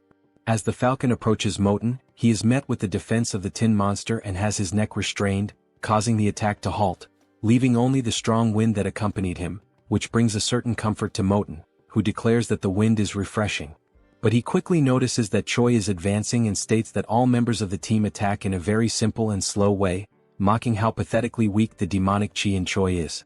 From afar, Arbok approaches underground while Choi is already practically at Moten's defense. He then orders the centipede to attack and tries to dodge Moten's defense. To finish the attack with extreme determination, Choi then activates his unique skill. Surrounded by the noblesse, he advances toward Moten, and when he is just a few centimeters away from grabbing the flag, Moten stops him and compliments the team's group attack, saying it wasn't bad for an improvised plan. However, that is all they managed to do, which is not enough as Moten has already immobilized Arbok and also Choi. With only 15 seconds left before the end of the test, the 3 team members are already completely immobilized by Moten, and the tin monster then decides to ask Choi what that purple energy he just used was. Choi is not concerned with the question and only focuses on the time left to finish the test. Desperate, he then declares to Moten that he will find out what the energy is the worst way possible. Grabbing the enemy's hand, Choi then activates his new skill, Chi Explosion. The purple energy then moves toward the enemy and in an instant Choi is already out of combat, but the strength of the attack was enough to destabilize Moten. As he falls to the ground and time runs out, with both participants drifting apart, in the final second Moten stabilizes and the match ends. Moten realizes how the ability worked, wondering if it was in fact a self-explosion, although it wasn't strong enough. Choi, hearing this, gets Moten's attention by calling him Tin Can and asks him to look back. On Moten's back is the goat holding a flag, causing confusion in his mind. Choi then mocks the situation, questioning if Moten really thought he would blow himself up without a plan, explaining that everything was orchestrated so that at the moment of the explosion, the goat would be ready to capture one of the flags. Choi then ends by saying it was a great displeasure to meet him, and the ranking is presented as Choi declares that he will never see the Tin Can again, flipping the middle finger at his enemy. The system then presents Choi's new ability, Chi Explosion, with a proficiency of 0.11%. Sometime after the end of the tournament's second round, the scene shifts to a quiet but significant conversation between Hemis and Moten. Hemis asks Moten for his thoughts on Choi. Calm and composed, Moten describes Choi as a rare human possessing a hybrid of demonic ki and mana, an unusual and unprecedented combination. He states that he has never witnessed anything quite like it before in all his years. Hemis, unfazed, replies that she was already aware of this unusual trait. She presses further, asking if Moten has anything else to offer. Moten adds that Choi is not only talented but exceptionally quick on his feet. He highlights Choi's sharp, instinctive decision-making, admitting that the young human surpasses many demons Moten has known, even those considered elite. Hearing this, Hemis quietly reflects on the implications. She begins to consider that the direction of the demon army may need to evolve. She muses that, should she choose to pursue her own path, the future could unfold in unexpected, and possibly thrilling ways. The narrative then transitions to the divine empire of Gartrum, where the atmosphere is somber. The Pope mourns the loss of Geffen, a hero-level figure who perished during a mission, a warrior of great promise taken out in a vile and humiliating manner. The mood in the room is tense, laced with both grief and strategy. In the same chamber, a man seated nearby asks what will be done about Abelson. The Pope pauses in silence before coldly announcing that, despite her popularity, Abelson is merely the princess of a small, insignificant kingdom. With finality, he declares her removal as a candidate for sainthood and orders that she be publicly branded a heretic, an ally of the Demon King's forces. Next, the Pope shifts his focus. He asks if Hemis is causing trouble again. The man replies that she has begun restructuring the military command, planning to select new officers through a skill-based tournament. The Pope, ever calculating, inquires if there's any way to sabotage these plans. The man, now revealed to be Elrond, explains that he attempted to contact the Demon King for assistance, but was met with clear resistance. It seems that interfering with Hemis's efforts could risk provoking the Demon King himself. The Pope suggests sending a hero to disrupt the structure directly, proposing Kinley as a potential candidate. Elrond hesitates, reminding him that Huna, now branded a traitor, is currently stationed at the Black Fortress. With her presence, it would be nearly impossible for Kinley to face both powerful women at once. The Pope, ever perceptive, deduces that Huna's position at the fortress may suggest the Demon King is not entirely aligned with Hemis. Elrond momentarily considers canceling the sabotage plan, but the Pope raises a hand to interrupt. He asserts that the empires of Gartrum and Drasen have always thrived by embracing conflict. Their power comes from waging holy war against the evil of the demons. He continues, explaining that evil must exist so the light of righteousness can shine brighter. That light, in turn, fuels the faith of the common people, faith that strengthens the empire itself. For this reason, the war must continue regardless of the shifting tides. One of their strategies, the Pope reveals, has been feigning cooperation with the Demon King to subtly control the war's direction. However, if demons continue to evolve at this pace, they may soon grow beyond the Empire's control. He then instructs Elrond to verify whether their embedded spy has reported the next tournament's location. Elrond checks his notes and opens a map, revealing that the next match will take place in Inamazet, a remote, forested region notorious for its dangerous beasts. They both note the area's distance from the Black Fortress, interpreting the choice of location as divine will. The Pope gives his final command: summon the heroes and use this next opportunity to measure their strength. As plans unfold in the Empire, the story cuts back to Choi, now in his quarters. He sits calmly, amused by the chaotic state of his system after merging demonic ki with mana. The intricacy of energy manipulation has grown considerably. Rachel, watching him with a mix of awe and curiosity, quietly reflects that not long ago, Choi had only one ability, a skill he mastered thanks to Hydrun's relentless training. Choi focuses on the fact that Hydrun's combat style variations have now been officially registered in his skill window, with both Noblesse and Magic Explosion recorded as distinct entries. This brings the total number of unique skills in Choi's panel to 5, a significant milestone. Rachel, observing the update, asks if his leadership ranking has increased as well, noting that the new effects added to his abilities are extremely useful. She remarks on how rapidly he's advancing through the executive path within the Demon King's army, clearly impressed. While browsing through his system, Choi wonders aloud if there might be any items available that could further boost his stats. Suddenly, a voice interrupts, bluntly declaring that nothing will help him at his current level and insisting that he needs to wake up from this dream. The voice, cold and sharp, belongs to none other than Hyuna, who appears unexpectedly, startling the hero. Choi reacts instinctively, crawling backward in alarm when he realizes that the surprise visitor is none other than the fourth commander. Annoyed by his panicked scrambling, Hyuna tells him to shut up and demands that he state how many hero points he earned. Choi quickly answers that he accumulated 1,300 points. She follows up by asking about his shop's rank, and he replies that it's currently at the intermediate level. Hyuna scoffs at his progress, calling it utterly pathetic, even going so far as to label it garbage. Seeing a rare opportunity to learn, Choi timidly asks what Hyuna bought when she was at the same level, practically begging for a veteran's advice. Amused, Hyuna laughs, clearly aware that he's trying to squeeze information from someone far more experienced. She agrees to give him a tip, but only under the condition that he answer every single question she asks. Choi eagerly accepts the deal without hesitation.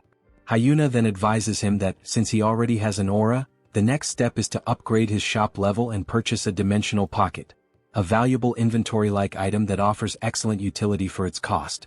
Choi ponders the usefulness of such an item and wonders if it will show up in the next round of shop offerings. Hyuna confirms with a nod but immediately shifts gears, announcing it's now her turn to ask questions. Her first, is Choi really a hero? He responds vaguely that, somehow yes he is.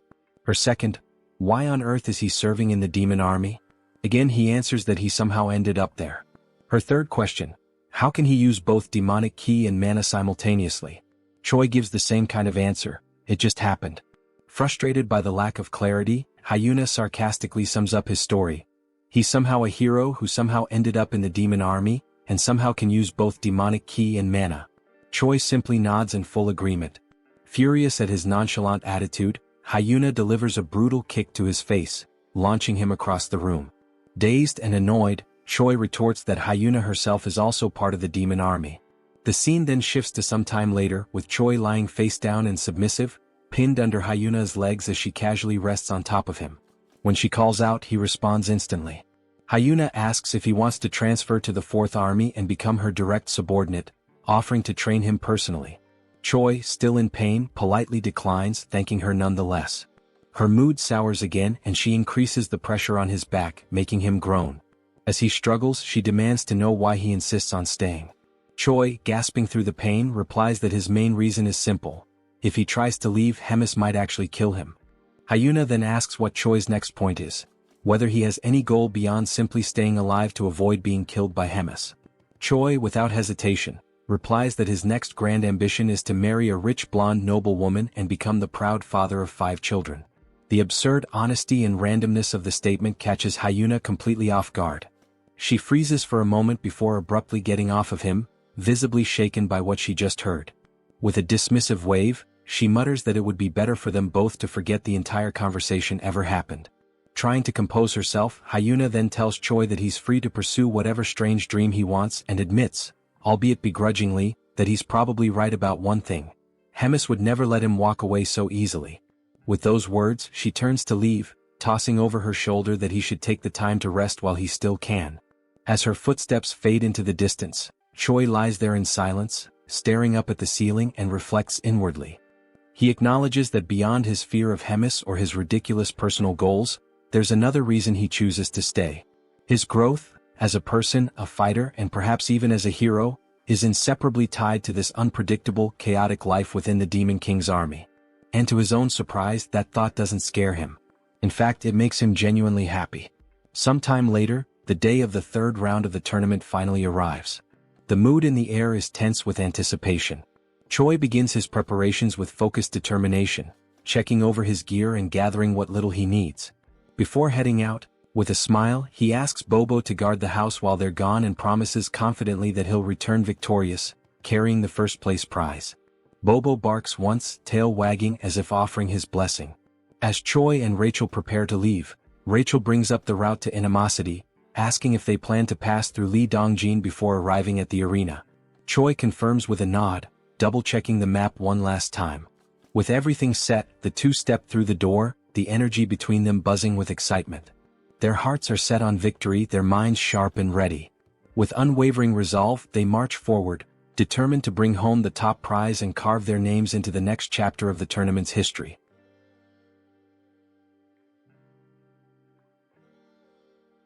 The scene moves forward to the beginning of the third day of the tournament, where Choi is hunting monsters. He notices that he is gaining 1 level for each monster he defeats. At this point he has already leveled up 4 times and wonders if it is actually real. The monsters he is defeating are dryads, generally female individual creatures, classified as plant-type demonic beasts. These monsters typically serve to assist in the reproduction of other monsters by exchanging pollen. While holding the body of one of the defeated dryads, Choi questions why he is gaining so much experience. During this moment, a purple sphere floats above him as part of the current training round. On this third day, the challenge is for participants to survive in the demonic beast forest, and the event will continue until 10 out of the 24 participants are eliminated. Each participant has been given a magical item for the day. This item is the same purple sphere that Choi is suspicious of. The sphere is used for military tracking, made by Hemis and composed of demonic energy capable of locating individuals. Its main function is to inform the organizers of the position of everyone in the tournament, essentially acting as a GPS. Rachel approaches the sphere, astonished by the magical skills of the Demon King's army, impressed by their ability to create such complex spells. Choi decides to move on quickly before someone comes and steals the monsters he has defeated. Suddenly, he is struck on the head by an object thrown by someone, causing him to fall to the ground and lose possession of the monsters he was carrying. The attacker expresses joy at finding him and Choi tries to recover from the hit. The attacker is revealed to be the goat, who is now furious and determined to defeat Choi once and for all. Meanwhile, elsewhere, the tournament host seems bored, finding the task of overseeing the event annoying. He questions why he is always assigned to jobs he compares to guarding a doghouse door, while other guards assist in watching the portal to Inamazet. One of the guards tries to motivate the host, saying he shouldn't talk like that because guarding the portal is important. It is the only one connected to the main gate, and if it breaks, something bad could happen. The host agrees but insists that it is unlikely anyone would show up in such a remote location. Far away, a presence appears, and the portal guardian quickly senses strange creatures. He channels his energy to scan them and identifies a group of humans, guessing they might be monster hunters. However, he chooses to ignore the potential threat since he doesn't sense any special magic from them.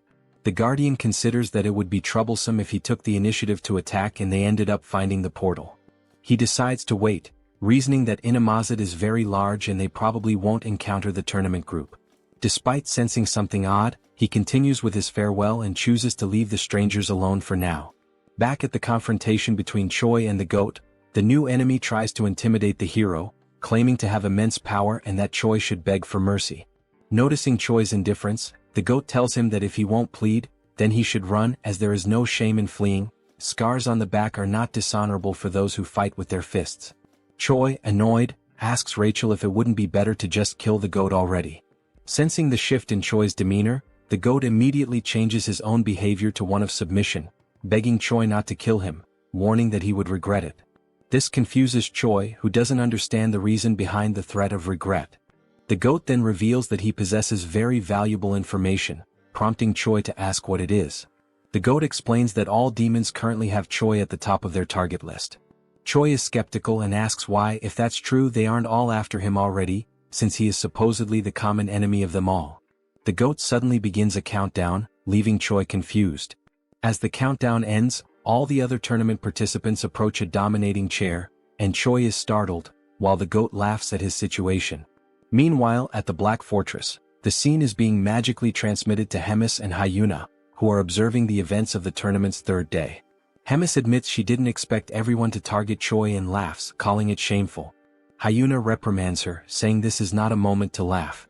The transmission is abruptly interrupted by the Guardian, who reports that humans are attacking and attempting to destroy the gate. He explains that the enemy group is composed of highly equipped humans using stealth devices, and somehow they know the exact location of the gate. The transmission ends, and Hemis immediately assigns Riadrun to take action.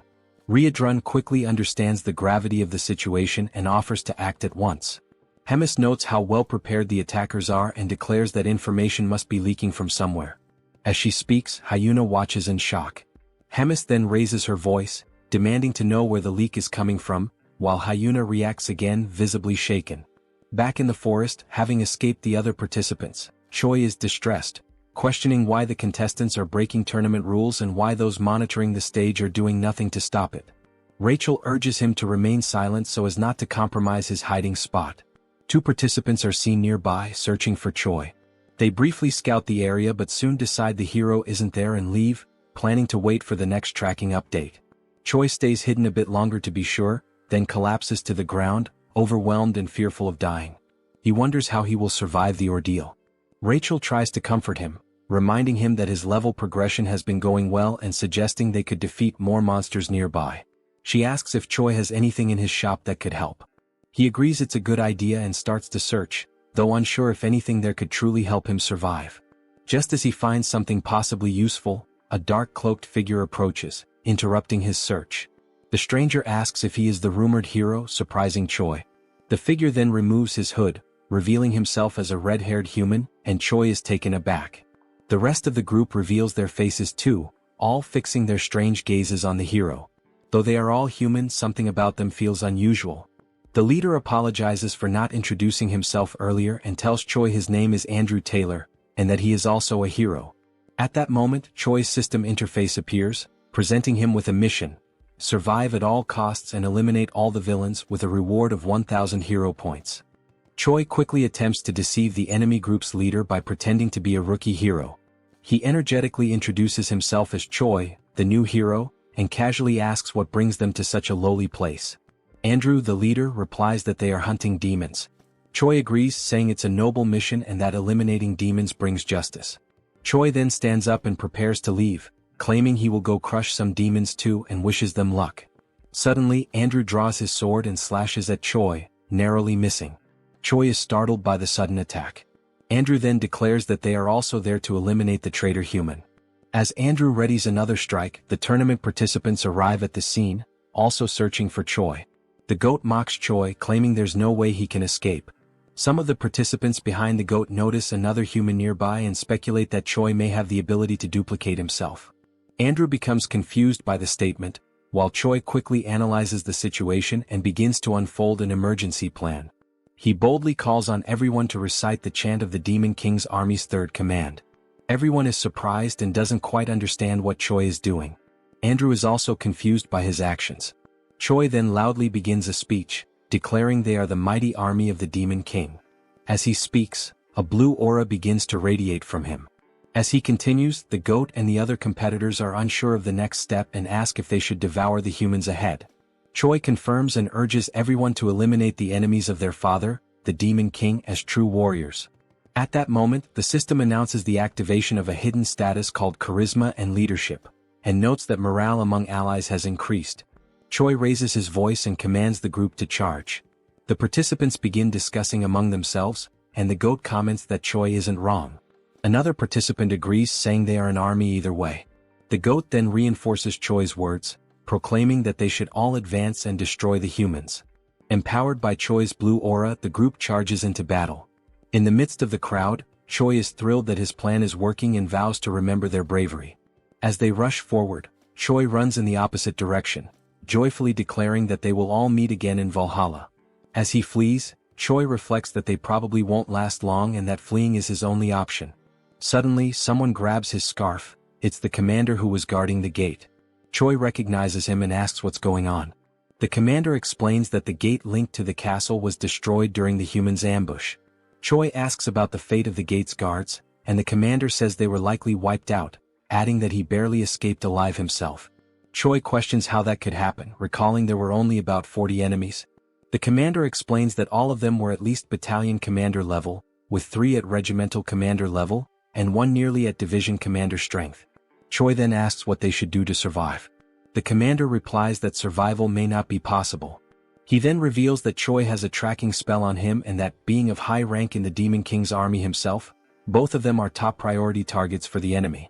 Choi then asks the commander if there is any way to remove the tracking spell. The commander replies that it would not be possible, as the process takes too long and they do not have enough time. Suddenly, the tracking spell alerts them to the presence of a nearby creature of extremely high-level demon beast class. Choi realizes that this monster might somehow be useful. He turns to the commander, who waits to hear what Choi has in mind. Choi then announces that he has an idea that might help them escape the situation. Sometime later, the invading army has already wiped out all the tournament participants and realizes that the traitor hero has fled, prompting a full pursuit using the spell to track him. Andrew notices that besides Choi, something else is being sensed and he wonders if it could be Flowclad. He explains that Flowclad is a monster with a combat power between 250,000 and 300,000, known as the top predator of Inamazet, a massive plant type being classified as high risk, which typically requires at least a fighter-class hero to subdue. Andrew comments that while defeating it is not impossible, the damage it could cause will be significant. It doesn't take long before chaos breaks out with the encounter between the monster and the invading hero group. Andrew instructs his team to keep the monster distracted while he goes after the traitor hero. At this moment, the system announces the use of an item called pheromone perfume, which mimics the scent of a demon beast. However, the wider the area of use, the weaker its effect. It simulates beast affinity towards humans at the cost of 10 hero points. Choi then combines the item with Promote to attempt his survival plan, even if it means disguising himself as a female tree. Andrew soon spots the pair's strange outfits and is visibly surprised. Without hesitation, he charges at them and Choi sees the incoming attack, calling out for the commander to intervene. The commander effectively blocks Andrew's strike, and both swordsmen reposition, preparing for battle. Andrew activates his sword's advanced form and attacks again, triggering an epic duel between 2 highly skilled fighters. As the commander is assaulted from different angles, Choi steps in and neutralizes each peripheral attacker one by one. He reassures the commander, saying he will handle the smaller threats and urges him to stick to the plan so they can hold out as long as possible. Andrew then realizes and questions whether the duo's actual plan is simply to stall for time. His question is met with complete silence. The scene then flashes back to when Choi explains the plan to the commander. The central idea is to use the demon beast as their main force against the enemies. The commander's role is to evade Andrew as much as possible, tiring him out while using the beast as a shield against his attacks. Meanwhile, Choi is to deal with the rest of the group by leveraging the presence of the demon beast. The crucial point of the strategy is to never engage in a direct fight. Choi names the operation "You Come at Me." Returning to the present battle, Andrew grows frustrated with the commander's evasive tactics, asking how long he plans to keep dodging blows.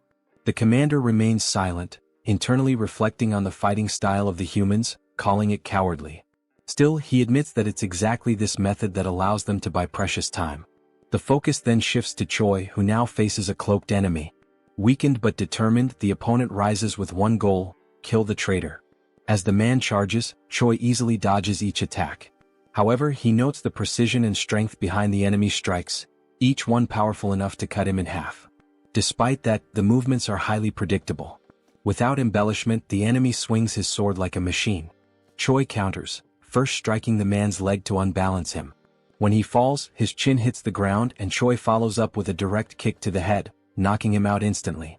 The swift victory earns Choi several level-ups, leaving him surprised by how easy the fight turned out. He wonders if they are truly human given their mechanical fighting style. Suddenly, while reflecting on the extended use of Promote, and the risk of exhausting his stamina, Choi is caught off guard by a potential side effect. His forehead begins to undergo a strange mutation. The system alerts him that his demonic chi has increased from rank C to rank B. As a result, a horn begins to grow from his head. Confused by the transformation, Choi now possesses a demonic appearance. The system then informs him that his body has temporarily synchronized with demonic chi, triggering an immediate transformation. The commander, covered in armor made of intertwined plants and vines, watched his opponent from a safe distance. His eyes were fixed on the hero Andrew, who held his sword with unwavering determination. The commander could feel his energy waning. He was already near his limit, and he looked at his opponent with growing concern. The demon beast he was using as a shield, a towering creature with alabaster skin and razor-sharp claws, bore several deep wounds across its body. Its breathing was labored, its legs trembling. Neither the beast nor the commander could hold on much longer. Andrew, steady with his sword in hand, broke the silence that had settled over the forest like a heavy fog. His voice was calm but laced with contempt. He said the commander had nothing special aside from his ability to run away, and even that would end right there and then.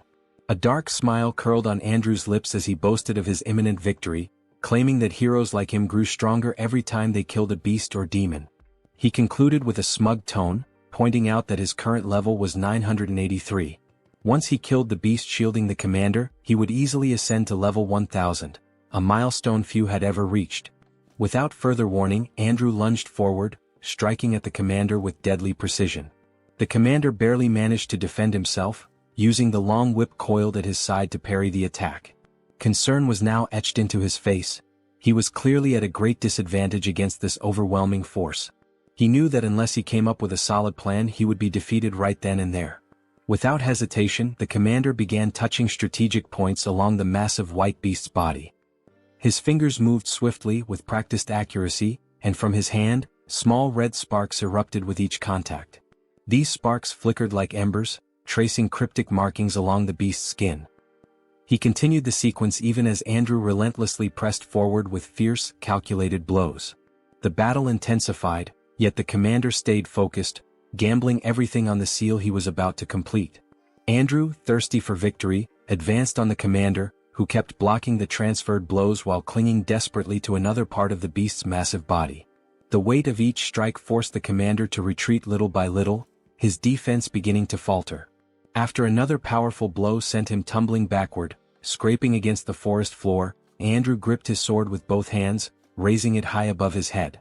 His eyes burned with anticipation as he prepared to stab the weakened demon beast.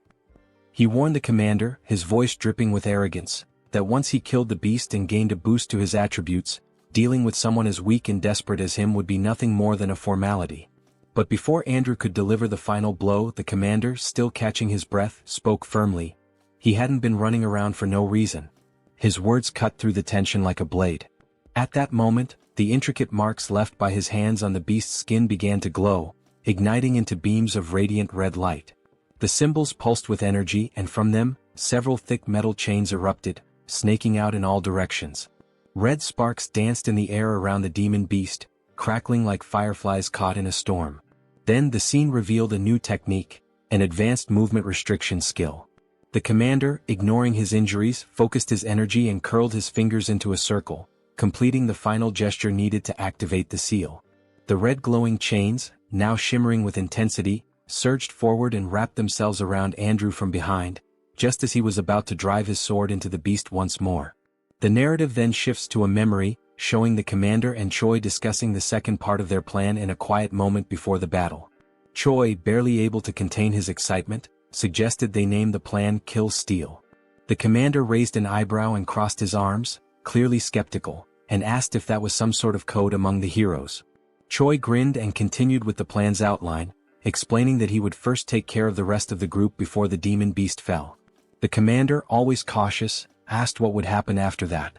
With a confident smirk, Choi concluded that the commander would keep buying time, just like he was doing now, and when the right moment came, Choi would return to help finish off the beast. The two shared a look that said they both understood the risks, even if they didn't speak them aloud. The commander scratches his head with an awkward laugh, accepting that they had no other options anyway, but he points out that Choi's plan has two glaring flaws. 1. Would he really be able to come back in time? 2. Even if he did, could he actually defeat that guy after leveling up? Choi, with his usual blunt honesty, admits that the chances of everything going according to plan are less than 1%. But, he adds with a sharp glint in his eyes, if they gave up now, the chances would be exactly 0. Choi clenches his fist with resolve. If those were his only options, he'd bet everything on that 1%. There was no room left for fear, only for action.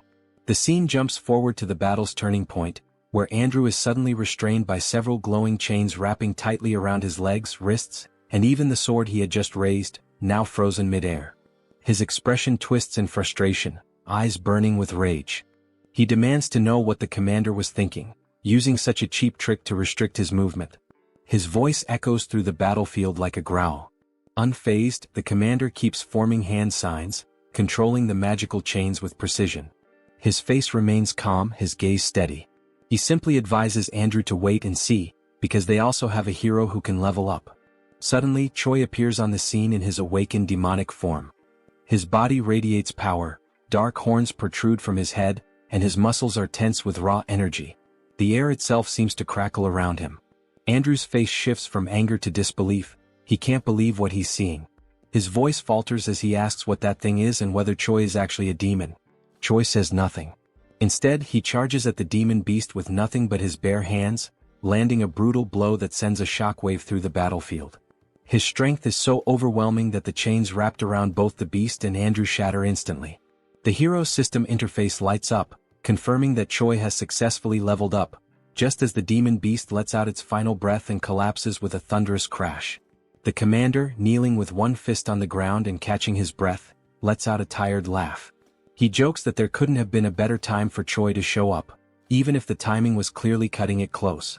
Choi, his fist still dripping with the blood of the beast he had just brought down, gives a slight nod and thanks the commander for holding the line. His tone is firm, but there's a flicker of genuine respect in his voice. Without wasting another second, Choi turns sharply and raises his arm, pointing straight at Andrew. Now, he declares with unwavering confidence, the hero will be defeated by me. Andrew lifts his sword, his expression darkening. He scoffs at Choi's boldness, dismissing his claim as nothing more than overconfidence. In his mind, no one could possibly defeat him just because they managed to kill a weakened demon beast. He tightens his grip on his blade and prepares to crush Choi's foolishness with overwhelming force. In the next scene, the air vibrates with tension as Andrew's newest skill is revealed, a high-level sword technique in Form 3, ominously titled Dragon Slayer. Energy flares around the blade, forming arcs of blue light as the hero steps forward, each movement heavy with the confidence of someone who has never lost a battle. Then with a roar he strikes. Choi doesn't flinch. He braces himself, raising his arms and crossing his wrists above his head. The massive blade crashes down, but he holds firm, stopping the strike with raw power. The ground cracks beneath him from the impact, yet he remains standing. Andrew's eyes narrow. In that instant he understands, this wasn't just a brute. Choi is a close-range combatant with terrifying physical strength. If he lets him close the distance again, his sword advantage might not be enough. On the other side, Choi's eyes glow with intense white light, sharp and calm, reflecting not just power but total composure. His gaze pierces through Andrew, void of fear. He's not impressed by the glowing sword or the title of hero. He's here to finish what he started. Andrew begins delivering a series of strikes with his sword skill, one after another, tirelessly forming blue beams around Choi. Yet Choi defends against all of them effortlessly. Worried that level 3 won't be enough, Andrew pushes the skill to level 7. He charges again to land another blow, but before he can finish, Choi retaliates with absurd force, releasing violet lightning that sends Andrew flying. He crashes down from atop the demon beast, stopped only by a wall of rocks that cracks under the impact. Blood drips from Andrew onto the ground. His teeth are clenched, his eyes wide in a desperate scream. He wonders what the hell Choi is, and if he truly is a demon. Choi, now standing on the forest floor, radiates a violet aura. He walks toward where Andrew fell and calmly states that every opponent he's faced until now had been stronger than him. Then, with a powerful kick to Andrew's stomach, he makes the hero gasp in pain. Suddenly, Choi grabs Andrew's face and slams him into the ground. Still holding him down, Choi speaks, his voice unwavering even as Andrew begs him to stop. As he advances on the enemy, Choi delivers each blow with brutal precision. In the brief pauses between attacks, he murmurs words almost like a mantra, as if each strike were meant to engrave a single truth into his opponent. That level in the end is just a number. With fists wrapped in energy and determination, Choi finishes his declaration with one final punch, more powerful than any of the previous ones. It is this final blow that ends the confrontation, leaving behind only the certainty that he had proven his point. At the end of the battle, Choi leveled up several times, and with that, a new hidden attribute was unlocked. The attribute is called Fighting Spirit, capable of increasing resistance to mental debilitation and adding focus during combat. Choi starts with 10 points in this new attribute. A few moments later, Choi is lying on the ground, agonizing from having used Promote once again, but this time with fewer side effects. He takes the opportunity to be dramatic, saying that he's going to die, although clearly he's not that bad. While Choi cried in his exaggerated reaction, the commander approached, asking if the hero was still alive. Choi replied that no, he was dead. Suddenly, the commander poured a red liquid over Choi's face, catching him by surprise and ordering him to drink it. Choi reacted by sitting up and complaining about the terrible taste of the potion, asking where it came from. The commander then replied that Rachel was the one who had brought a bunch of those potions. Rachel then appeared, explaining that it was a high-level potion while holding another potion bottle. She offered more of the potion, and the system informed that the potion, in addition to healing, also restores a bit of mana. Choi then turned directly to Rachel, asking where she got so many potions from. Rachel replied that she obtained them from defeated heroes, saying they drop everything they have when they die. Choi was surprised to hear this detail. Choi then looked at Andrew and declared that heroes in this world are far too strange. Rachel didn't understand the meaning behind Choi's words. He then explained that heroes are supposed to be righteous people. They should face evil and save the world. However, in this world there is no punishment for taking down another hero. On the contrary, by doing so you can gain XP and items. Choi reflected that even though he is a hero, he's been acting like a villain for some time. He does exactly what a villain would do, but suffers no kind of retaliation. The commander, after hearing Choi's words, responded. He said that this concern makes sense from a human's point of view. However, as an ally, Choi's actions are analogous to those of a good hero. After all, he saved him. Finally, the commander said that it's not worth getting too attached to human morality, as there are two sides to everything, and judging only between right and wrong doesn't work, because those points of view are not absolute. Choi carefully observes the commander's words. However, one detail catches his attention. Was the commander trying to comfort the hero? When Choi asks this, the commander responds with kicks, ordering Choi to shut up and go rest. Choi, still suffering from side effects, complains about the aggression, saying his bones hurt. The commander then stops and begins to explain that he requested help before the signal was lost due to the attack. So, it's likely that reinforcements are on the way. Choi smiles, relieved that the situation is over, but he remains defensive, bracing for more attacks from the commander. The scene then moves to the moment Riadrun appears. He is responsible for creating a portal that will be used by everyone to return. The commander gives Choi a hand to enter the portal, and it works perfectly. Everyone crosses through the portal and arrives at the Dark Fortress. Choi is delighted and announces his arrival. But as soon as he opens his eyes, he notices something catastrophic. The entire scene before him is one of destruction. The structures are in ruins, and Choi reacts with surprise upon realizing that his safe zone is no longer safe. His despair grows as he sees that his house is on fire. He becomes furious, trying to find out what caused all the destruction. Riadrun and the commander notice the calamity, and the three of them quickly realize the source of all the chaos. All the destruction came from Hemis herself, who was still there, driven by rage, her face expressionless. Hyunna is desperate, she is the one under Hemis's wrath. The heroine tries to make Hemis see that continuing with the destruction isn't worth it, especially considering that the attack makes no sense. At this moment, it becomes clear that Hemis believes Hyunna is the traitor, even though the heroine vehemently denies it. Hemis, at this point, no longer cares whether Hyunna is a traitor or not. She is enraged, and that alone is enough to keep her going. Hemis is determined not to let anyone complicit with the Demon King live in peace. She smiles sadistically as she prepares another attack. Hyunna, with no other option, prepares to defend herself. She is appalled that Hemis, even with all the evidence proving the heroine is not a traitor, still insists on destroying everything. Hemis's attack is brutal, but something strange happens, interfering with the trajectory of the attack. A massive curtain of smoke rises, and a creature slowly reveals itself amid the chaos, leaving everyone unsure of who it is. Someone with an appearance similar to Riadrun calls out to Hemis, wearing a serious and unyielding expression. He is Uzgaze, another commander of the Demon King's army. He brings a message from the king himself, ordering Hemis to stop the commotion immediately. Hemis reacts with curiosity as one detail stands out. How could Uzgaze have found out what was happening? It's nearly impossible that he had enough time to arrive at that moment, even if he had been alerted as soon as the attack began. In other words, the Demon King knew before everything started and sent Uzgaze. Hemis then realizes that Hyunna was just a decoy, and that someone else was actually tasked with spying on the commander. When she says this, confronting Uzgaze, he replies that Hemis is being paranoid and giving exaggerated importance to something in her own head. That response is interpreted as mockery, and Hemis prepares to give Uzgaze the attention he deserves by directing her next attack at him. Hemis hesitates for a moment and lowers her guard, descending to the ground to speak with Uzgaze. She approaches him, recognizing that she may be overreacting. Then she begins to mention that she was unjustly punished for saving Rotak from the humans and was confined for 100 years in the Dark Fortress.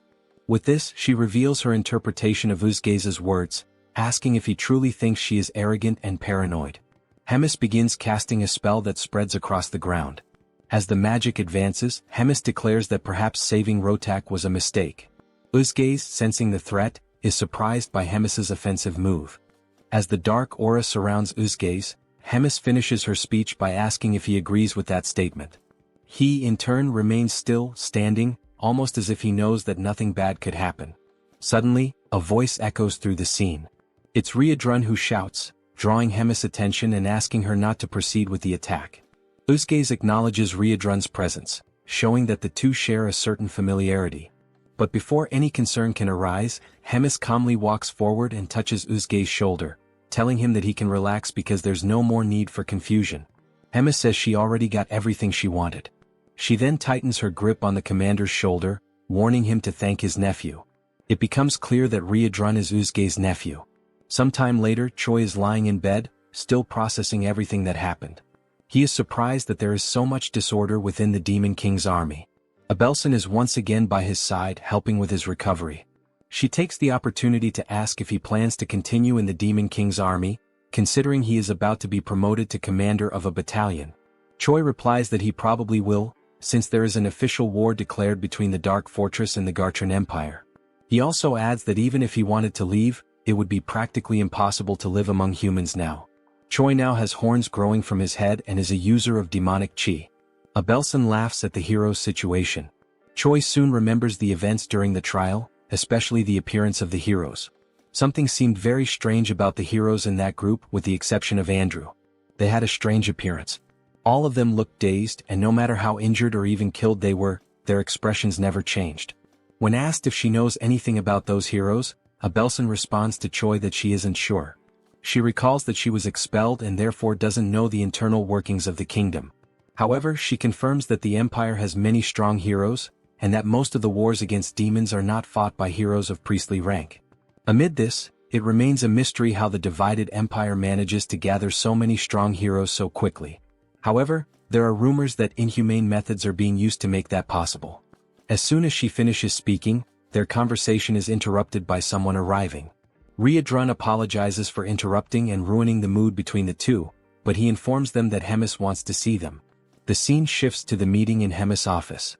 There they are warmly welcomed by the commander. She happily announces that they have a new mission. There is a need to install a spatial interference magic shield. Choi is confused about what that is. Hemis then explains it simply, asking him to think of it like a barrier capable of preventing unauthorized teleportation. She argues that it's important so that he doesn't wake up with an assassin waiting in his room. Hemis explains that only the Second Corps can carry out such a task. Choi then understands where she is going with this, and Hemis continues by saying they will go on a work trip, under the cover of being a messenger and the messenger's personal medic. Hemis states that this is basically to protect them from humans so it won't be hard to fulfill a simple task. Moreover, she will send a trusted guide to lead the two. And that guide is, once again, Commander Roy, who reads the travel order with fire in his eyes, irritated at being dragged into another ridiculous task. The room where the group gathered was wide and imposing, bathed in the vibrant light of a flaming structure at the center, whose presence not only illuminated the space but also reinforced the grandeur of the place. On its sides, swords meticulously positioned on the walls reflected the firelight, symbolizing both the opulence and the power of those present. In front of the flame, a long solid wooden table stretched out, with 7 chairs designated for the members present, although only 5 were occupied. At the head of the table rested the most ornate chair of all, occupied by the host of the meeting, a figure of authority and command. One of the seats, however, remained empty. The absence was notable but not surprising. It was just another one of Rotaka's recurring absences. The 5th commander, named Uzgaze, who wore the head and hide of a bull, shrugged, knowing that Rotak never showed up to the meetings. Dorichigus, the 1st commander, dressed in purple armor, was irritated by Rotaka's absence, even though the meetings weren't mandatory. Hyuna, who until that point was comfortably lounging in one of the chairs, resting her arm over her bent leg, claimed carelessly that if Rotak had come, he would just be talking nonsense. Hemis, who was right in front of the fourth commander, observed the conversation without being able to add anything more to what the others were saying. Tigrid, the Supreme Demon King commander, had imposing, wavy horns that grew from his forehead. He had a serious expression when he finally announced to the other commanders present that they would begin the meeting. The reason for the meeting was revealed. They had gathered to talk about Commander Hemis. She had carried out a major event without reporting it. Scenes are then shown of the battle between Choi in his demonic form and Andrew. Tigrid continued explaining that the border had been left exposed, and the humans had created an ambush that resulted in severe consequences. Uzgaze then interrupted the Demon King's speech to specify that the effects of that battle were 97 dead, 100 wounded, and an even greater number missing. Tigrid had his black claws resting on the armrests of his golden throne. His expression was calm as he continued speaking about Hemis attacking the fourth commander for no apparent reason and, according to the rules, battles between commanders require prior approval. Then, with a serious look, Tigrid announced the beginning of the discussion regarding the punishment that would fall upon Hemis, based on her actions. At the moment he opened the floor for objections, Hemis promptly interrupted, wishing to express her side.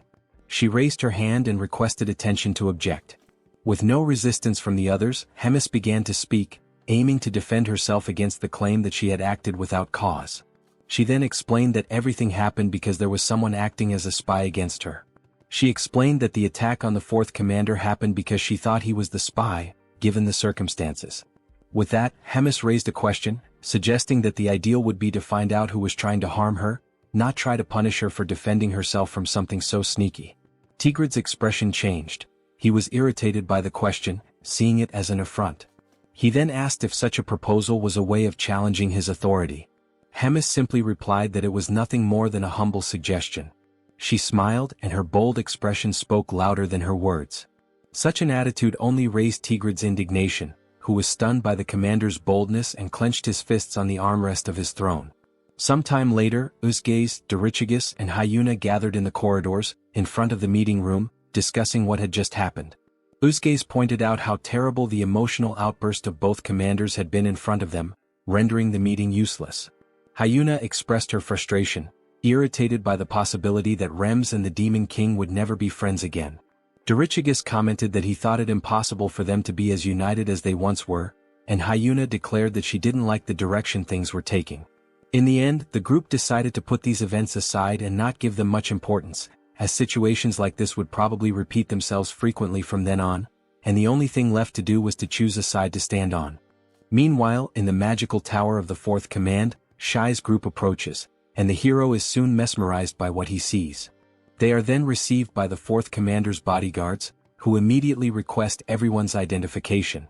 Roger introduces himself as the commander of the 3rd Regiment and notes that he is accompanied by 2 humans. The guard receives the referral sent by Hemis, reads the contents of the paper, and greets everyone enthusiastically, declaring that the commander is waiting for them, and then guides the group to the meeting.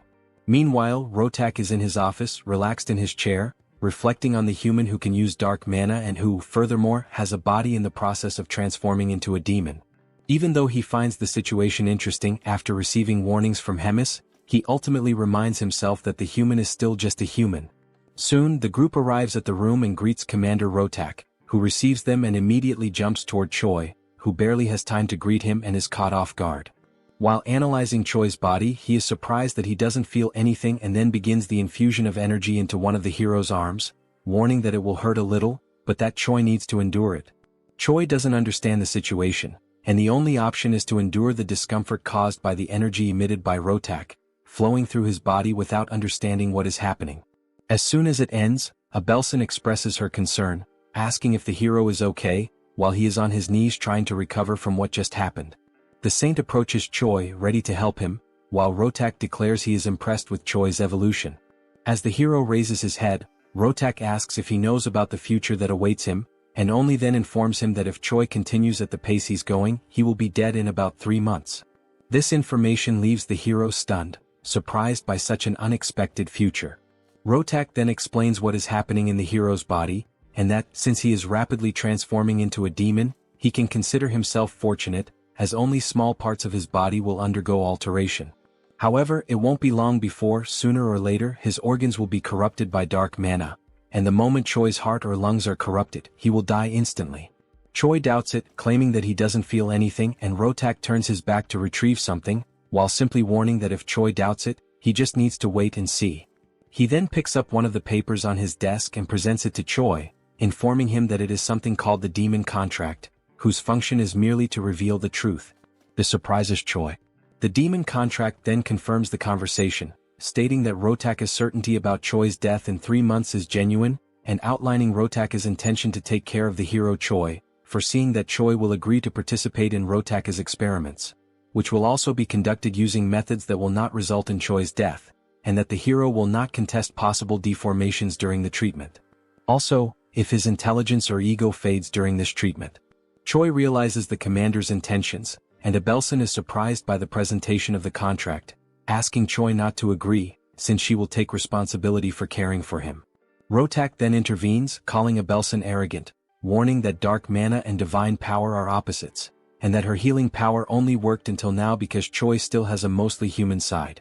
However, in the future he will become a complete demon, and that will completely nullify the effect of divine powers on him. Abelson and Choi are surprised by Rotaka's statement, and he, aiming for urgency in the contract signing, reminds them that 3 months is an optimistic estimate, urging Choi to decide quickly what he wants to do. The group then takes some time to reflect on the situation, and Rachel worries about what might happen to the hero, who apparently has a terminal illness, whose doctor capable of treating him demands that the hero give up his body to undergo psychopathic experiments.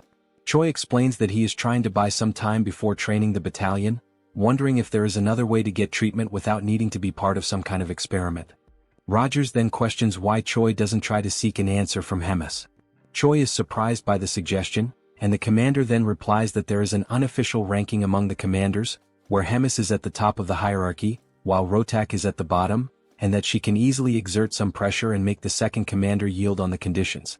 The group then knocks on the door to return, requesting authorization, and Rotak promptly allows everyone to enter. Thus, Choi presents himself again, holding something covered by a cloth in his hand, asking permission and entering the room.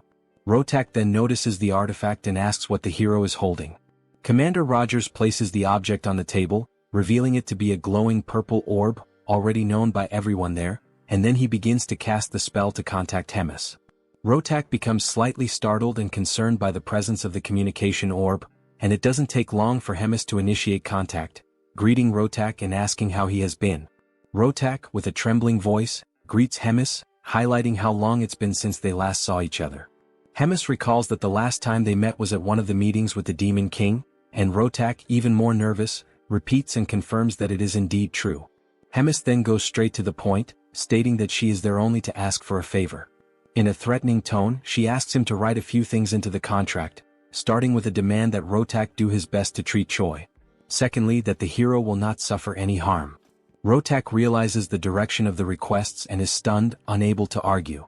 Hemis wastes no time and adds the third point, requesting that he include in the contract that nothing in Choi's body can be altered without permission, and that the hero must not die before the contract is finalized. Rotak becomes enraged with the list of changes to the contract, questioning why Hemis would care so much and why he should follow that for a human.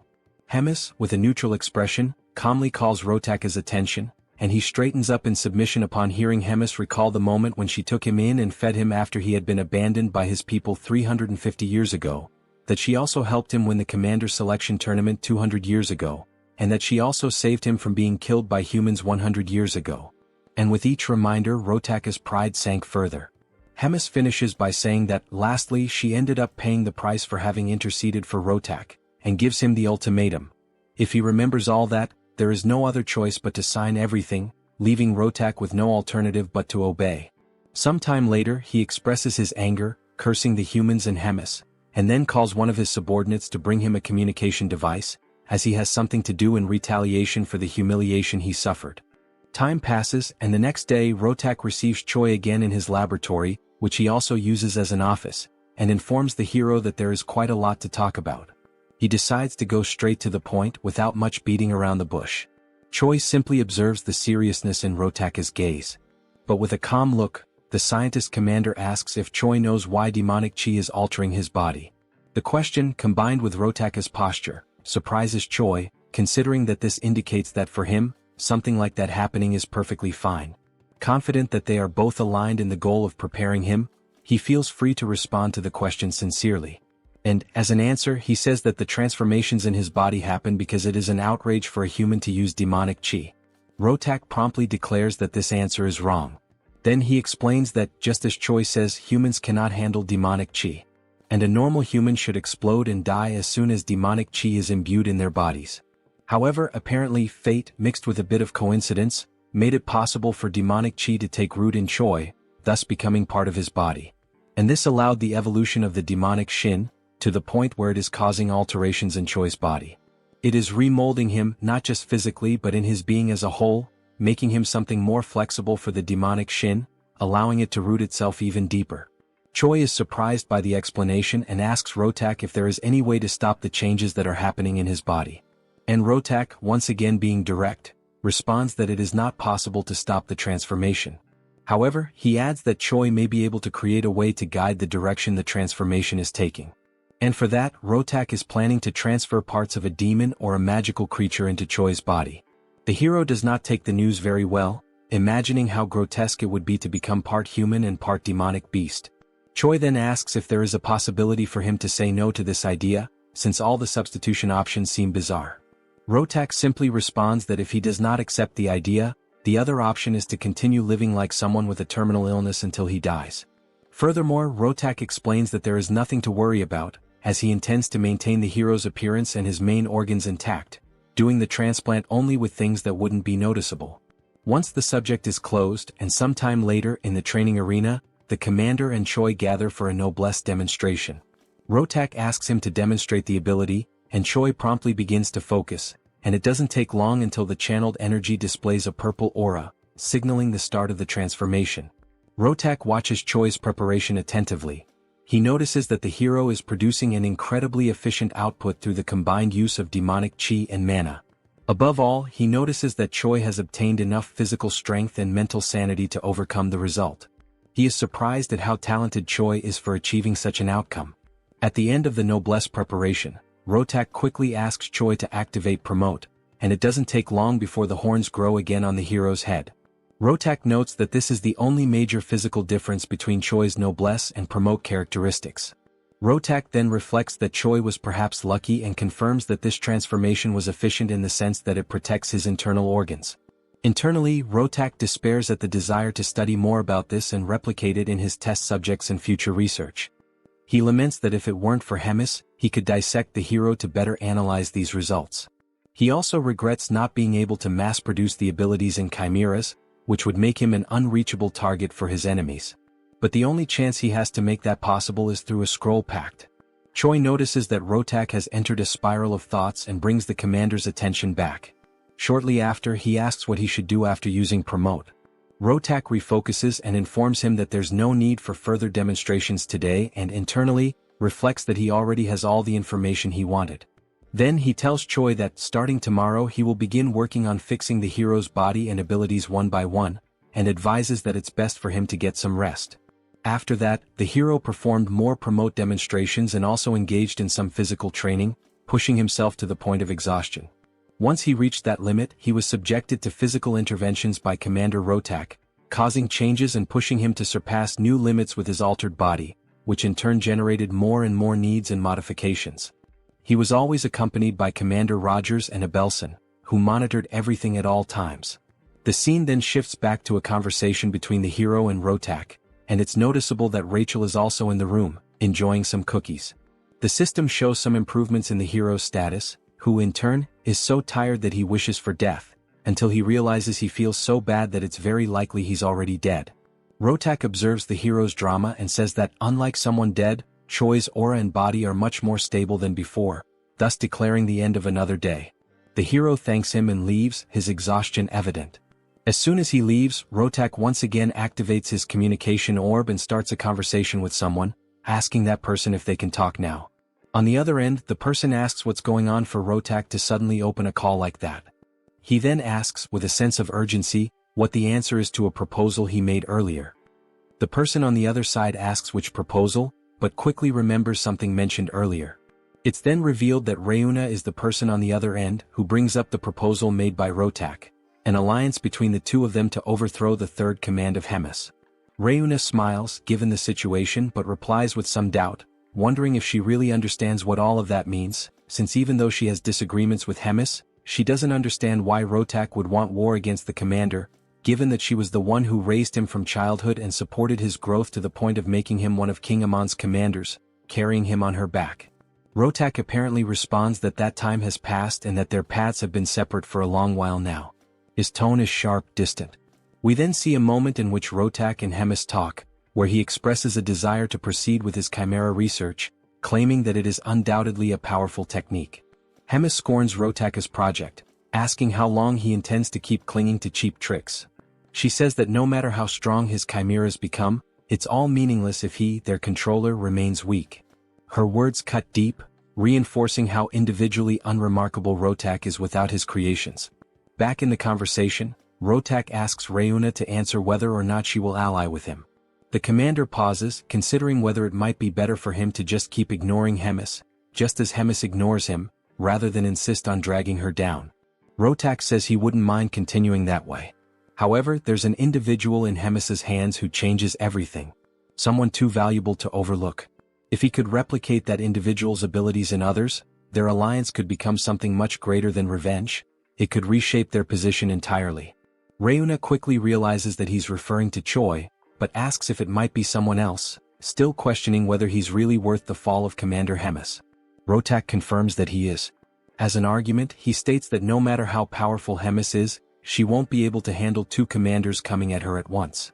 If the two of them join forces, her downfall won't just be possible, it will be certain. Reuna reflects for a moment, her expression unreadable. Then, she agrees to the proposal and tells him to contact her as soon as a plan is in place. The call ends with Rotak calmly saying that he'll reach out again in a few days. Rachel, who was still enjoying her cookies, overheard the entire conversation and is shocked by Rotak's plans. It doesn't take long before the team contacts Hemis to talk about the plot forming against her, but to everyone's surprise, Hemis already suspected everything. Choi asks why she isn't surprised. Hemis then asks back why she would be, since everything was already out in the open. She then questions if that was the reason the team used the communication orb. Choi replies that it wasn't, because he has something else to report. He wants to know what he should do in this situation, considering that he is just a small shrimp in the middle of a battle fought by great whales. Hemis reflects for a moment, her gaze turning distant as if measuring the weight of her next words. Then she looks back at them and asks for their opinion on an idea she just came up with. But this idea, while clever, would put Rotak in a very tight spot. Sometime later, in front of Rotak's laboratory, we see Rogers and Choi knocking out one of the guards, with Commander Rogers leading the way and locating the room where the final objective of the mission is. Choi asks if all those vials are the treasure guarded by Commander Rotak, previously mentioned by Hemis. Rogers replies that yes, they are vials of demonic chi extracted from ancient beasts, all of them extinct, which can no longer be obtained no matter what someone does. He adds that some of these were collected over centuries and stored under tight protection for a reason. And one in particular is theoretically the most powerful of all. While holding a vial with a red liquid in his hand, Rogers asks Choi to wait a bit before taking any action, and warns that if something goes wrong, he'll make sure to arrange a good funeral for the hero. Choi reacts with unpleasant surprise, saying that he's very moved, and sarcastically thanks the commander. Then, without much hesitation, the hero takes the vial from Rogers and asks if it's the right time to drink it, as he begins to consume the potion. Moments earlier, still during the call between Choi and Hemis, the detailing of the plan that would follow began, an unexpected strategy meant to help Choi take better advantage of his encounters with Commander Rotak. The instruction was short and clear, yet jarring. Hemis told Choi to hurt himself. The simplicity of the order contrasted sharply with its implications. Naturally, the plan left the hero stunned, confused, and hesitant. He couldn't help but wonder why he would do such a thing to himself, especially considering that Hemis had previously gone out of her way to force Rotak to include strict rules in their pact, rules that ensured Choi's physical integrity at all times. The contradiction unsettled him. Hemis, noticing the hesitation and fear building in Choi's expression, softened her tone slightly. She clarified, with calm but firm seriousness, that this wasn't a joke or some kind of twisted training exercise. It was a direct order. A strategic one. She had learned through her own sources that Rotak had been lazy and half-hearted with Choi's treatment. From what she gathered, he was doing nothing more than the bare minimum, just enough to satisfy the conditions of their pact. Once that obligation ended, so would his efforts to keep Choi alive. Still unable to grasp how this related to harming himself, Choi asked what any of that had to do with self-inflicted injury. The very idea clashed with everything that had been set to protect him. Hemis then elaborated, informing the hero about the collection of rare and dangerous demon essences that Rotak had gathered over the years. These weren't mere specimens. They were remnants of power from ancient beings, each carrying immense, raw potential. The plan now hinged entirely on those essences. More specifically, Choi would need to absorb the most powerful ex-demonic essence in Rotaka's possession. The mere mention of absorbing such volatile energy made Choi's stomach turn. He voiced his concern, asking whether ingesting something like that wouldn't inevitably lead to death. It was a fair question, one Hemis had clearly anticipated. With the same composed authority, she reminded him of the Pact's power. Because of it, Rotak would be magically and contractually bound to do everything possible, and impossible, to keep Choi alive no matter what. That was the very leverage Hemis had counted on when she forced the terms. It was the safety net. No matter how dangerous the essence was, Rotak would be forced to use every last ounce of his knowledge and skill to save Choi from dying in the process. To calm the growing fear inside him, Hemis reassured Choi again, adding something more personal this time. She knew Rotaka's capabilities intimately. She didn't just know him, she had created him. Every facet of his medical prowess, every ounce of his talent, she was responsible for nurturing. If anyone knew what Rotak could do, it was her. She believed in this plan.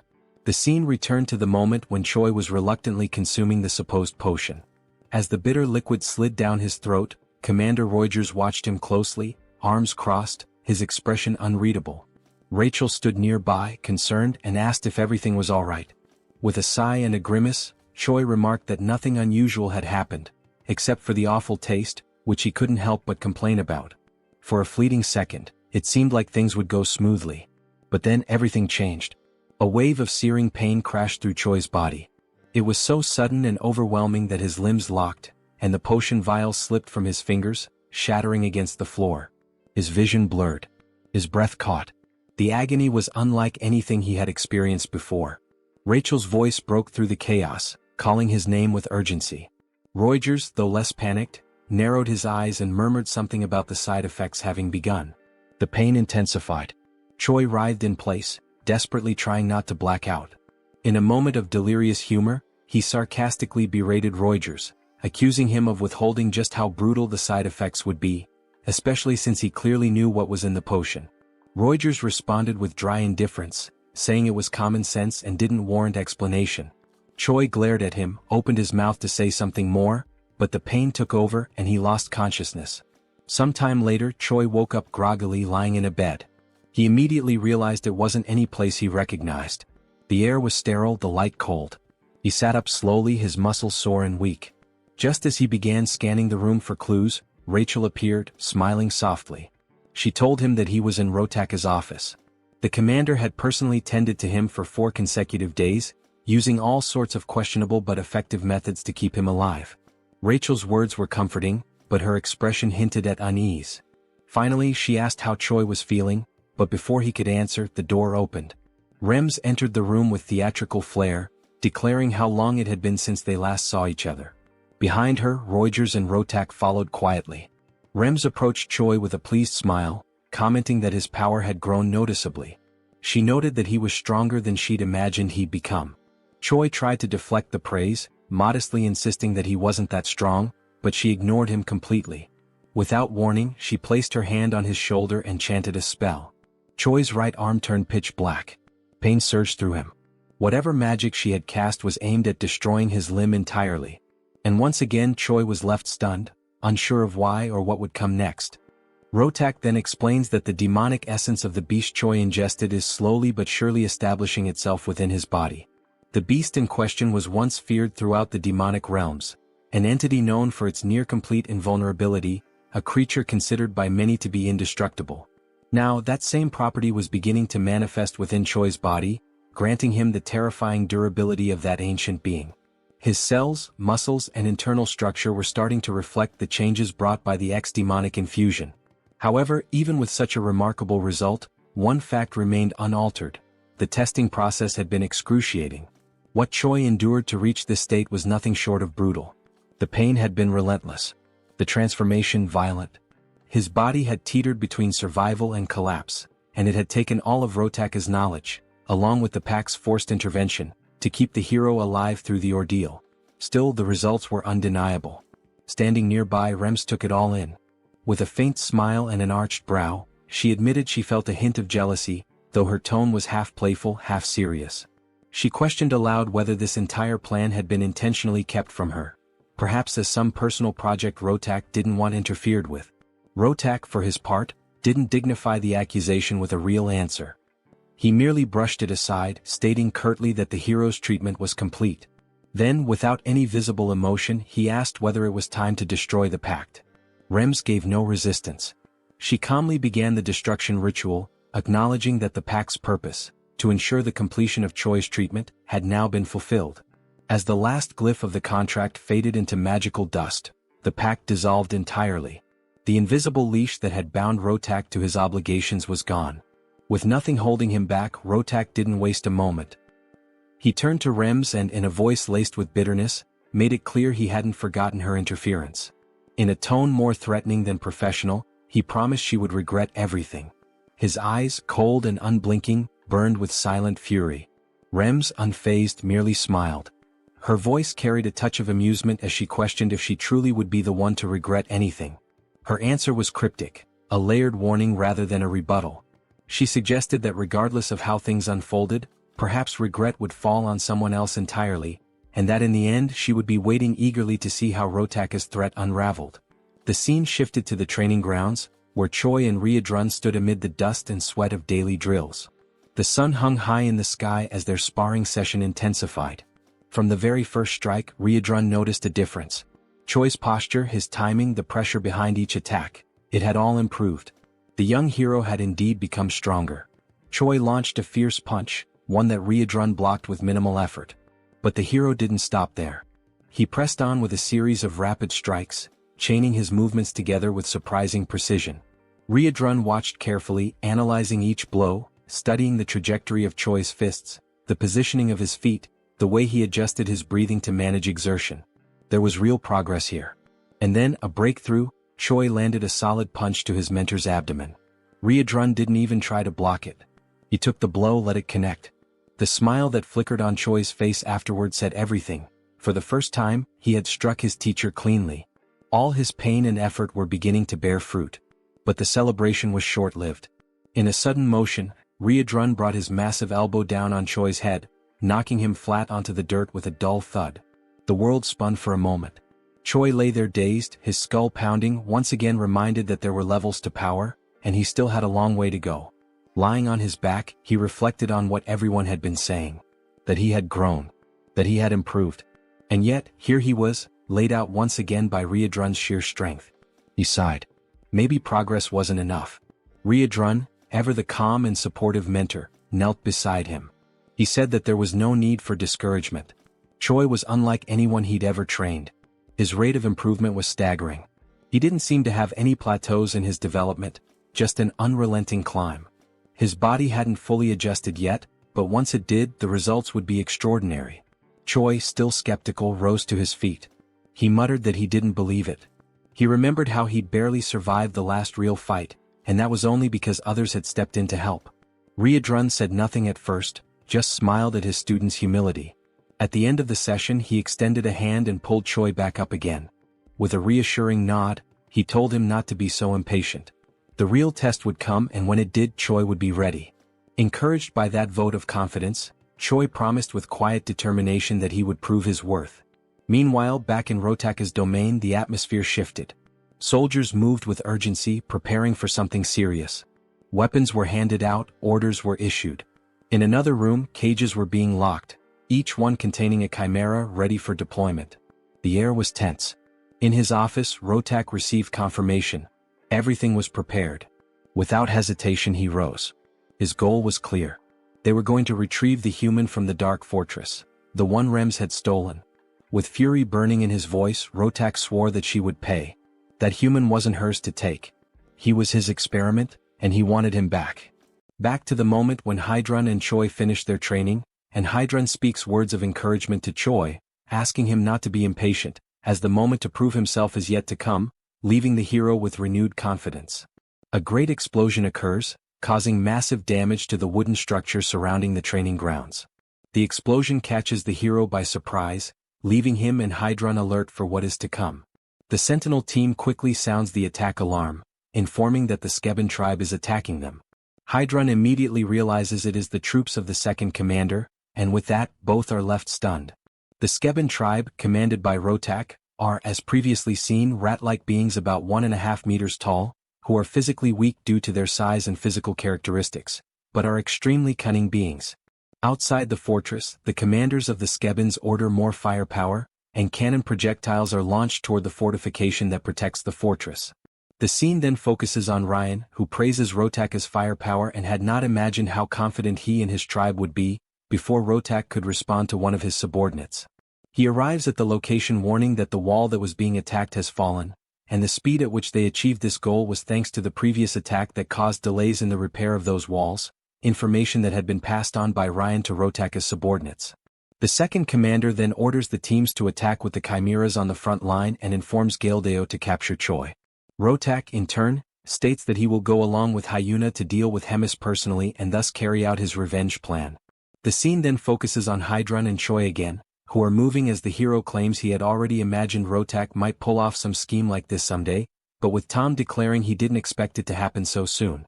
Hydrun, noticing Choi's agitation, asks him to calm down and adds that in moments like this, more than ever, he needs to act calmly. In contrast, Choi reacts hysterically, asking what they are supposed to do now in a situation like this and also asking what he himself should do. Hydrun, with a serious expression, declares that he will gather all the troops and assigns Choi a particular mission. Choi attentively observes the instructions, which are, first, to eliminate Commander Galdeo, which leaves Choi completely stunned, as he is being assigned to deal directly with a commander.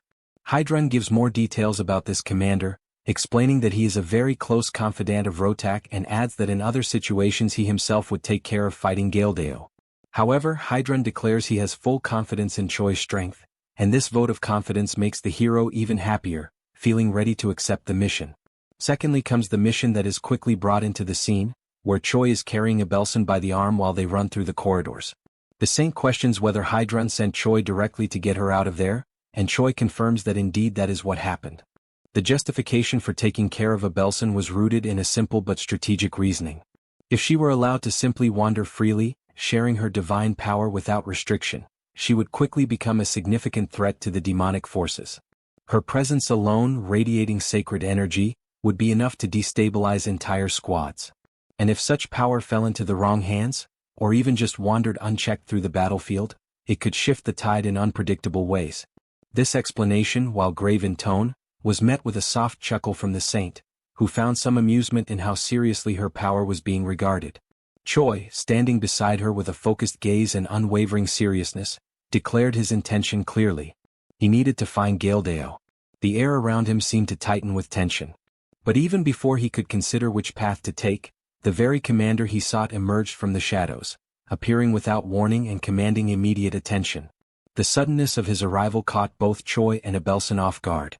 The imposing figure stepped forward, introducing himself with confidence and a hint of arrogance. This was Galdeo, the one Choi had been preparing to face. As soon as the hero caught a glimpse of Galdeo's stats, an imposing power level of 162,730, he found himself stunned. The sheer magnitude of strength displayed before him far exceeded his expectations. This wasn't just a strong opponent, this was a genuine powerhouse. The realization drew a comparison in Choi's mind. He couldn't help but recall Taylor, the enemy hero whose raw power had proven incredibly difficult for both him and Rogers in a previous battle. It was a grueling confrontation, one that tested their limits. Now, standing before Galdeo, Choi couldn't help but question whether he had the strength to emerge victorious on his own.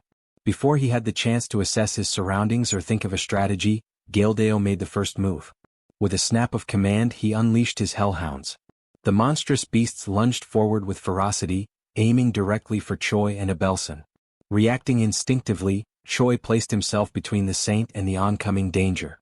Snarls and growls filled the air as the hellhounds sank their teeth into him from every direction. The pain was sharp, but he stood firm, shielding Abelson from harm. Gildeo, observing with malicious satisfaction, claimed that he had successfully restrained the hero. He began charging what appeared to be one of his most devastating attacks, boasting that this would end the battle swiftly and leave nothing of the hero behind. However, just as he prepared to strike, Choi interrupted. His voice rang out with firm resolve. He stated that the hound's bites were insignificant, their power greatly exaggerated. As their fangs pressed against his skin, he felt nothing, not even a scratch. With that, he activated his transformation, a blinding surge of energy engulfing him as his body pulsed with raw force. In an instant he ascended directly to level 3. The sudden shift in power stunned everyone. The hellhounds, sensing the danger, instinctively backed away. Gildeo himself was caught off guard, his confidence visibly shaken. But Choi gave no pause. Wasting no time, he darted forward, his speed immense, his body a blur as he charged at the commander with everything he had. Then, with a thunderous impact, Choi's fist collided with Gildeo. The strike reverberated through the air like a shockwave. The confrontation had officially begun, a direct clash of strength.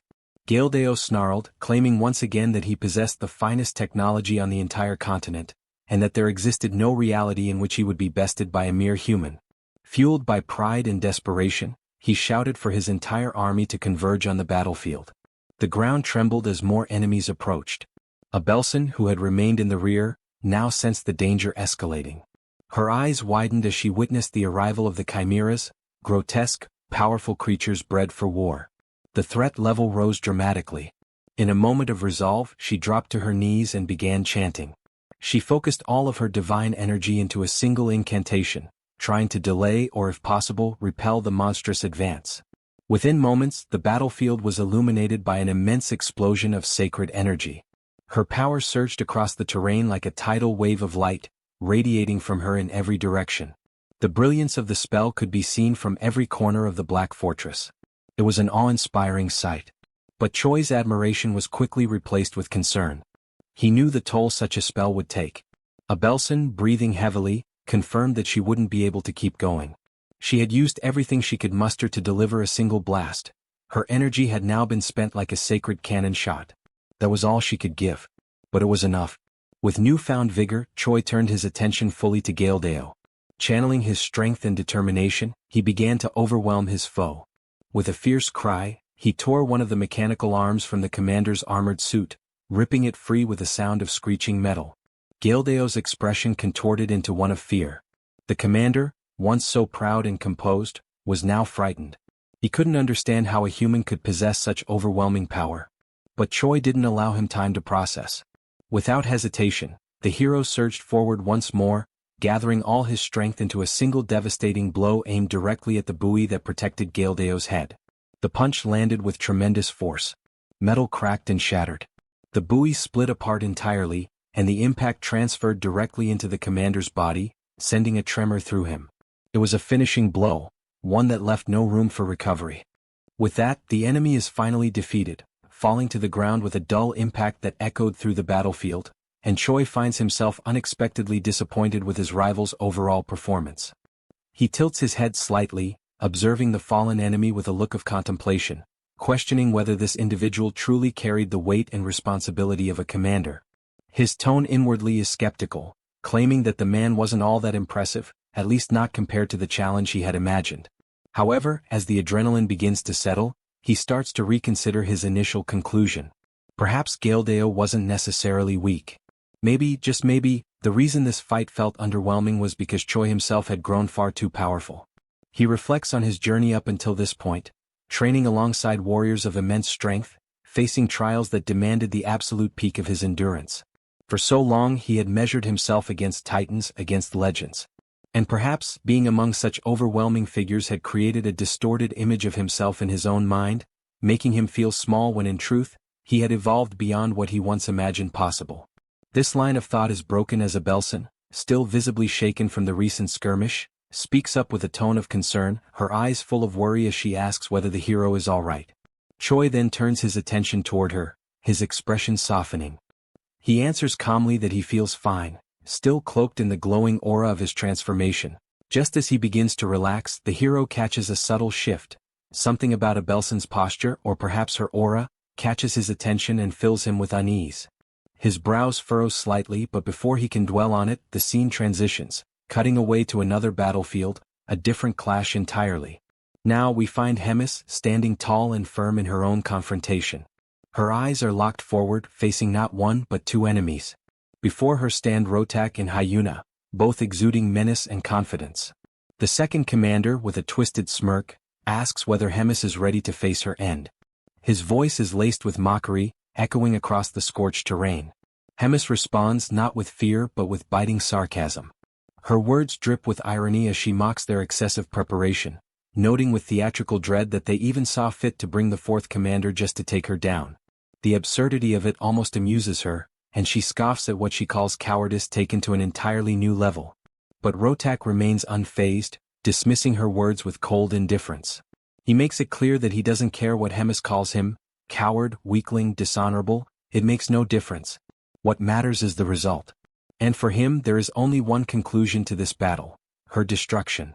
Not only that, but surpassing her as a warrior and burying her legacy in the ruins of this battlefield. With unwavering resolve, Rotak steps forward, his presence growing more intense, and prepares himself for the clash that is about to begin. Rotak then turns to Hyuna and asks if she is fully prepared and truly ready to begin the decisive battle that will at last bring an end to Hemis's reign.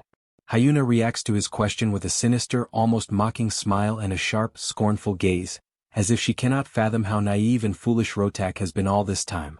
She tilts her head slightly, her eyes glinting with mischief, and then, dripping with heavy sarcasm, she slowly and deliberately responds that she won't be able to join in because, all of a sudden, she felt an overwhelming, uncontrollable hunger deep in her core. She repeats this ironically several times, emphasizing the absurdity of her excuse, which only leaves Rotak utterly baffled and thrown off balance. Rotak, unable to contain his irritation, demands to know exactly what kind of nonsense and ridiculous excuses Hyuna is babbling about at such a critical moment. But Hyuna remains calm and composed, lightly waving her hand as she casually replies that Rotak and Hemis can go ahead and have all the fun and excitement on their own. She declares that she will be heading home instead to prepare and savor a delicious bowl of steaming hot ramen, almost as if nothing important were happening at all. Before finally turning to leave, Hyuna dramatically points her finger at Hemis and states that she has one final thing to announce before she makes her exit. It is then revealed that from the very moment Rotak first reached out to Hyuna with his plan, she had already secretly decided to betray the Demon King's army and side with Hemis instead, merely pretending and acting as if she were joining Rotaka's orchestrated attack. In exchange for taking Hemis's side, Hyuna asked for one favor in return: that all the endless disputes and conflicts between her and Hemis come to a final conclusion. With that agreement in place, Hyuna bids a rather casual and carefree farewell and walks away, leaving Hemis to focus entirely on Rotak. As Hemis turns her full attention to Rotak, she mocks him mercilessly, sarcastically asking if perhaps he has been abandoned and left behind by his strongest and most trusted ally, which stings Rotak deeply and fills him with rage. At that moment, Rotak finally begins to understand what had been obvious from the very start and demands that Hemis confirm the truth directly, whether she and Hyuna had truly conspired together to deceive and betray him. Hemis, calm and serene, gently affirms that Rotaka's guess is indeed correct. Hyuna had switched sides the very instant she learned of Rotaka's true plan, and because of this betrayal, Hemis had known every intricate detail of his schemes from the start. At last, Hemis, wearing a more peaceful expression on her face, decides to ask Rotak if even after everything that has happened, he still insists on moving forward with his foolish plan.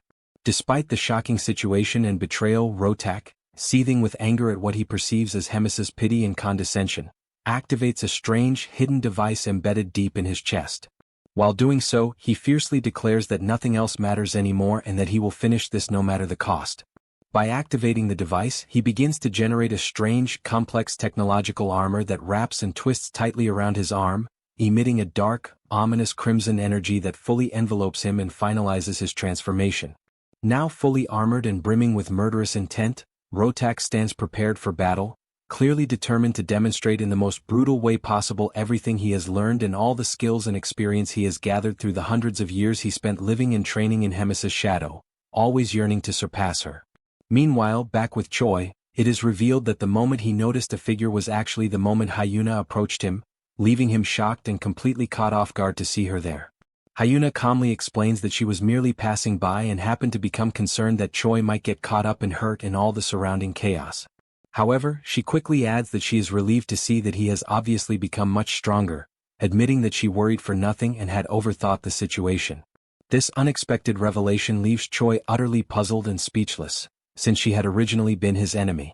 Yet here she stands now, completely calm, asking casual questions and even showing genuine concern for his well-being. Choi then decides to ask directly if she wasn't supposed to be preparing to fight on the battlefield. Hyuna answers without hesitation that she was sent by Hemis under strict orders to stay out of any combat or direct confrontation, so she decided to simply watch from a safe distance instead. Realizing that Hyuna was faithfully following Hemis's instructions, Choi then decides to ask who she believes will emerge victorious in this critical fight. Hyuna, looking thoughtful, declares that she is truly impressed by how well-prepared and determined Rotak is for this battle. However, she calmly adds that she knows with complete certainty that Hemis is infinitely superior to any power or strategy Rotak could have possibly brought with him into the fight. As the battle ignites, several blazing energy spheres are launched directly toward Hemis, who merely stands still, patiently waiting in total composure as all of Rotak's attacks hurtle toward her. Seeing Hemis's unwavering, passive stance, Rotak grows increasingly frustrated and loudly questions why she refuses to retaliate, demanding that she take this seriously and treat it as a true fight. He reminds her that he, too, is one of the proud commanders of the Demon King's army and, beyond that, the leader of an entire tribe of his people who are depending on him. Realizing that Hemis's unwavering stance would not change no matter what he said or did, Rotak decided to channel every last drop of his energy to the absolute limit, gathering all the strength he had accumulated through countless years of struggle and pain to strike at his opponent with everything he had left. Hemis, still calm and composed as if nothing in the world could shake her, questioned out loud why she should even bother to counterattack or treat this as a real battle. In her mind, it was pointless, since regardless of any effort Rotak might make, she already knew with absolute certainty and unshakable confidence that she would ultimately emerge as the sole and undeniable victor. Without any further words or hesitation, Hemis unleashed a tremendous, blinding surge of energy that roared forward like a raging storm, crashing directly toward Rotak. At the same moment, she hurled harsh words in his face, mercilessly reminding him that he had been betrayed by Hyuna, the very ally he had trusted so deeply and counted on to stand beside him in this final confrontation. Moreover, the powerful weapon he had spent so many long years carefully developing, refining, and relying upon was now completely useless, rendered worthless in an instant, as Hemis's precise attack had been aimed straight at Rotak's most critical equipment, completely destroying it beyond repair. Hemis, her voice echoing with both authority and pity, asked him once again whether even after all this crushing defeat and betrayal, he still intended to continue fighting this hopeless battle. Rotak, with very few choices remaining and no clear path forward, simply confirmed everything Hemis had just said, openly acknowledging that he had been betrayed and admitting that her words were true. But even so, with a burning fire still flickering in his eyes, he fiercely declared that he would not retreat under any circumstances, no matter how impossible victory seemed. Determined, he then activated his promote ability to channel and amplify his remaining power, charging yet another of his desperate final strikes. He fired a series of enormous radiant energy spheres at Hemis using his cannon, launching what could only be described as a truly devastating attack, meant to end everything in one final desperate act. However, Hemis simply denied the entire offensive with a single effortless shield, as if swatting away a mere insect. From Rotak's perspective, the entire wave of his energy seemed to be completely absorbed, leaving him in shocked disbelief.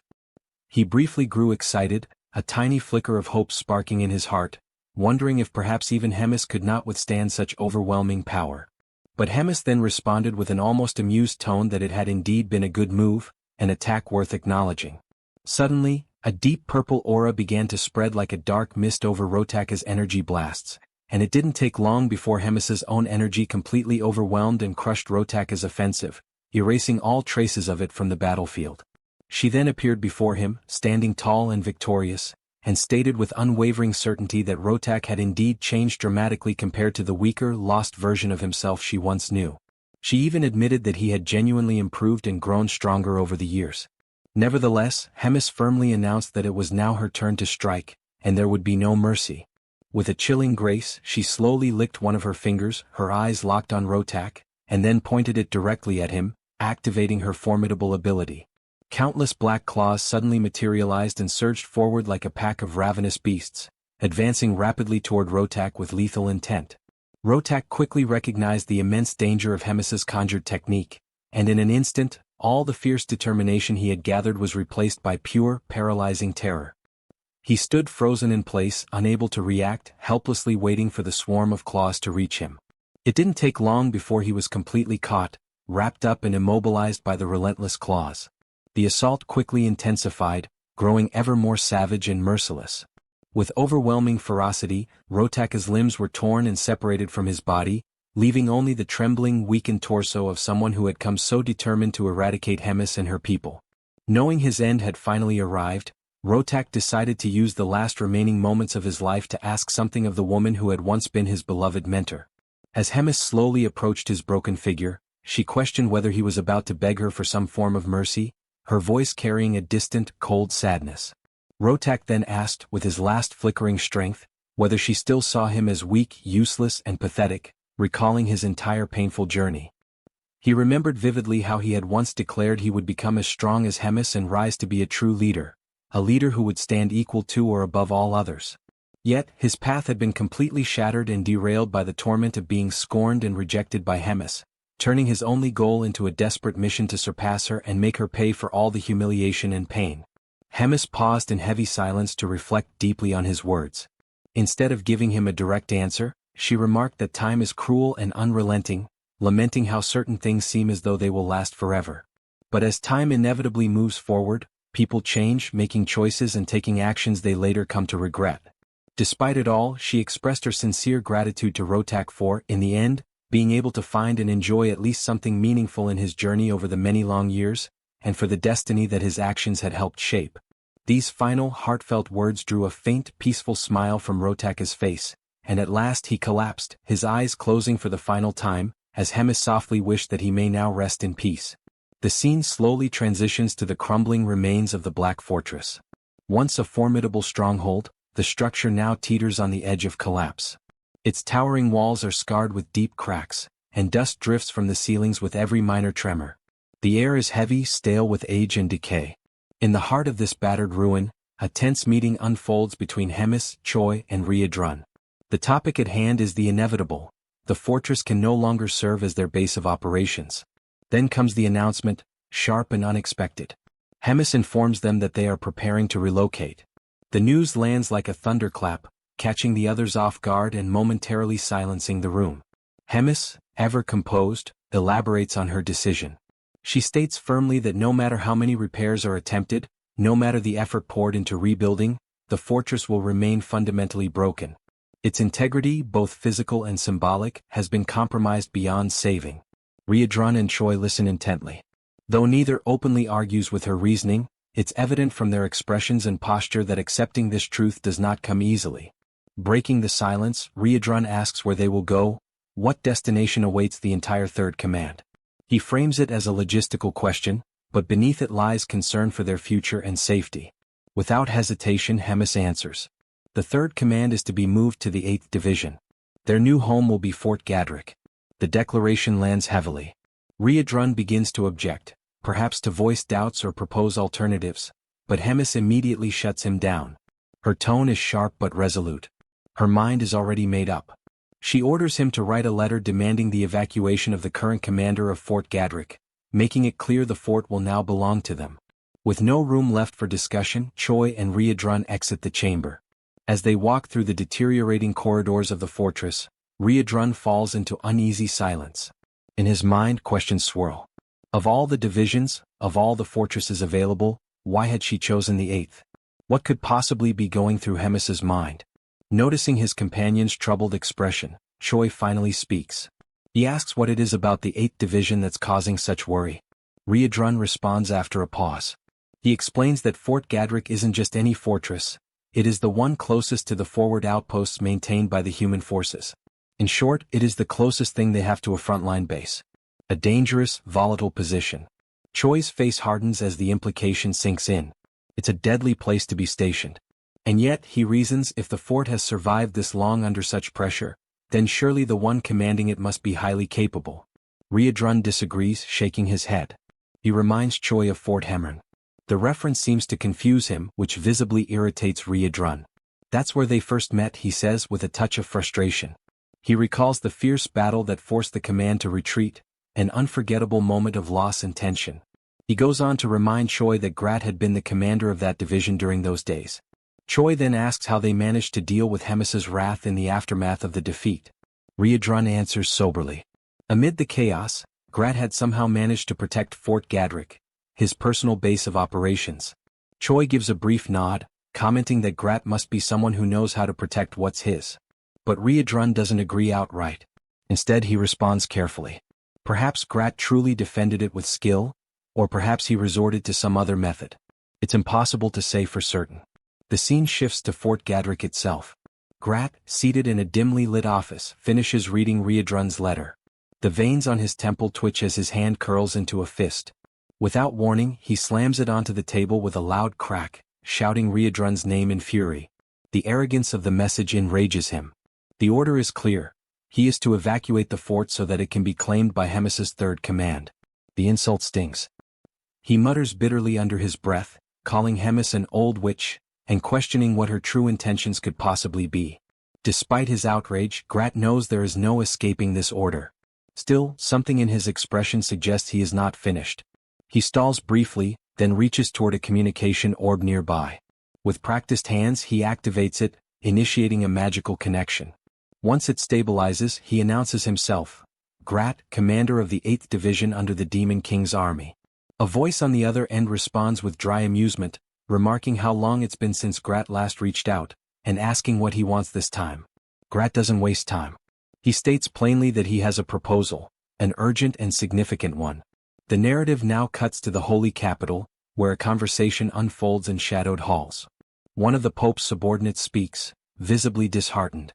He laments the failures of Jeffin and Andrew, his voice low with regret. He confesses that he had genuinely believed Andrew would emerge victorious. He then wonders aloud, was it Choi again? Was he the one who turned the tide? The man with the monocle confirms it without hesitation. He adds that Choi's progress is unlike anything they've ever seen. His power is rising far too quickly. It's a pattern that's now beginning to alarm the Pope himself. The advisor then suggests perhaps it would be wiser to deal with Choi later, to shift their focus for now toward resolving the situation with the Drajan Empire. After all, he says, despite everything, Choi is just one man. But the Pope rejects that reasoning. If Choi were merely a regular citizen, then perhaps yes, he could be ignored. But he is not. He is a hero. And that changes everything. The Pope then scolds the monocled man for brushing things aside so easily. He accuses him of failing to grasp the true nature of what a hero is, and more importantly what a hero can become. Such a decision would be incredibly dangerous and entirely indefensible, especially coming from someone in a position of such authority. The weight of such recklessness could ripple across kingdoms. The Pope, solemn and commanding, stresses the urgency of neutralizing this threat before it spreads, before it digs deep into the heart of the sacred capital itself and poisons everything from within. Turning to his aide, he asks in a quiet but heavy tone whether there has been any further communication from the spy embedded within enemy lines. The man confirms that there has. He reports that a message just arrived. According to the spy, a surprising offer was made. Support has been promised to completely wipe out all major enemy targets in a single decisive strike. Hearing this, the Pope falls silent for a moment. The offer is shocking. Completely unforeseen. Such a bold proposal leaves him visibly stunned. He narrows his gaze and, in a hushed voice, wonders aloud how the spy could even hope to carry out such a sweeping, ambitious mission. The man elaborates further. The 3rd Command is preparing to relocate. Their new destination is Fort Gadrick. The intention is clear. They seek to claim the fortress as their own and establish it as a new operational base. The suggestion is that something much larger may be unfolding there, some plan already in motion. As the room grows tenser, the Pope raises another question. If this proposal had already existed, why was it not brought up sooner? The response from the advisor is direct but uneasy. Grat had attached conditions so severe that they seemed impossible to fulfill. 10,000 sacrificial offerings. The strategic recall of support posts scattered across multiple fronts. And a non-aggression pact spanning 5 years. The monocled man hesitates as he says it, his voice tinged with disbelief. The demands, in both number and scope, are immense. perhaps even unreasonable. The Pope considers this. Then, calmly but with precision, he asks what Grat's true motives might be. Why place such a steep price on this deal? The advisor takes a breath and then answers. He's heard whispers that the second command seat has been vacated, the result of internal strife, specifically tied to Hemis's elimination of Rotak. With such a power vacuum, Grat might see a chance to ascend, to claim that seat for himself. And to do so, he may be attempting to manipulate the fragile balance between Hemis and the Demon King. The Pope ponders this out loud. 10,000 sacrifices, and perhaps more than just bodies, maybe land as well. A territorial gain masked beneath political strategy. But the monocled advisor responds carefully. It's not the land that's troubling, he says, it's the staggering demand for sacrifices. That level of loss could shake even the strongest foundations of the empire. The Pope then wonders aloud, why is Grat, of all people, seeking so many resources and services from within the empire's reach? Before another answer can come, the Pope rises slightly from his seat and delivers his verdict. With a voice of finality, he commands that the agreement be accepted. His conviction takes the advisor by surprise. The firmness in the Pope's decision is unshakable. The Pope begins to explain his reasoning. This might be the only opportunity they'll ever have to crush every looming threat in one bold stroke. To sever the heads of every rival in a single campaign. Even more crucially, this arrangement could elevate their spy into a vital, strategic position within the very core of the Demon King's army. And that, above all else, is an advantage they cannot afford to lose. No matter the cost. Be it 10,000, 100,000, or even 1,000,000 sacrifices. However, the Pope warns, such a scale demands meticulous planning. Every step must be executed flawlessly. The margin for error is now non-existent. No further failures will be tolerated. With that, the Pope issues his final order. Summon the legendary warriors of every region. The time has come. Every blade, every spell, every oath must be prepared, for the final battle is about to begin. Sometime later, within the shadowed walls of Gadrick Fort, Grat welcomed the arriving members of the Third Command. His face wore a smile, but it was clearly forced. His exaggerated enthusiasm poorly disguised the tension lingering beneath. He appeared to agree with their mission, to vacate Gadrick Fort as ordered by Hemis. On the surface he was cooperative. But it didn't take long for the cracks to show. Barely a few words in, Grat's tone shifted. Something wasn't right. His eyes narrowed and a hint of concern bled through his voice. Riadrun, sharp as ever, cut straight to the point. He demanded to know what kind of issue Grat was referring to. Grat then launched into a detailed explanation. According to him, the nearest human army had been behaving oddly. Their troops had been shifting in strange patterns, and massive quantities of supplies were being relocated. From that movement alone, Grat deduced something dangerous. They were likely preparing a full-scale siege on the fortress. It wasn't a guess. It was a calculated warning. Riadrun, concerned but focused, immediately asked what countermeasure had been planned. With a grim look, Grat laid out his strategy. He was preparing a segmented wave offensive, designed to strike preemptively before the enemy could tighten their hold. But to execute it properly, he needed support, solid reinforcements to hold the line until Hemis's main force could arrive.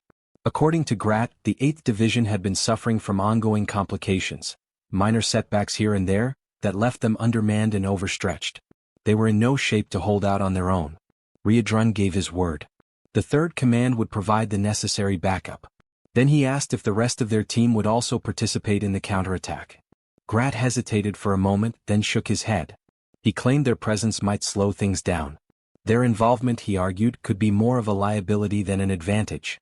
With an urgent tone, he volunteered to assign roles himself and made it clear. Everyone was to get some rest and prepare for the operation ahead. Later that evening, in the quiet of their quarters, Choi and Rachel sat in conversation, tension still thick in the air. Choi, clearly conflicted, turned to Rachel once more with the same question he'd asked before. What did she really believe it meant to be a hero? Rachel immediately sensed where this was going. She braced herself, knowing full well that Choi's mind was already spiraling into another round of reflection. He spoke slowly at first, then with growing emotion. He was a hero, but he was fighting humans. And that truth was tearing him apart inside. Rachel's response was calm, even a little distant. She said there wasn't much they could do, it was just how the situation had turned out. But Choi wasn't satisfied. He was taken aback by her resignation. Rachel, who used to speak endlessly about heroism, duty, and righteousness, now seemed strangely indifferent. When had that changed? Rachel simply smiled and asked when, exactly, had she ever said those things? Choi didn't hesitate. He recalled how she had once promised to guide him to defeat the Demon King and protect humanity. But something had shifted inside him recently. Choi admitted he'd started to see things differently. A hero shouldn't exist solely for humans. And more than that, heroes didn't always follow the right path. Sometimes they chose wrong. At that moment, Abelson spoke up, breaking his silence. He said he'd once read that heroes existed to fulfill the will of all. Choi blinked, confused. What did that even mean? Abelson elaborated. He'd seen ancient writings that claimed heroes were born to secure the happiness of the absolute majority. That was their true calling. Those words triggered a buried memory. Choi's commander had once told him something similar, that in his eyes, Choi was already a hero. It made him question what majority truly meant. Did it include non-humans too? The saint nodded. She said it likely did. Humans, she explained, often believed their happiness represented the happiness of the world. But maybe that wasn't true. Maybe human joy didn't equal universal peace. Choi's brow furrowed. Were heroes supposed to be responsible for the happiness of every intelligent life form? The saint didn't flinch. She said that might be exactly the case. And maybe that's why Choi was different, why he was a hybrid hero. That answer left him silent, his thoughts consumed by the gravity of that role, what it meant to protect the happiness of the absolute majority. At dawn, the assignments were finally handed down. Riedrun would operate solo, an independent unit. Roiger, meanwhile, would lead the observation team. According to intel gathered by the analysis division, he was tasked with triggering a direct engagement once the enemy was detected. His unit would engage immediately upon visual contact. The 8th Division had their role as well. They were to intervene at the end of Riedrun's skirmish, acting as support during the fallout. As for the trio, Choi, Abelson, and Bobo, they were stationed in the rear guard. Their duty was to defend the fortress's stockpiles and resources.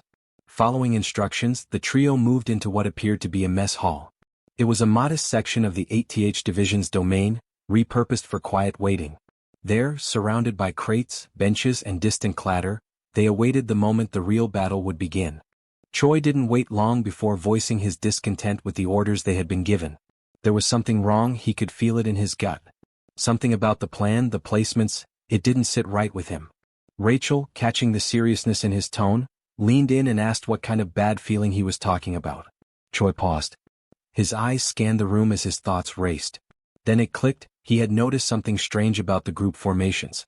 When he compared them to the original setup that Rems had authorized, it became clear. Everyone had been split apart and sent in directions completely opposite from their intended formation. Rachel tilted her head, trying to wrap her head around the logic. Her face contorted with confusion, her usual confidence momentarily lost.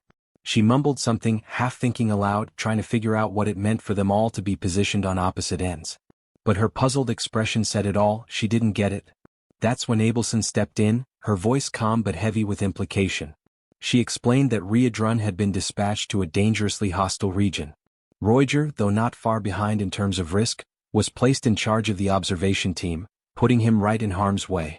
And yet, the three of them, Choi, Rachel, and Abelson, were stationed somewhere completely secure, far from danger. Rachel frowned in disbelief. That couldn't be right. It had to be because they were guarding a saint, that had to be the reason, she insisted. Protecting a saint should be an honor, something positive. But her argument rang hollow as the logic unraveled. Choi slowly stood up, still processing.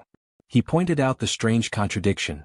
Riedrun and Roiger had both been pushed to the front lines, even though it had been said that the enemy forces weren't particularly powerful. And yet, 3 capable team members had been left behind, to guard supplies. Rachel's eyes widened as the realization sank in. It made no sense. Why leave behind someone as strong as Choi? Anyone could have stayed back to protect Abelson. It didn't need to be all 3 of them. Choi nodded. That was exactly what had been gnawing at him. Without another word, he began walking away. Rachel stood up abruptly, startled, and asked where he was going. Was he planning to disobey his assignment? Choi didn't stop. He said that Bobo was perfectly capable of handling things here alone. And as for him, he couldn't ignore the growing unease any longer. He had to see what was happening on the front for himself. Abelson hesitated for a heartbeat, then spoke up with determination. If Choi was going, then she would go with him, if he would allow it. Choi turned, his expression softer now. He told her he wouldn't object but asked if she was truly sure. Staying with Bobo was still a solid plan. But the saint was firm. She said she could help him and she meant it. Choi reminded her that he could move faster using his transformation. He wouldn't just sit around and slow anyone down. That wasn't the issue. But something else, something deeper, was bothering him. Abelson looked confused by his words, but before she could press, Choi shook his head. He told her to forget what he said. As long as she felt well enough to keep up, then she could come along. And with that, he announced his intent to head toward the battlefield. But before he could take a single step further, armed guards stepped in his path. Their orders were clear. Choi was not allowed to leave the zone. Not without explicit authorization. Thinking fast, Choi cracked a half smile and claimed he just needed to use the bathroom. But then, sarcastically, he asked where it even was. He promised he'd be right back. The guards didn't budge. One of them repeated the directive firmly. Choi was not to leave under any circumstances. That shook Choi. The level of control, the extreme effort being made to keep him here, it felt too calculated. His anxiety intensified. Something was deeply wrong. And all he could do now was silently hope that Riedrun was okay, and not completely on his own. Meanwhile, far from the safety of the fort, Riedrun was already in the thick of it. He was breathing hard, his body marked by battle, facing off against a gray-haired hero wielding a blade. The clash had clearly begun, and it hadn't been an easy fight. Then another voice entered the fray. A red-haired warrior appeared, observing the fight with a smirk and calling Riedrun by his infamous nickname, the Red Nightmare. He praised Riedrun's performance. Even though Byron, the gray-haired one, was still just a rookie, the newcomer admitted he hadn't expected Riedrun to hold off two heroes.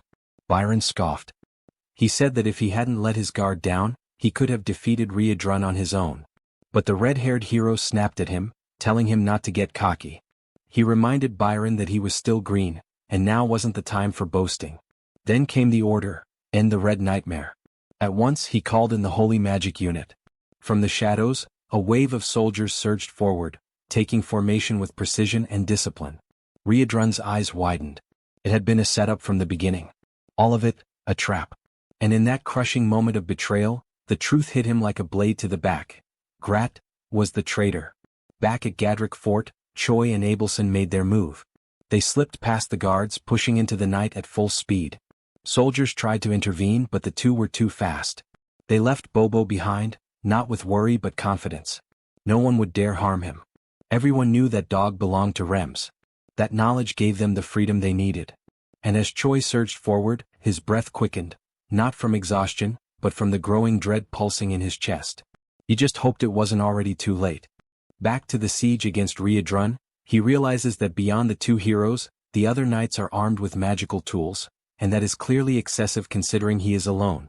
The red-haired hero agrees with Riedrun's words, but they cannot let Hemis's most favored subordinate escape, and that statement makes Riedrun uneasy as he realizes she is the hero's true target. This gives Riedrun extra motivation to fight, and the red-haired hero notices Byron's agitation, ordering him to stay cautious, as the plan is to drain Riedrun's energy before taking advantage of a better opportunity. After that, he commands the 2nd Regiment of Warriors to prepare for the assault. Riedrun, noticing all the organization, also becomes tense, ready to give them a proper battle. As soon as he activates his combat mode, which looks more like a Super Saiyan Level 3 transformation, the hero signals the 1st Regiment to attack. Now fully transformed into a Super Saiyan, Riedrun is immediately struck by a rain of arrows and braces himself to repel the overwhelming force launched at him. With a single punch, he manages to defend himself and even sends several of the arrows back toward the hero's army. The incredible strike is capable of using just the force of the wind to both shield Riedrun and turn the enemy's attack into one of his own. The hero then tells the remaining soldiers not to be afraid, as they still have the advantage in numbers while Riedrun stands alone. Several spear-wielding warriors then charge at Riedrun, who waits calmly for their approach. Riedrun then prepares to unleash one of his special attacks, called Destructive Explosion Wave, and with a single-hand motion he strikes the ground, causing massive devastation. He then leaps, letting the forming crater swallow the soldiers who had launched themselves at him. After jumping, he advances toward those who remained stranded among the crater's wreckage, neutralizing the warriors one by one. As he finishes off the last spearman by slamming his head into the ground, Byron becomes increasingly agitated from being forced to simply watch the battle. With Riedrun's chances of escape growing, Byron decides to break free from the red-haired hero's restraint and charges, attacking Riadrun directly. But he fails as the Red Nightmare easily dodges the hero's strike. Even so, Riadrun is surprised at how quickly the hero recovered and readied himself for battle, although it doesn't change much. From that point, Riadrun prepares to attack Byron, but the red-haired hero intervenes, pulling Byron away from Riadrun's strike and countering. Riadrun manages to stop the attack with the red-haired hero's sword by grabbing it and locking eyes with his enemies, taking the moment to strike both of them at once. He launches another destructive blow at the ground, causing a new crater. However, once the dust settles, the heroes are already far away, having escaped nearly unscathed from the attack but now stunned at how powerful Riadrun truly is, far beyond the expectations set by the intelligence divisions, leaving them frustrated. Meanwhile, Riadrun, still in his Super Saiyan form, begins to feel the effects of having used too much power. Having relied heavily on his demonic chi, he wonders how much further he can still go. But with little time to reflect, he is caught off guard by the heroes sounding the signal for the 2nd Regiment to strike, taking advantage of the opening caused by Riadrun's moment of reflection on his energy use. Along with the 2nd Regiment's attack, the heroes themselves now launch forward with the other warriors, and Byron stays behind, irritated at how the red-haired hero always takes command. Riadrun, realizing the massive assault, prepares to unleash his destructive attack once more. However, before he can complete the conjuration, the heroes advance, drawing his attention and forcing him to defend against numerous strikes simultaneously. This distraction opens an opportunity for other warriors to strike with magical spears, and upon being hit, he almost instantly feels his power being drained. The spears possess the ability to absorb all of his demonic chi. As his energy is siphoned away, Riadrun finally succumbs to the enemy siege. The red-haired hero then explains how the spears function, stating that the intensity with which they drain energy renders even the strongest demons unable to move or launch a single blow. The red-haired hero now stands in front of the subdued Red Nightmare, declaring that the battle is over. As a precautionary measure, he orders his subordinates to drive more spears into Riadrun to ensure he remains in that state, and that as soon as possible, they should finalize the capture and take him as a prisoner. Upon hearing this, the hero Baron steps forward and grabs one of the warrior's spears, claiming responsibility for stabbing Riadrun himself and seizing the moment as if it were personal revenge. As he approaches, mocking the Red Nightmare's situation, comparing him to just any other demon, completely subdued and defenseless, he readies himself to strike. But Riadrun, with his head lowered and eyes darkened, mutters something inaudible while attempting to summon a bit more energy to respond. Baron becomes curious about what Riadrun said and demands he repeat it. Instead of mere words, Riadrun repeats that he is the Red Nightmare of the Demon King's army. With those words comes a tremendously powerful counterattack that shreds Baron to pieces, ending the arrogant hero. The force of the blow is so immense that it not only eliminates Baron but also strikes several other spear-wielding warriors, leaving only a small team and the red-haired hero still standing. The red-haired hero, now in disbelief, wonders how someone so foolish could have become a hero and been assigned to such a critical battle. He reflects on how the army is now nearly annihilated, but emphasizes that Baron's defeat is not something to celebrate, even if he proved to be useless, though not entirely since the attack he suffered from Riadrun allowed the continuation of the plan, as those were the Red Nightmare's final energies. The hero then commands all remaining survivors to raise their magical weapons and proceed with the encirclement, forming a ring around Riadrun. But before the army can reorganize, the hero is struck by a devastating punch to the face. The blow came from none other than Choi, now extremely enraged and already on the battlefield, transformed into a half-demon and fully prepared to annihilate all the fools who orchestrated this trap for Riadrun. The red-haired hero is struck with such force that he rolls a great distance across the ground. Riadrun then notices Choi's presence, feeling relieved by the help. Choi explains that he had a bad feeling, which was the reason he rushed toward the location assigned to Riadrun. Seeing his companion's condition, he asks if Riadrun can still manage on his own. Riadrun responds that he isn't sure if he can handle things alone but expresses his gratitude for Choi's arrival. The red-haired hero gets back on his feet, noticing Choi's presence and quickly associating him with the rumored hero said to serve the Demon King.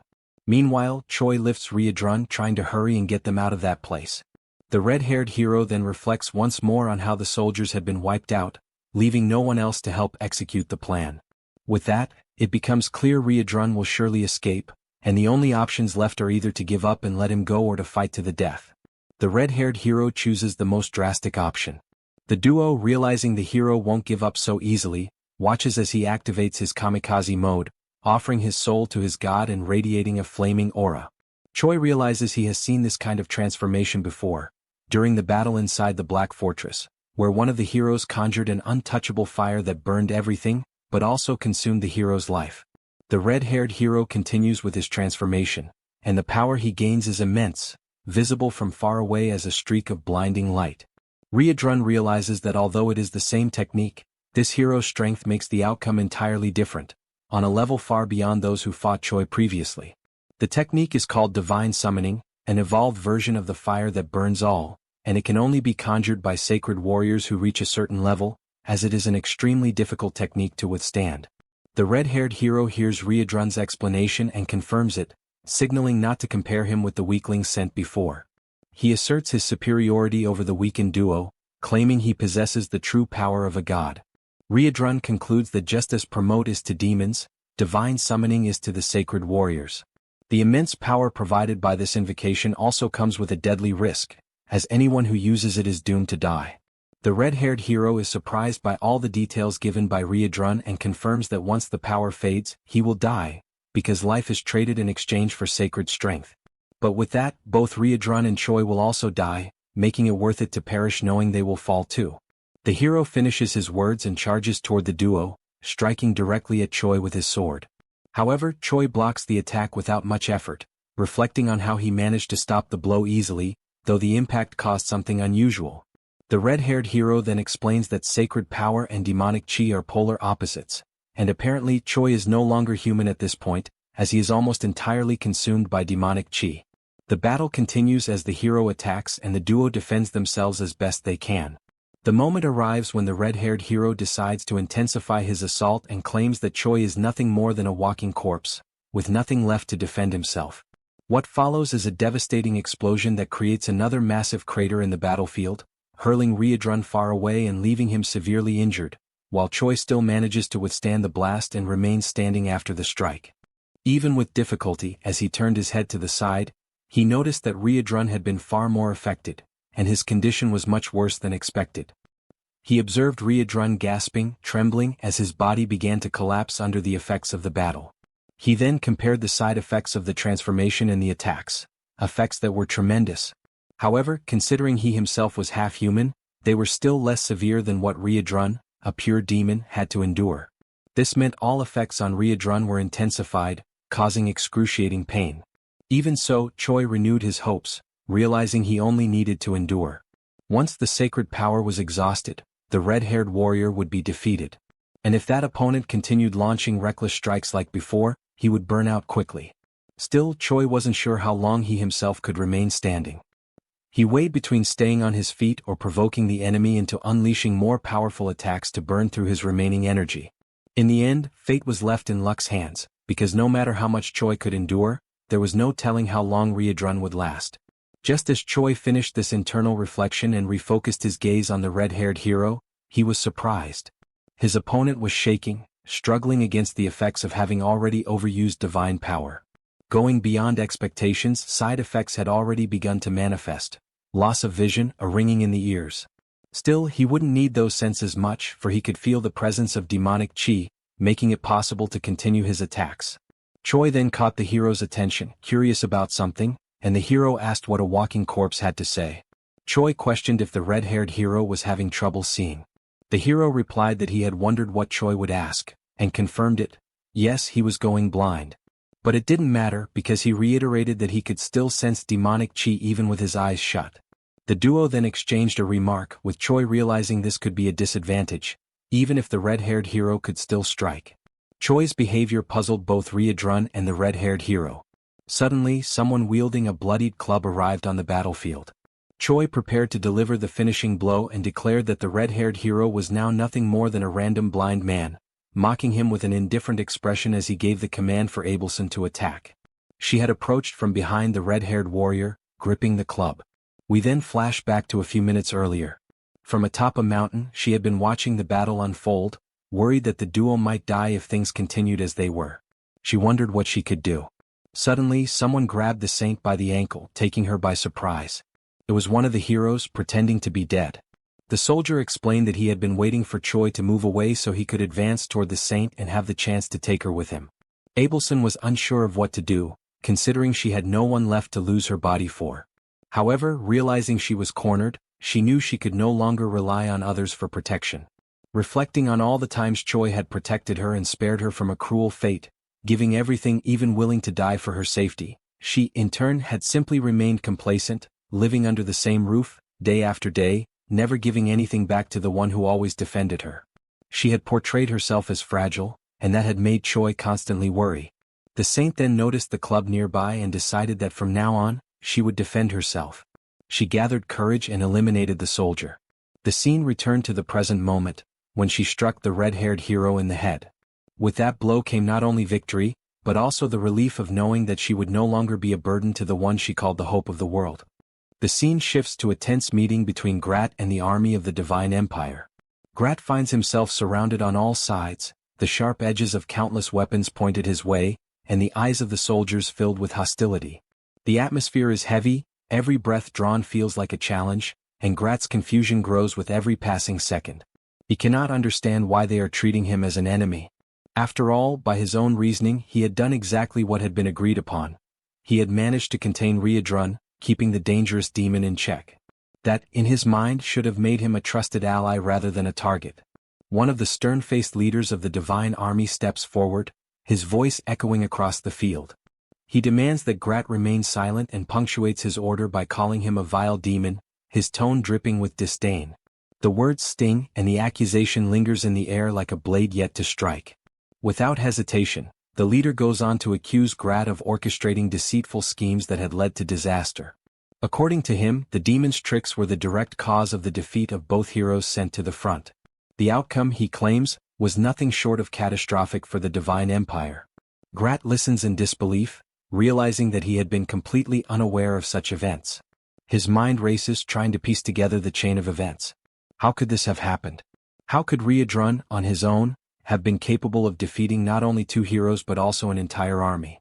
Before Grat can think further or prepare a defense, the ground beneath them seems to vibrate with an unnatural force. The sky itself begins to change, a sudden burst of energy descending like a divine judgment. From above, a blinding light crashes down, striking Shang with unimaginable force and carving a massive crater into the earth. Dust and heat erupt in every direction. When the glare fades, the source of the devastating arrival is revealed. It is none other than Hemis herself. Her presence commands immediate attention, and as she takes in the scene before her, the rows of Divine Empire soldiers and the lone figure of Grat, she pauses, her voice calm yet sharp as she questions what exactly is unfolding here. The soldiers, quick to draw conclusions, link Hemis's sudden appearance to Grat's presence. Whispers ripple through the ranks, accusations forming faster than reason. They begin to suspect this is all part of an elaborate trap, one designed by Grat himself, in which every soldier here is nothing more than a sacrificial pawn. Grat, ever opportunistic, instantly seizes on their words. A sly smile creeps across his face as he steps forward, addressing Hemis directly. With exaggerated confidence, he declares that he had indeed lured every human here for her, calling it a grand offering. Not stopping there, he embellishes the lie, claiming these soldiers are the finest and most formidable force in the entire surrounding region of the human army. Hemis studies him for a long moment, her gaze unreadable. At length she acknowledges, almost reluctantly, that in one way or another he might have done something worthwhile for once in his life. Without further delay, she begins casting a skill, her voice ringing with authority. As a superior, she proclaims she would not deny herself such a feast so generously prepared by Grat. The air grows tense as the earth begins to tremble beneath their feet. Darkness creeps slowly but relentlessly across the battlefield, swallowing light and color. One of the soldiers notices movement in the sky and shouts a warning, but the moment is too brief to act. From above, a massive sphere of roaring fire plummets toward them, its heat searing the air long before impact. It strikes with cataclysmic force, annihilating every soldier caught in its path. There are no survivors. The once proud army is reduced to silence, leaving behind only scorched earth, shattered armor and rivers of blood. When the flames die down, Grat wastes no time. He rushes toward Hemis, his voice spilling over with exaggerated praise. He showers her with flattery, calling the attack beyond incredible, a strike so overwhelming it had single-handedly erased an entire army. He even goes so far as to call her an unmatched living legend, a figure without equal. But Hemis's patience for his fawning quickly runs thin. The false sweetness in his words grates on her nerves. Without warning she moves, faster than the blink of an eye. In one seamless motion she separates Grat's head from his body. His lifeless form collapses to the ground before the echo of the strike even fades. Only then does she speak, her voice now tinged with cold finality. She reveals that she had known for some time that Grat was the spy, even considering that he might have accomplices. She had watched as he foolishly created problem after problem, but in the end she had seen him for what he truly was, a compulsive liar, reckless, unafraid, and above all, acting solely for his own gain. Her only regret, she admits, is that she had not put an end to him sooner. With her business concluded, Hemis turns and leaves the battlefield. The scene shifts once again, this time to Fort Gatwick. Inside its stone walls, a meeting is underway. The day's agenda is the reorganization of the troops. Hemis takes the floor, speaking with precision while Choi, Ryedrun, and Reuters listen closely. She begins by declaring that Ryedrun will take charge of the remaining personnel abandoned by Grat, a task that will demand much of his time. To ensure the work proceeds smoothly, Reuters will act as his adjutant, providing direct support wherever necessary. As for Choi, Hemis had a surprise prepared, one that she revealed with a calm but decisive tone. She informed him that he would be taking the position of regiment commander, a role that would place him directly under her personal supervision. The announcement caught him off guard at first, but quickly sparked an excitement he could not hide. Still, curiosity got the better of him, and he questioned why he had not been placed at a lower rank, such as a simple battalion commander. Hemis's answer came without hesitation. She explained that she could not afford to waste a talent like his on something so limited. In her eyes, his skill set was far too valuable to confine to a mere battalion. This new rank would serve as both recognition and reward, for his hard work, his survival against all odds, and even for the strange way he had managed to entertain her along the way. Yet there was a condition, one that immediately shifted the mood in the room. Choi, as regiment commander, would move forward without the assistance of any troops whatsoever. The statement hung in the air, drawing puzzled glances from everyone present. No one could fully grasp the reason behind such an unusual arrangement. Ryedrun, ever the curious observer, finally voiced the question lingering in everyone's mind. He asked if Hemis would share her plan, as he found it difficult to understand the purpose of appointing a regiment commander without any soldiers to lead. Hemis answered without so much as a pause. She explained that there was a possibility, however unlikely, that Choi might not require subordinates at all. She wanted to see firsthand how events would unfold if he were left to operate entirely on his own. Before anyone could press further, a firm knock echoed against the heavy door. A voice announced a visitor's arrival, and the timing was almost deliberate. It came just as Hemis mentioned that Moten would serve as a proxy commander. The door opened and Moten himself stepped into the room. With a small but purposeful smile, Hemis concluded her statement by requesting that the two men get along well. The moment provided Moten with an opportunity to greet Choi warmly, clearly pleased to see him again. Choi, however, instantly recalled the less than pleasant memories of the time this same man had caused him trouble during one of the tournaments in the past. With the formalities concluded, Hemis dismissed herself from the meeting, explaining that there were other pressing matters demanding her attention. The scene shifted to the quiet interior of Abelson's room. Here the atmosphere was markedly different, less formal but filled with a quiet intensity. Choi spoke plainly, admitting that he had been genuinely surprised by the saint's recent actions. He asked what had given her the courage to crush that hero's head in such a decisive moment. Abelson's reply came first in the form of a gentle smile, and then in carefully chosen words. She explained that she had felt a strong urge to act after realizing that constantly being shielded by Choi had made her complacent, lazy even, and it had begun to bother her deeply. Choi noted the change in her demeanor, a more proactive energy replacing her earlier passivity. He asked whether this meant Abelson would now join him in battles going forward. She answered without hesitation, if he needed her, she would fight. She reminded him that she possessed the powers of a saint and could summon strength similar to a divine invocation. The drawback, however, was obvious. Her physical endurance could not match the demands of long battles and she would tire quickly. Choi was pleased by her determination, even if it came with limits. He remarked, half in jest and half in truth, that she might one day surpass him entirely. There was even a hint of jealousy in his tone, knowing that as a saint she now wielded the highest level of divine power attainable. Abelson, however, responded with humility, saying she was not certain such power alone mattered. Fighting, she said, was never simply about possessing the greatest strength. Her words carried the weight of experience, coming from someone who had often found eccentric, unconventional ways to win against brute force. It was at this point that Rachel joined the conversation, her voice carrying a teasing undertone. She commented that Abelson's words almost made it sound as though Choi relied solely on dishonorable tactics and dirty tricks to win. Then, with a shift toward a more factual tone, she explained something that caught Choi by surprise. The position of battalion commander, she said, was equivalent to the rank of hero in the human hierarchy. Across the entire continent, there were likely only 1,000 humans who ranked higher than hero. By that measure, Choi was already within the top fraction of the most powerful individuals in human society. The revelation left Choi momentarily stunned. He had known his strength had grown, but to be counted among the 1,000 strongest in the world was something else entirely. From here, the focus shifted again, leaving the personal discussion behind. The scene transported itself to one of the holy cities, Benedict. The sight was grim beyond words.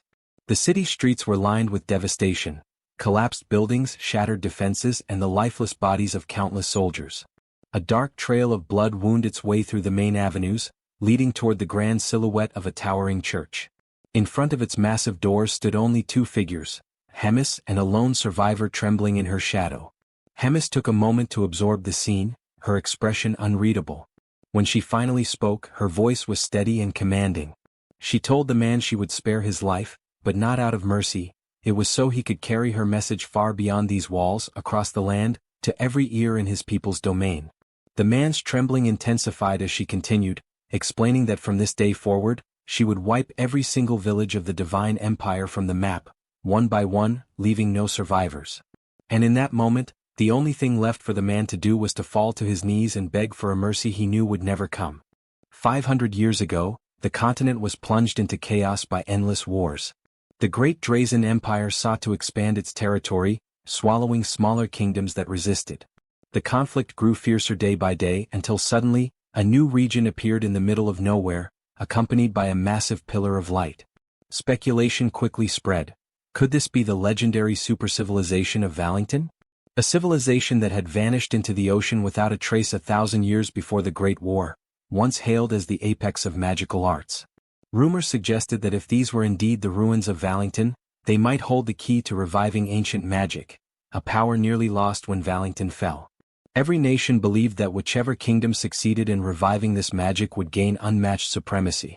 Thus, each realm embroiled in war sent expeditions into the newly appeared land, hoping it would guide them toward a golden age of power. However, what the humans found there was nothing like the ruins of Valington, nor the lost people of that civilization.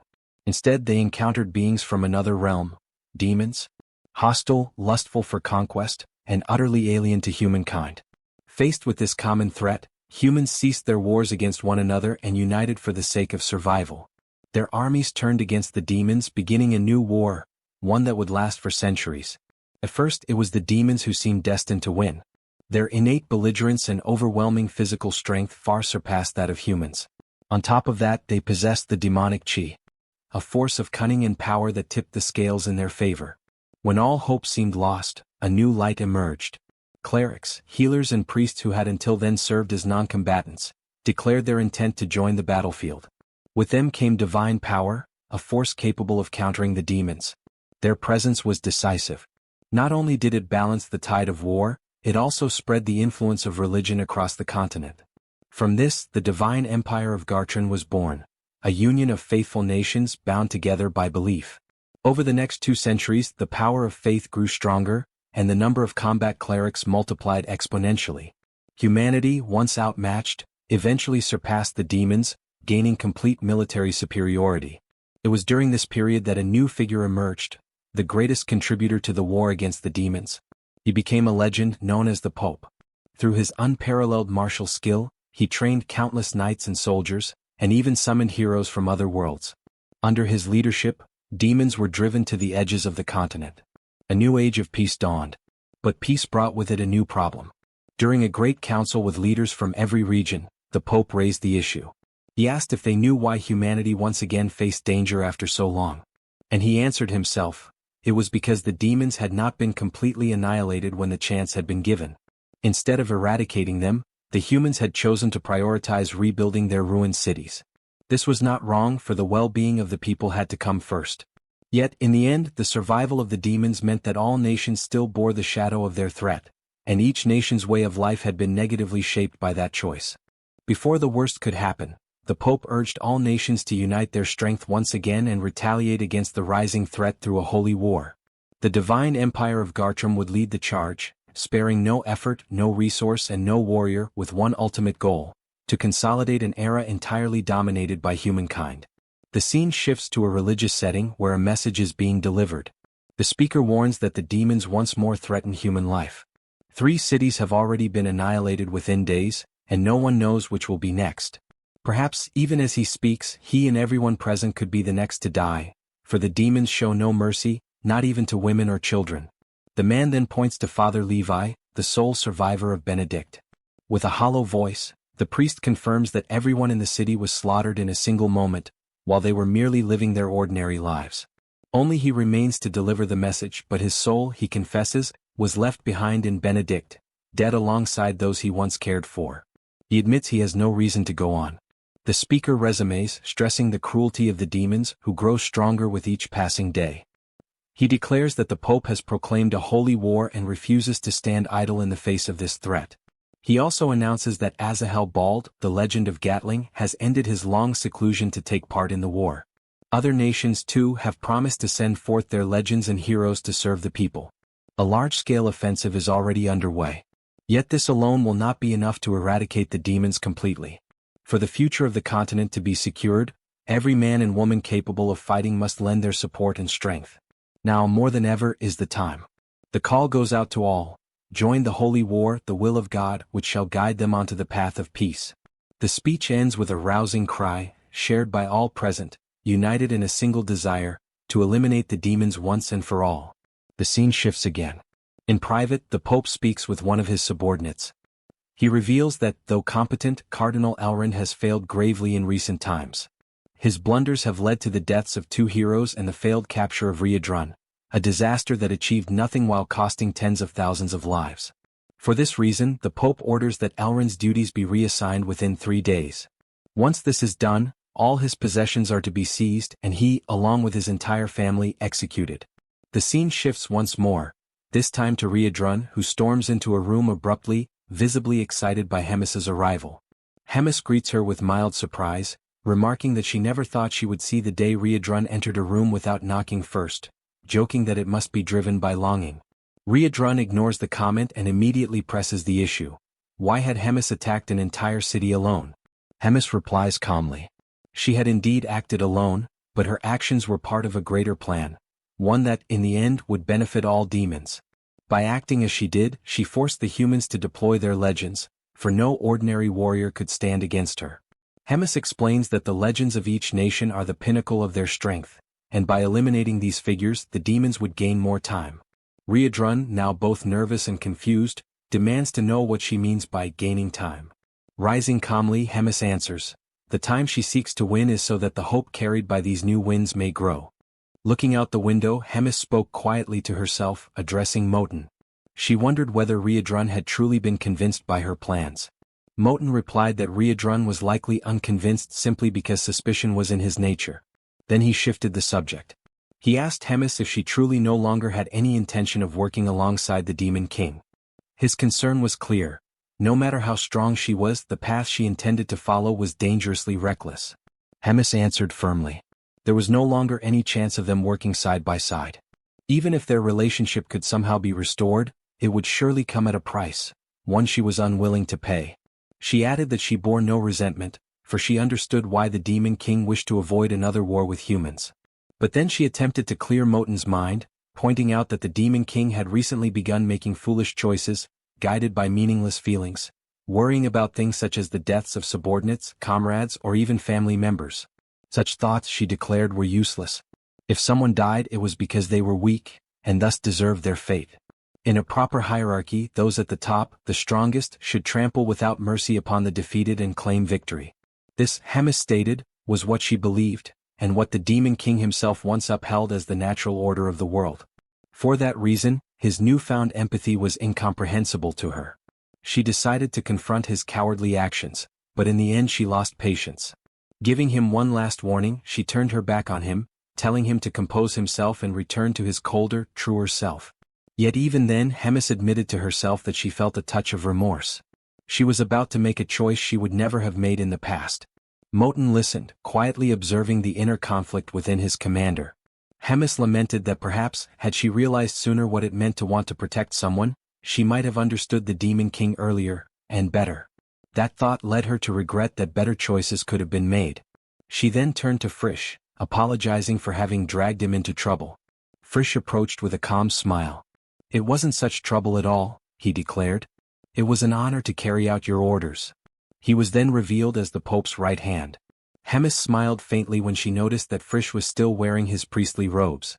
As he began to remove his disguise, he explained that after so many years as a cardinal, he had simply grown accustomed to them. Hemis handed him a letter, clearly glad to see him again after such a long time. She asked that he deliver it to Riedrun and Moten when the moment was right. She could have done it herself, she admitted, but if she did, she feared she might carry regrets afterward. Frisch accepted the letter with full understanding of his commander's will. Hemis then mentioned Choi. She instructed Frisch to make sure Choi would not die. Frisch was visibly surprised by her words. Hemis noticed and teased him, saying perhaps she was getting old, or perhaps she was simply worried about leaving Frisch alone, without anyone to support him in her absence. The next day in Gardrick Castle, the doors burst open. Choi, asleep, was jolted awake. Startled, he leapt to his feet, reflexively shouting with arrogance, "Who dares disturb the commander's rest?" But when he saw it was Riedrun who had woken him, his pride quickly faded. He lowered his tone and asked what was happening. Riedrun ordered him to leave immediately, to flee as far as possible. Shocked, Choi asked why such sudden orders were being given. Riedrun explained that the next day the human army would launch an assault on the castle. A massive battle involving the highest-ranking humans, their legends. Choi protested. Would it not be better for him to stay and help? Riedrun shook his head. The enemy's sole objective was Hemis's death. Though he did not doubt her victory, if anything happened to her, he would not be able to protect Choi alone. The scene shifts to the moment when a letter is slipped under the door of the room where Riedrun is staying. He picks it up and begins to read. Its contents reveal part of Hemis's past and the truth behind recent events. Hemis writes that the demons endured countless deaths and were ultimately forced into exile at the very edge of the continent.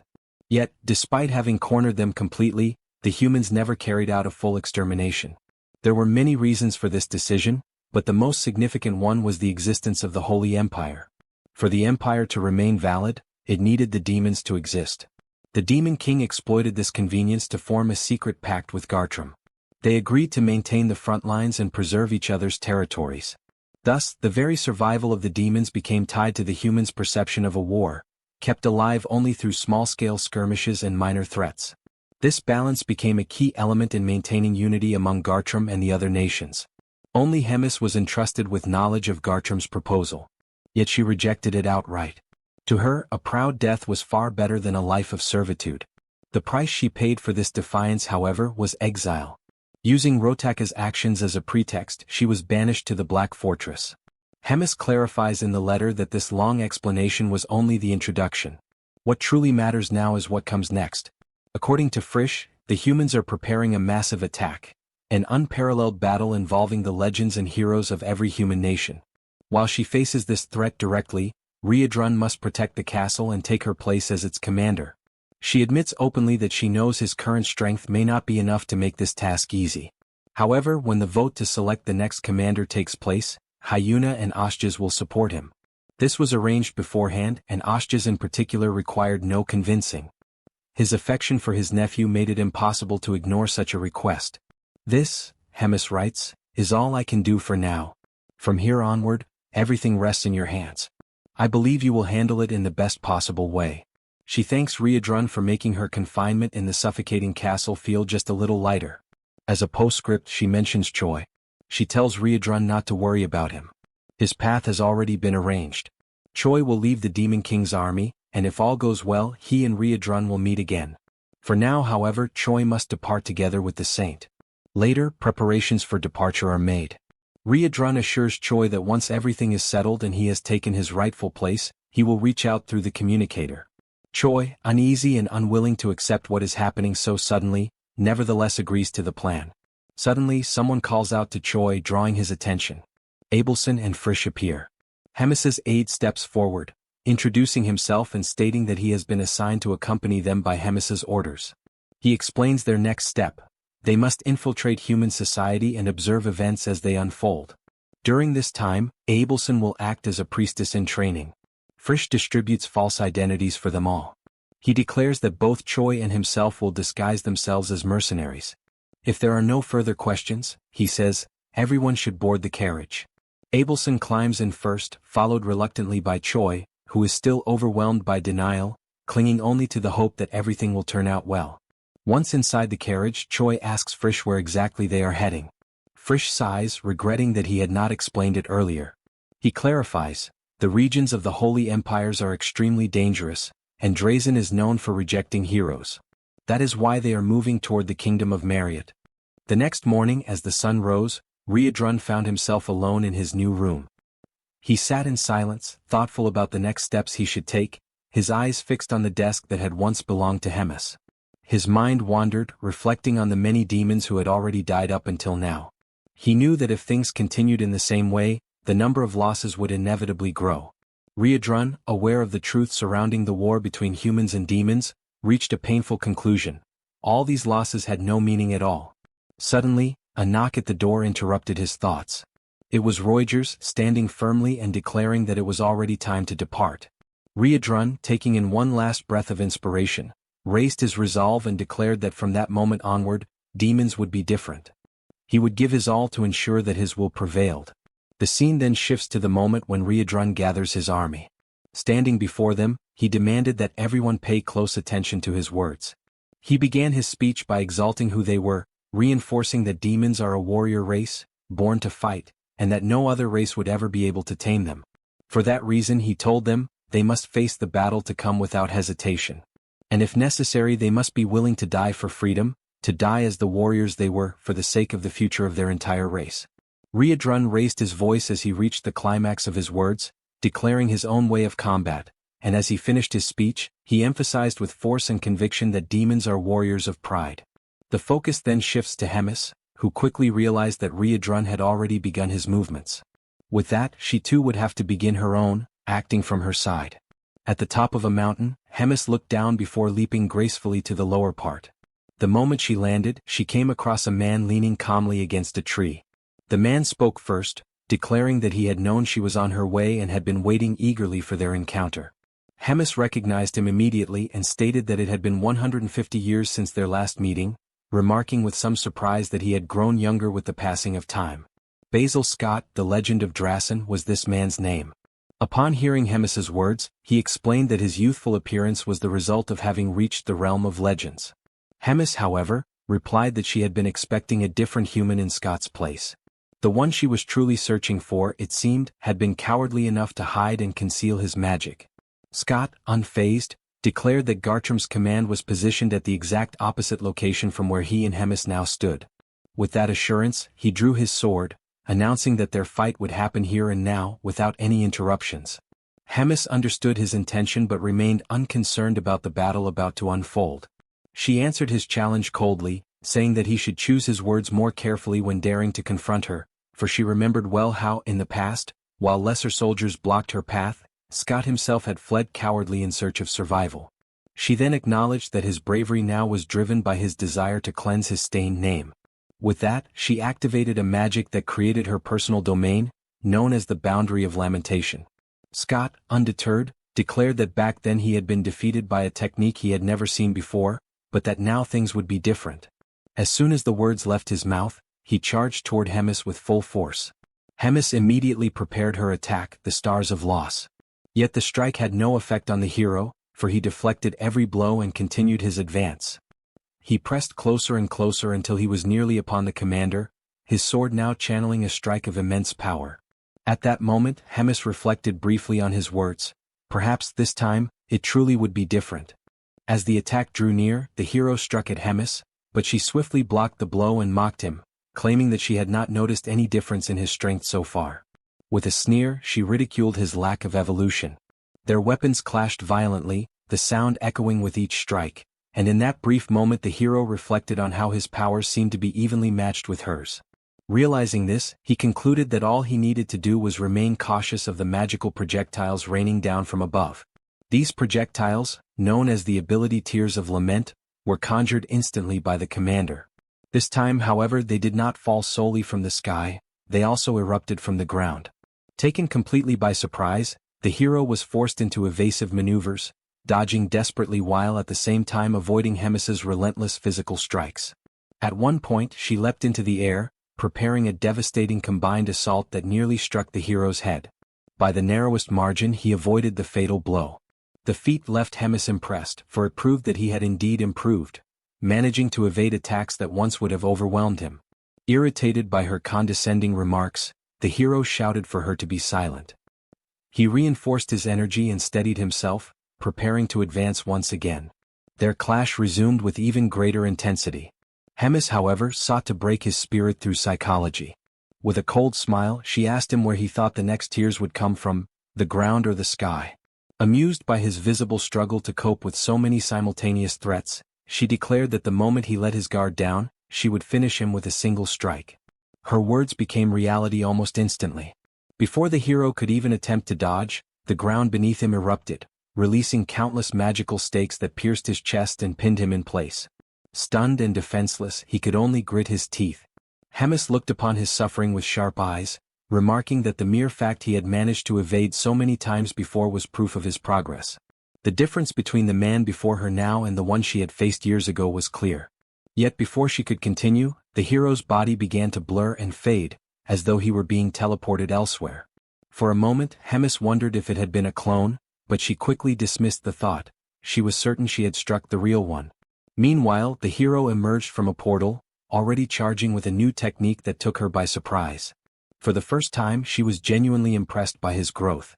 Advancing with determination, the hero declared that he had saved this secret technique for precisely this moment. He launched his strike with all his might. Hemis, however, raised only a single hand to defend, blocking his assault effortlessly. She made it abundantly clear that the gap between their powers was insurmountable, for she stood 2,000 years ahead of him. With cold precision, the commander raised 2 fingers and aimed them at the hero's chest.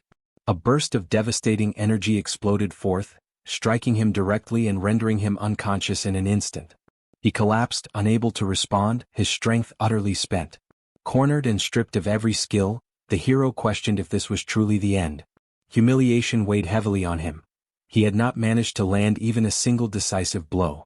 At that moment, Hemis called out to him, demanding that he confirm if he was truly the famed legend of Drasen. Before he could recover from the shock, she made a request, something he had never imagined he would hear from a demon. Hemis explained that personal matters were unfolding, and she needed his cooperation. She asked that when he eventually met Choi in the future and fought against him, he would grant Choi mercy at least once.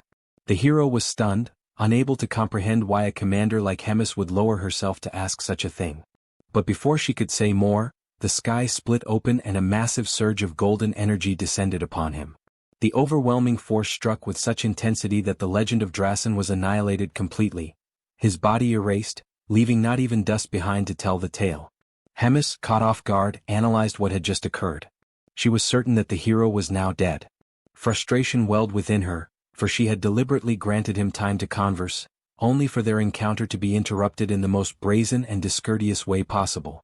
Raising her eyes toward the sky, she identified the only suspect who could wield such power, Azrael Bald, descending with his underling Morim at his side. If you enjoyed this video, don't forget to give it a thumbs up, it really helps. And for more content like this, make sure to subscribe and hit the notification bell so you don't miss any updates. Let me know in the comments if you'd like to see another part. I'd love to hear your thoughts. See you next time. Bye-bye.